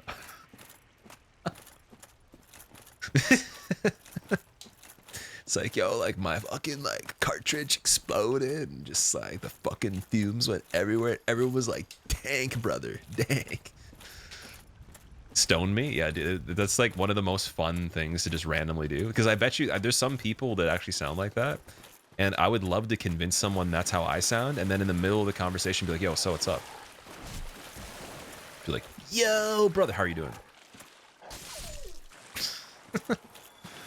Switch up real quick. That'd be funny. V-Sweat doesn't really sound like that. V-Sweat sounds a bit different. He sounds like a person that's just a normal person with an accent. It's a little bit different than mine, but like just extra Canadian. That Eastern accent. Oh boy. Sound like hipster California. So he has a Nova Scotian accent, I'm pretty sure. But yeah, like some of his mannerisms are definitely Californian, 100%. I could see that. He has a tonality and the mannerisms of someone from California with the accent of the vowel sounds in Nova Scotia.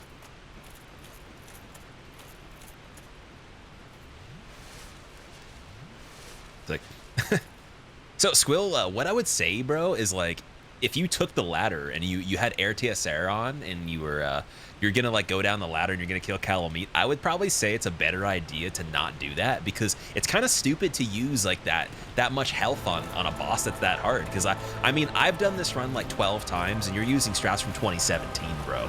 It's a little old. So what I like doing is I like to just be good at the game. That's pretty much me. That's V-Sweat. That's how he sounds.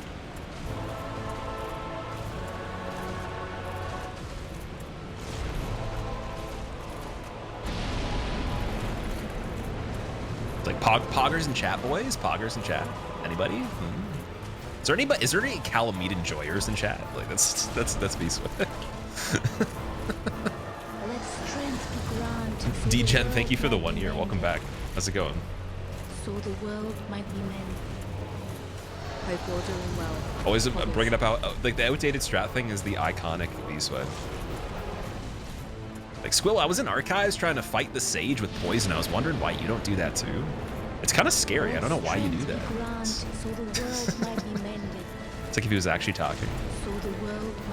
It's funny because originally he like didn't know what the impression was like, and once he heard it, he's like, I hate it. He's like, it's so real. Turn on push notifications. Turn on push notifications to see.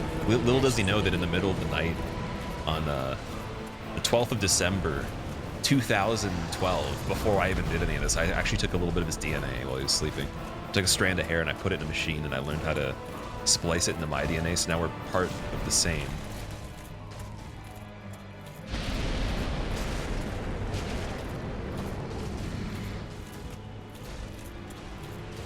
Okay, so he rotates like that on the left. Interesting. I don't know if that's always going to happen, but I'll try it. Autumn, thank you so much for the 19 months. Someone matched with you. It's a... Oh, shit. Find out who? Oh, my God. It's definitely Kalameet. And I'm not impressed.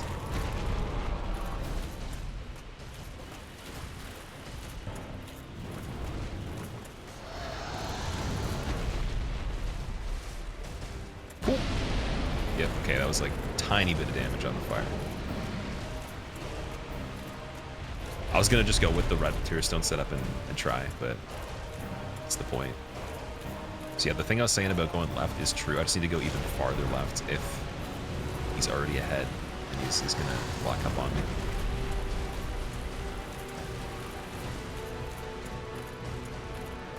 The way this fight works too, it's weird. It seems like you make him do more attacks and then he's closer to getting to doing the attack that I punish. But if he's just walking, it doesn't actually calculate that attack coming sooner. It's almost like you need to make him do a certain amount. And the higher the amount, the more likely he's going to do that. And then once in a while, sometimes he does it at nowhere, but it's not as frequent as if he had just kept attacking over and over again. And that's kind of unlike any other fight that I can think of right now in regard to one attack. Just because he has a really weird tendency to just walk towards you. That's like a main feature. That should be an attack itself.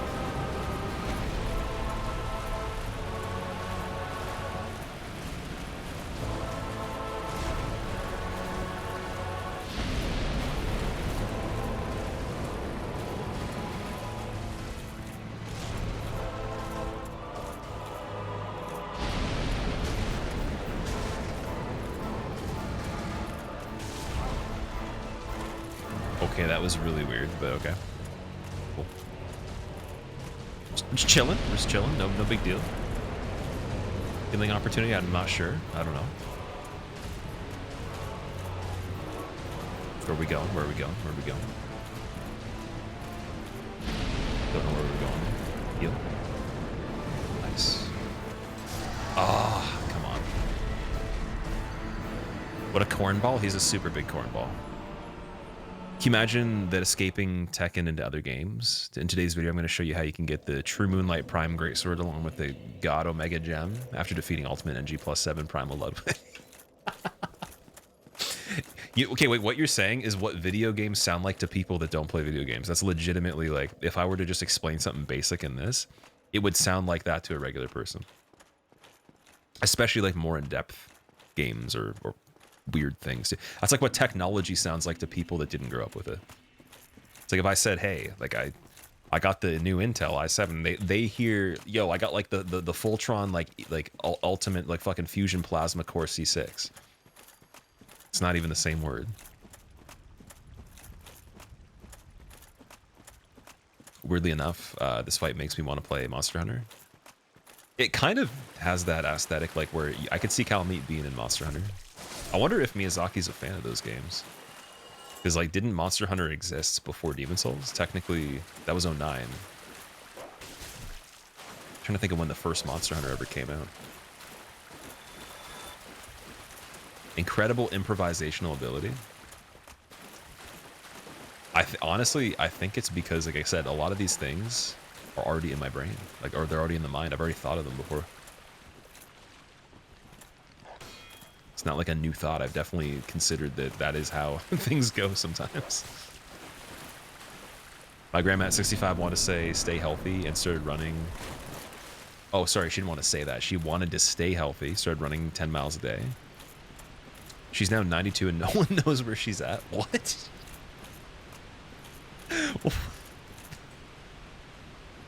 Wait a second. Running 10 miles. Wait, I'm so confused. Is that supposed to be a joke or is that actually serious? I don't know what to say. She just didn't stop running?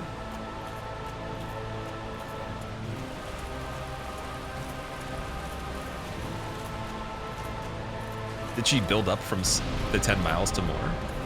It's a joke? I thought it was a joke. I was like, what? That's crazy. Okay. Kalameet, please be nice. How else are we going to do this? You're not nice.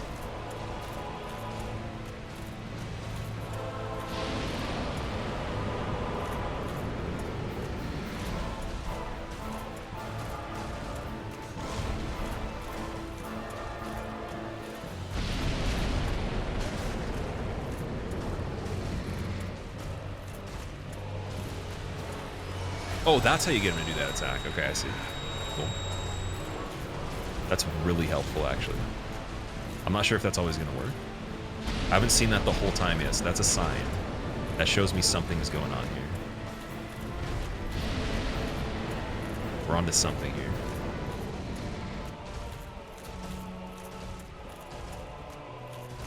Where are you going, huh? I feel like Kalameet's like a like an animal that like has a random situation where it's like it's friendly and then it immediately forgets it's friendly and then becomes evil again like really quickly and like bites you or something.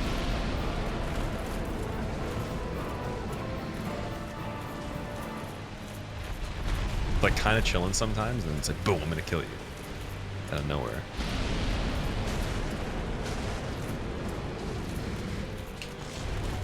Okay, I rolled through. That almost wrapped around completely. Holy shit. That was really cool though.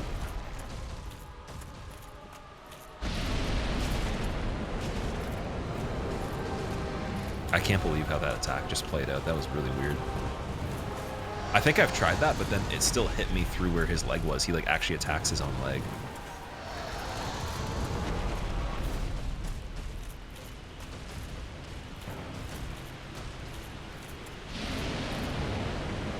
Blossom, that's probably a good idea.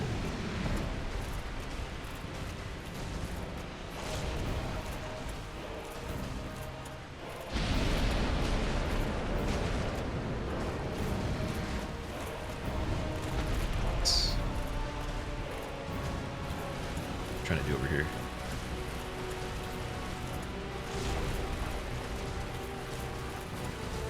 What are we trying to do over here, Kalameet? Something else, I guess. I went in for it just to see. I think that's also what I gotta do too. As soon as I see him walking and he is doing something weird, don't even wait for the weird thing to happen and then go forward. Like, go forward first and just see how much of a difference that makes. Because we got 2 good things that happened from that so far. And I have a high suspicion it's not always going to be like that, but more chances, right?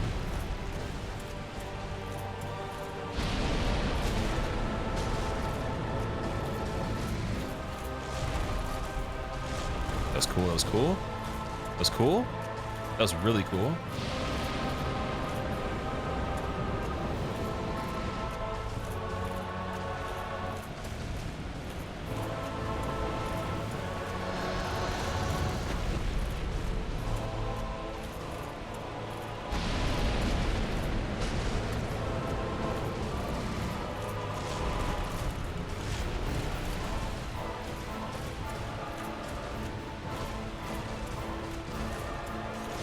Yep.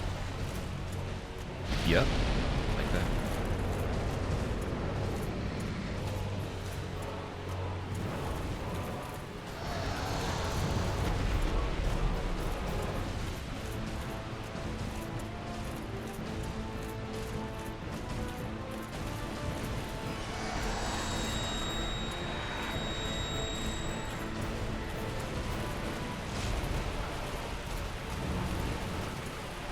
Went right because it seemed more biased there to the right. That was a good idea.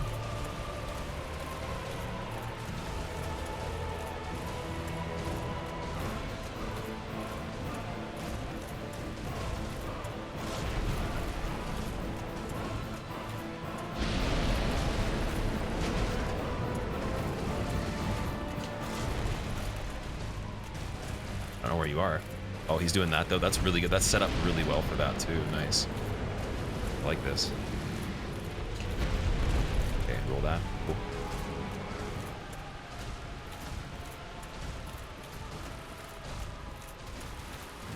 Where you at? Where you at? Okay, that was a little bit of rebound on the wall. It's fine. It's fine. Chilling. Still chilling. It's just something I want to do, but I don't know if I have an opportunity yet. I don't want to use an attack opportunity because that's just, that'd be a little silly too. That's good. I like that. Okay, now I gotta rotate this way. Okay, here we go. So what I want to do is I want to heal back to full here just to give myself a chance because it's getting sketchy. And then it doesn't matter if it takes a little bit longer now. At least like we're in a good situation. So it's just a smarter thing to do in my opinion. And I just have a feeling that it's going to work out better. Something tells me. Because we've made a better system for the things that are a problem.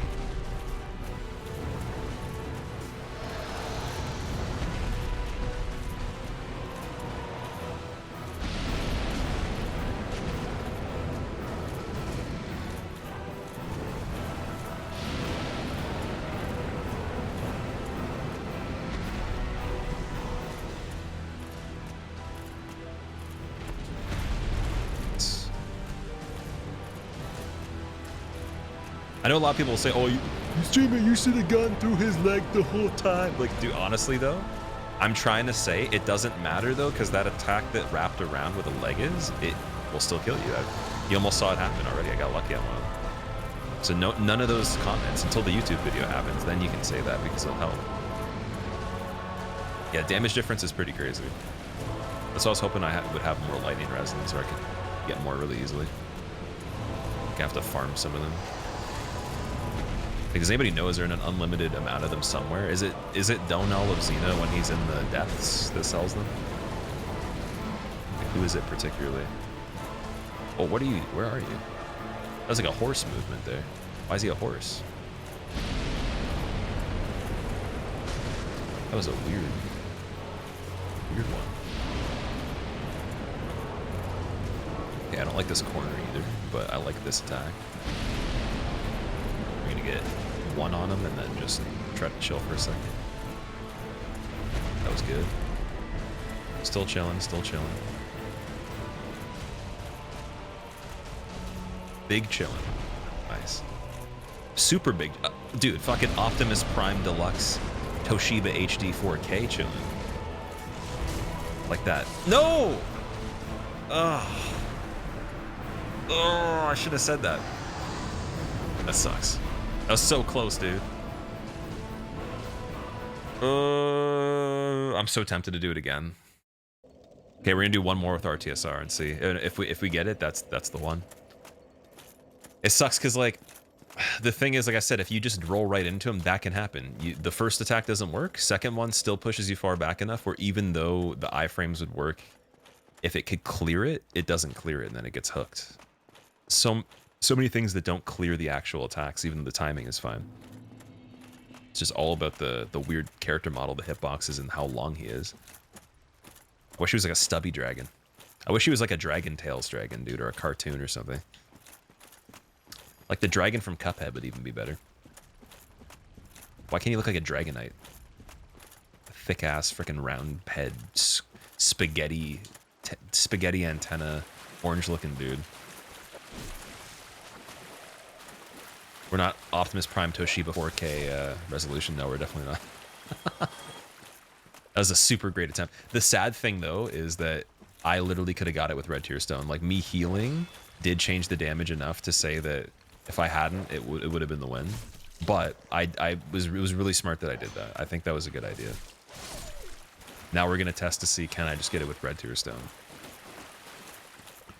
Half of it was also the peace of mind. Like, I didn't want to, like, panic and do something stupid. Because there were some decisions even later on where I was kind of like, I could feel myself starting to want to slip on them.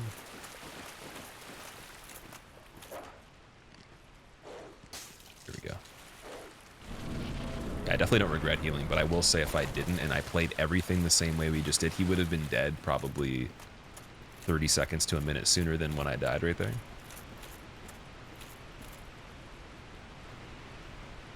So the channel points, Family Cruise, I actually was going to bring them back, and I tried to make a thing where you guys can bet if I'm going to die on a boss or not. And the predictions feature wasn't there. I couldn't find it. I did some research as to where it is. Still couldn't find it. So there will be channel points, actually. They will be coming back, and there'll be quite a few things I'm going to try to use them for. I just tried them before, and I couldn't really find a reason to keep them, because we already had points on the bot. And I was doing a bunch of stuff where we would do bets through that anyways. Yeah, if you guys want channel points, hopefully you're happy to know that I'll actually use them this time around.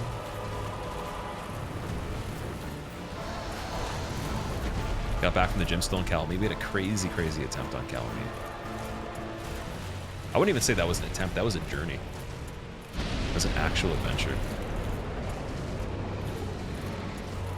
Like, I'm going to go back through that and then voice act it too. We're going to make Kalameet have a voice actor as well.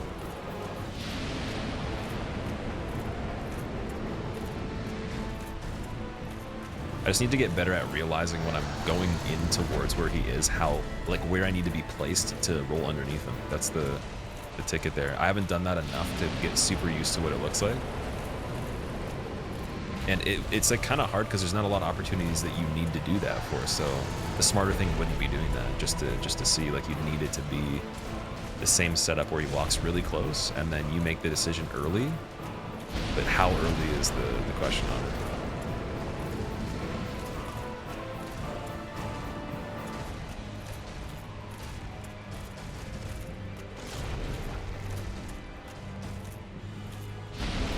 Another thing too, if I had lightning resin, he would have also been dead on that one. It's funny. Ooh, it's close.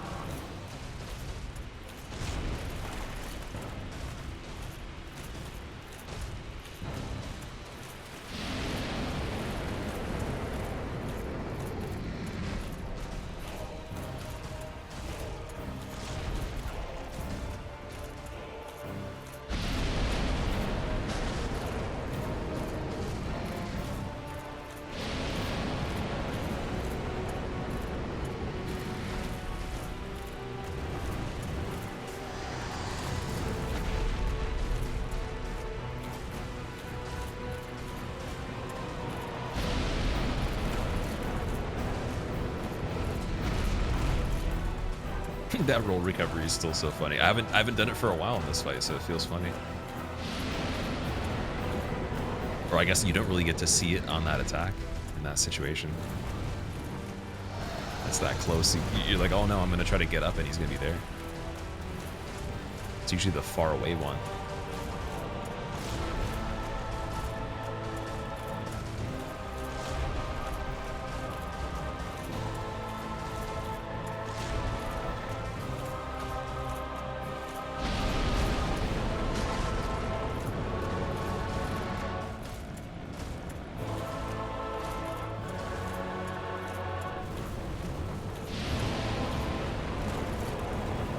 That literally saved me just by choosing to do that.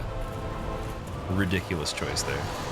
I was thinking, okay, maybe I will. I was almost not going to do that. I'm glad I did. No, he's pushing me. Okay. Escape. Escape. It's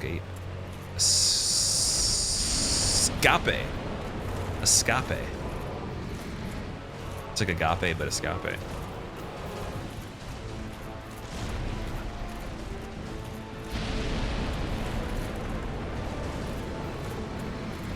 Distracting me a ton.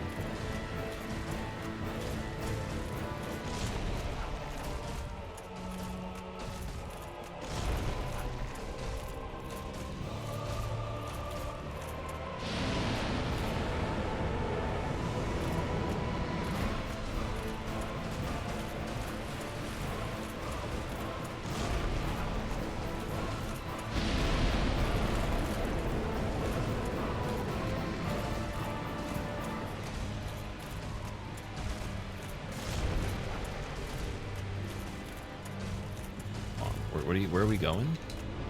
Oh, yo! That was wild. That was wild. That was what I would call tight wild. Tight timing and wild at the same time. Ooh. Escape, yeah. It's actually funny, agape ring in DS2, I knew someone that called it agape. And that's how I thought of that right there. Thought it was really funny.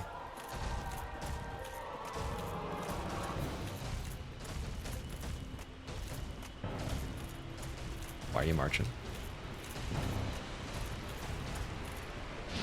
Just gonna eat that again.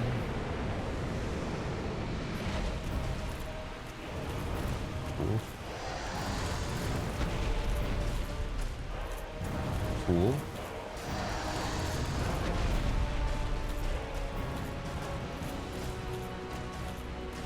Cool. It's fine. Green blossoms don't last that long, do they? Are they 60 seconds?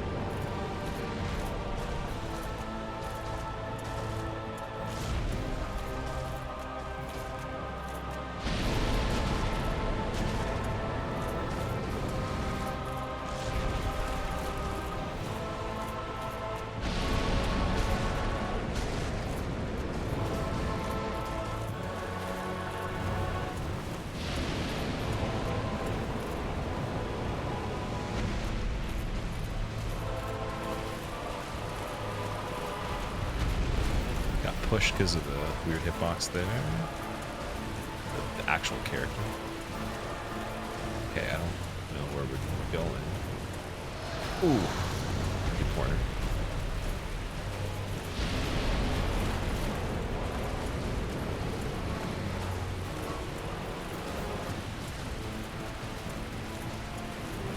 It's moments like these guys.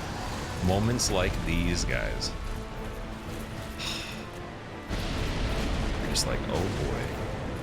Oh boy, oh man.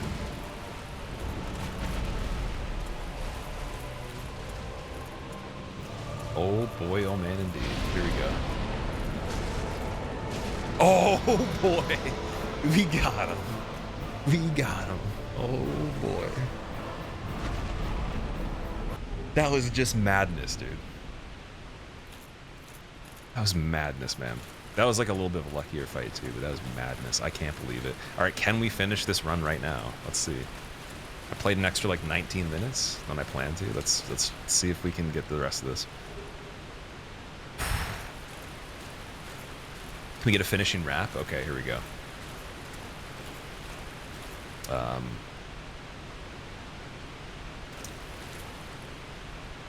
All right. Down to the wire. The fight was intense. You could say Kalameet was putting up tents, but he ain't camping. He's just ramping up the fire as I try to inspire. Down to the wire. It's like it's live, and I'm feeling alive, and it's trying to kill me. But you can't contain me because I have... Okay, I can't say that. Never mind. Never mind. Oh boy. Okay. Oh boy. Down to the wire. Canceled. I was gonna say he didn't take my willy, but that was just, I don't know if I could say that. 100% for effort, killer bars. I don't know at this point. My brain is kind of melting from the attempts on this. 100%. Like, you could tell when I got to the fog gate and I was literally just like using red tear stone setup when I said I was gonna have full health, or vice versa. Your brain slows down quite a bit. All right, let's go back to Gwyn. Whew. Down to the wire, man. That dragon was spitting fire. What else can you say with ire?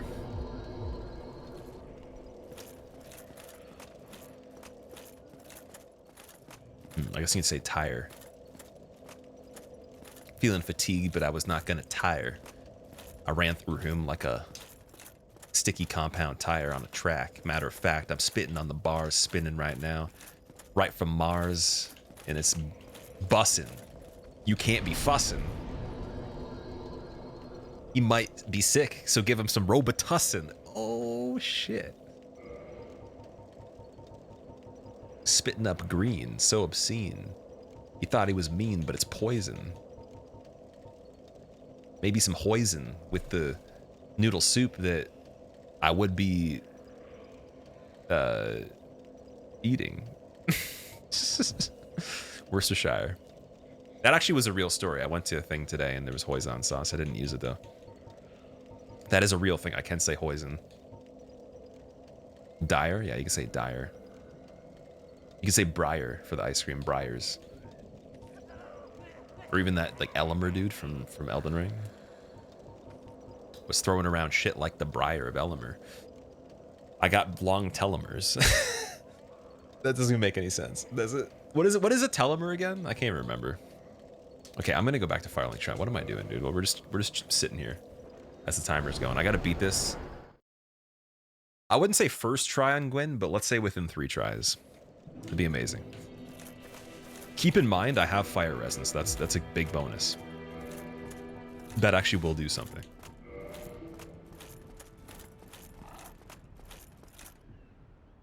Oh yeah, the Shire, true. The consequences are dire. You might grow hairy feet, like Frodo from the Shire. Throwing around shit like Elmer of the Briar. Elden Ring's not even possible to get to that. I don't know. Elden Ring's so pliable, I'll get some pliers. This game is just not even budging. Kalameet don't be fudging. But he fudged me up. So I get a cup and I pour it in like pudding and I eat it up, bro. You don't even need to know, bro, because that cereal bowl is on fire and there ain't no Cheerios. I was gonna say Robert De Niro. That doesn't even make any sense. Oh man, we should just have like a whole entire run where I actually have to rap every single thing that happens and see how bad I struggle on it, just for fun. Retire, liar, pyre, sire, ire. True. End of a chromosome is a telomere. That's true. I got long chromosomes.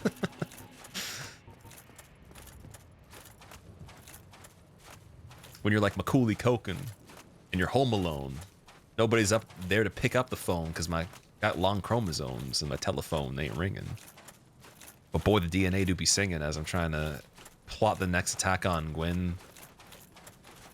And I be bringing that fire, even though he's Lord of Cinder.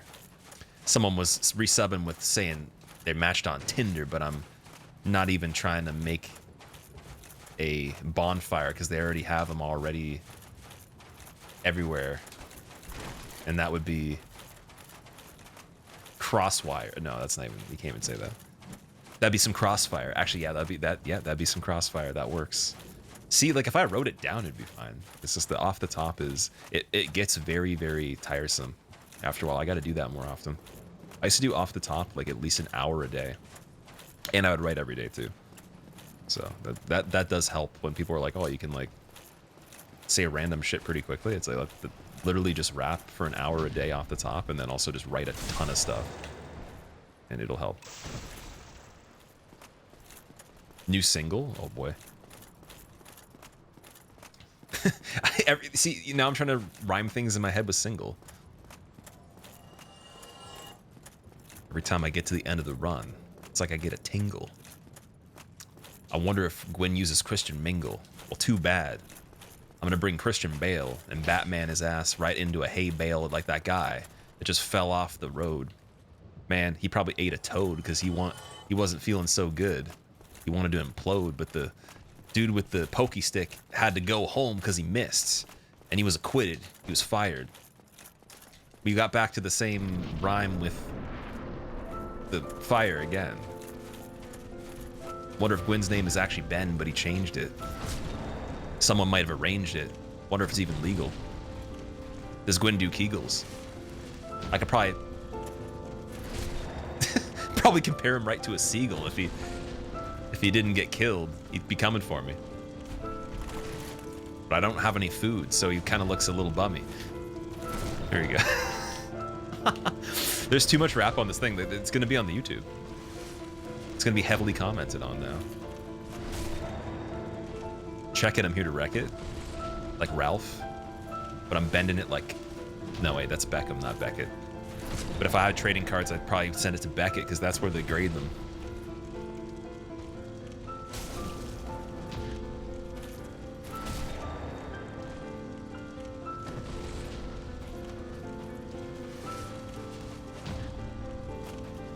Rap challenge, beat DS while rapping nonstop. I already thought about doing that before.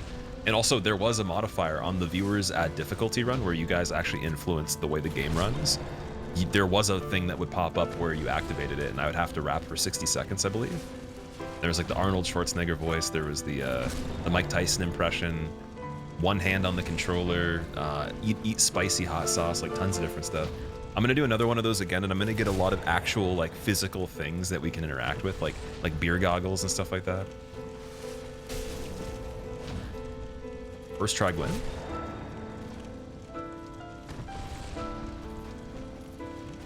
First try Gwyn. How do I win? Do I have to end on a plon or a plin? That piano be plucking. I wonder if Gwyn likes turducken. I just fucked it up and I could have been stuck, but I'm just gonna keep going. As the gameplay keeps flowing, like Bruce Lee said, be like water. Okay. Gonna get DMCA'd by some random band from Minnesota. Sorry for posting a paragraph. You just finished Elden Ring VODs, and I'm sad you hate the all-knowing because your name is actually Gideon, and I'm a sir. In your opinion, they should just make his armor way cooler and not mandatory to beat. Make him not mandatory to beat. Literally spams every single spell of the game 10 times faster. So maybe 1 year later, there are still no world's first kills. At least a boss like that you were expecting to exist in the game. So that's actually kind of how Soul Cinder came across to me. He was like a game shark where he would like kind of cheat. He would use abilities you can use, but then he'd use them even better, and he could still parry you and stuff. So that would be really cool if Gideon. The thing is, when it's like 10 times faster and impossible to beat just for the sake of difficulty, I don't think that's that fun. But if the challenge is actually thought out pretty well and it's creative, he could still use all the spells, but it would just have to be in a way that it gives you a chance, but it conditions you to learn how to do it, right? Gideon, I don't feel he conditions you to learn a lot, even how he is right now. It's like you either just kill him really fast, or you know, you can just do the poke with the crouch with a pokey weapon and just poke him over and over again.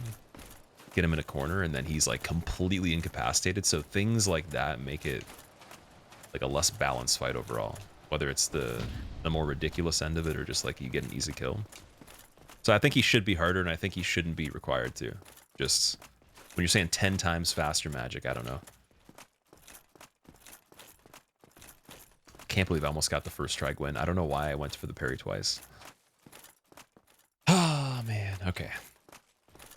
Let's do this again.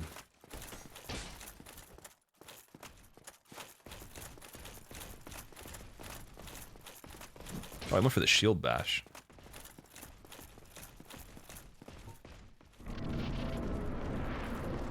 So I should be able to buff right here.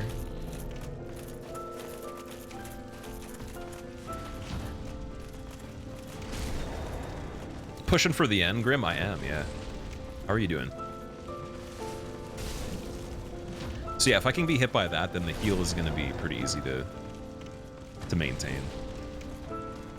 Because that heal's full. And then it's just based on if I miss a parry in general, it's pretty easy. So if you want this method, if you want to use this and you don't know what I'm doing here, if you chug, he has a really high chance of just doing the slow attack over and over. And when he doesn't, try to parry. If you miss, you can just parry the next one pretty quickly too. You can also block for a second and then parry right after. But that's better if you don't heal in between because you have more time. So some people just stand in front of him, they'll block, and then they'll parry if they see the slow attack. I think is that a speedrun method? I'm not sure actually. It might be the chug. Does the chug go straight into a parry? There's like a tiny bit of time in between. You have to wait about like half a second or so. It's not like right back to back. You can do it back to back on the quick attack though. Like if I chugged and then he did the quick attack, I would have to push it almost within like a few frames. That's why if you ever see that happen, it's really crazy.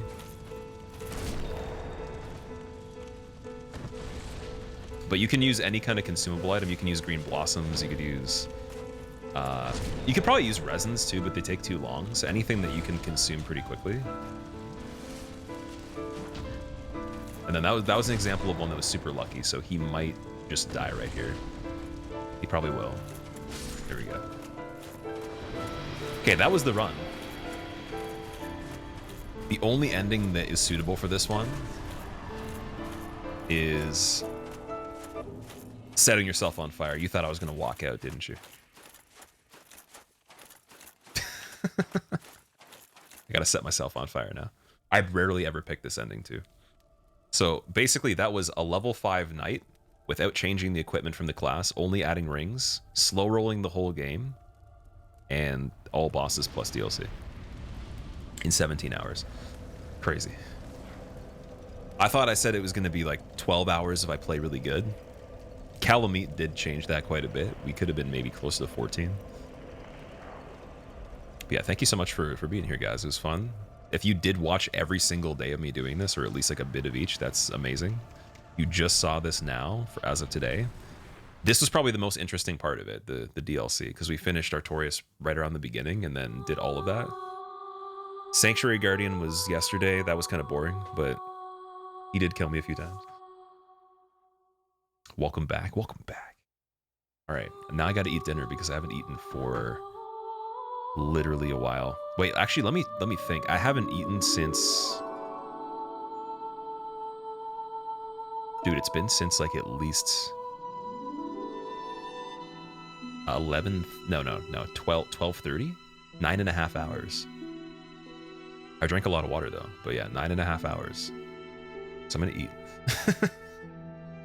You got here and you missed a thing. This will be in a YouTube video. It'll have everything you just saw edited down to the best parts.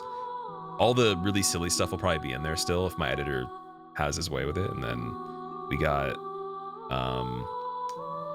like every boss fight, some areas between an intro and outro and stuff to explain it. And then the full video will be on the second YouTube channel.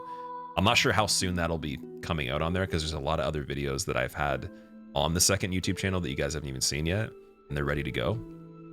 So by the end of this week, the goal is to start releasing the first few videos on there. And I could do those every single day just because there's a backlog. And then anything that I've completed as a first playthrough that's variety that wouldn't make it on the main channel. So maybe the full Lies of P playthrough, the full playthrough of Armored Core, all that stuff will be on there. And otherwise, I'm going to find someone I can host.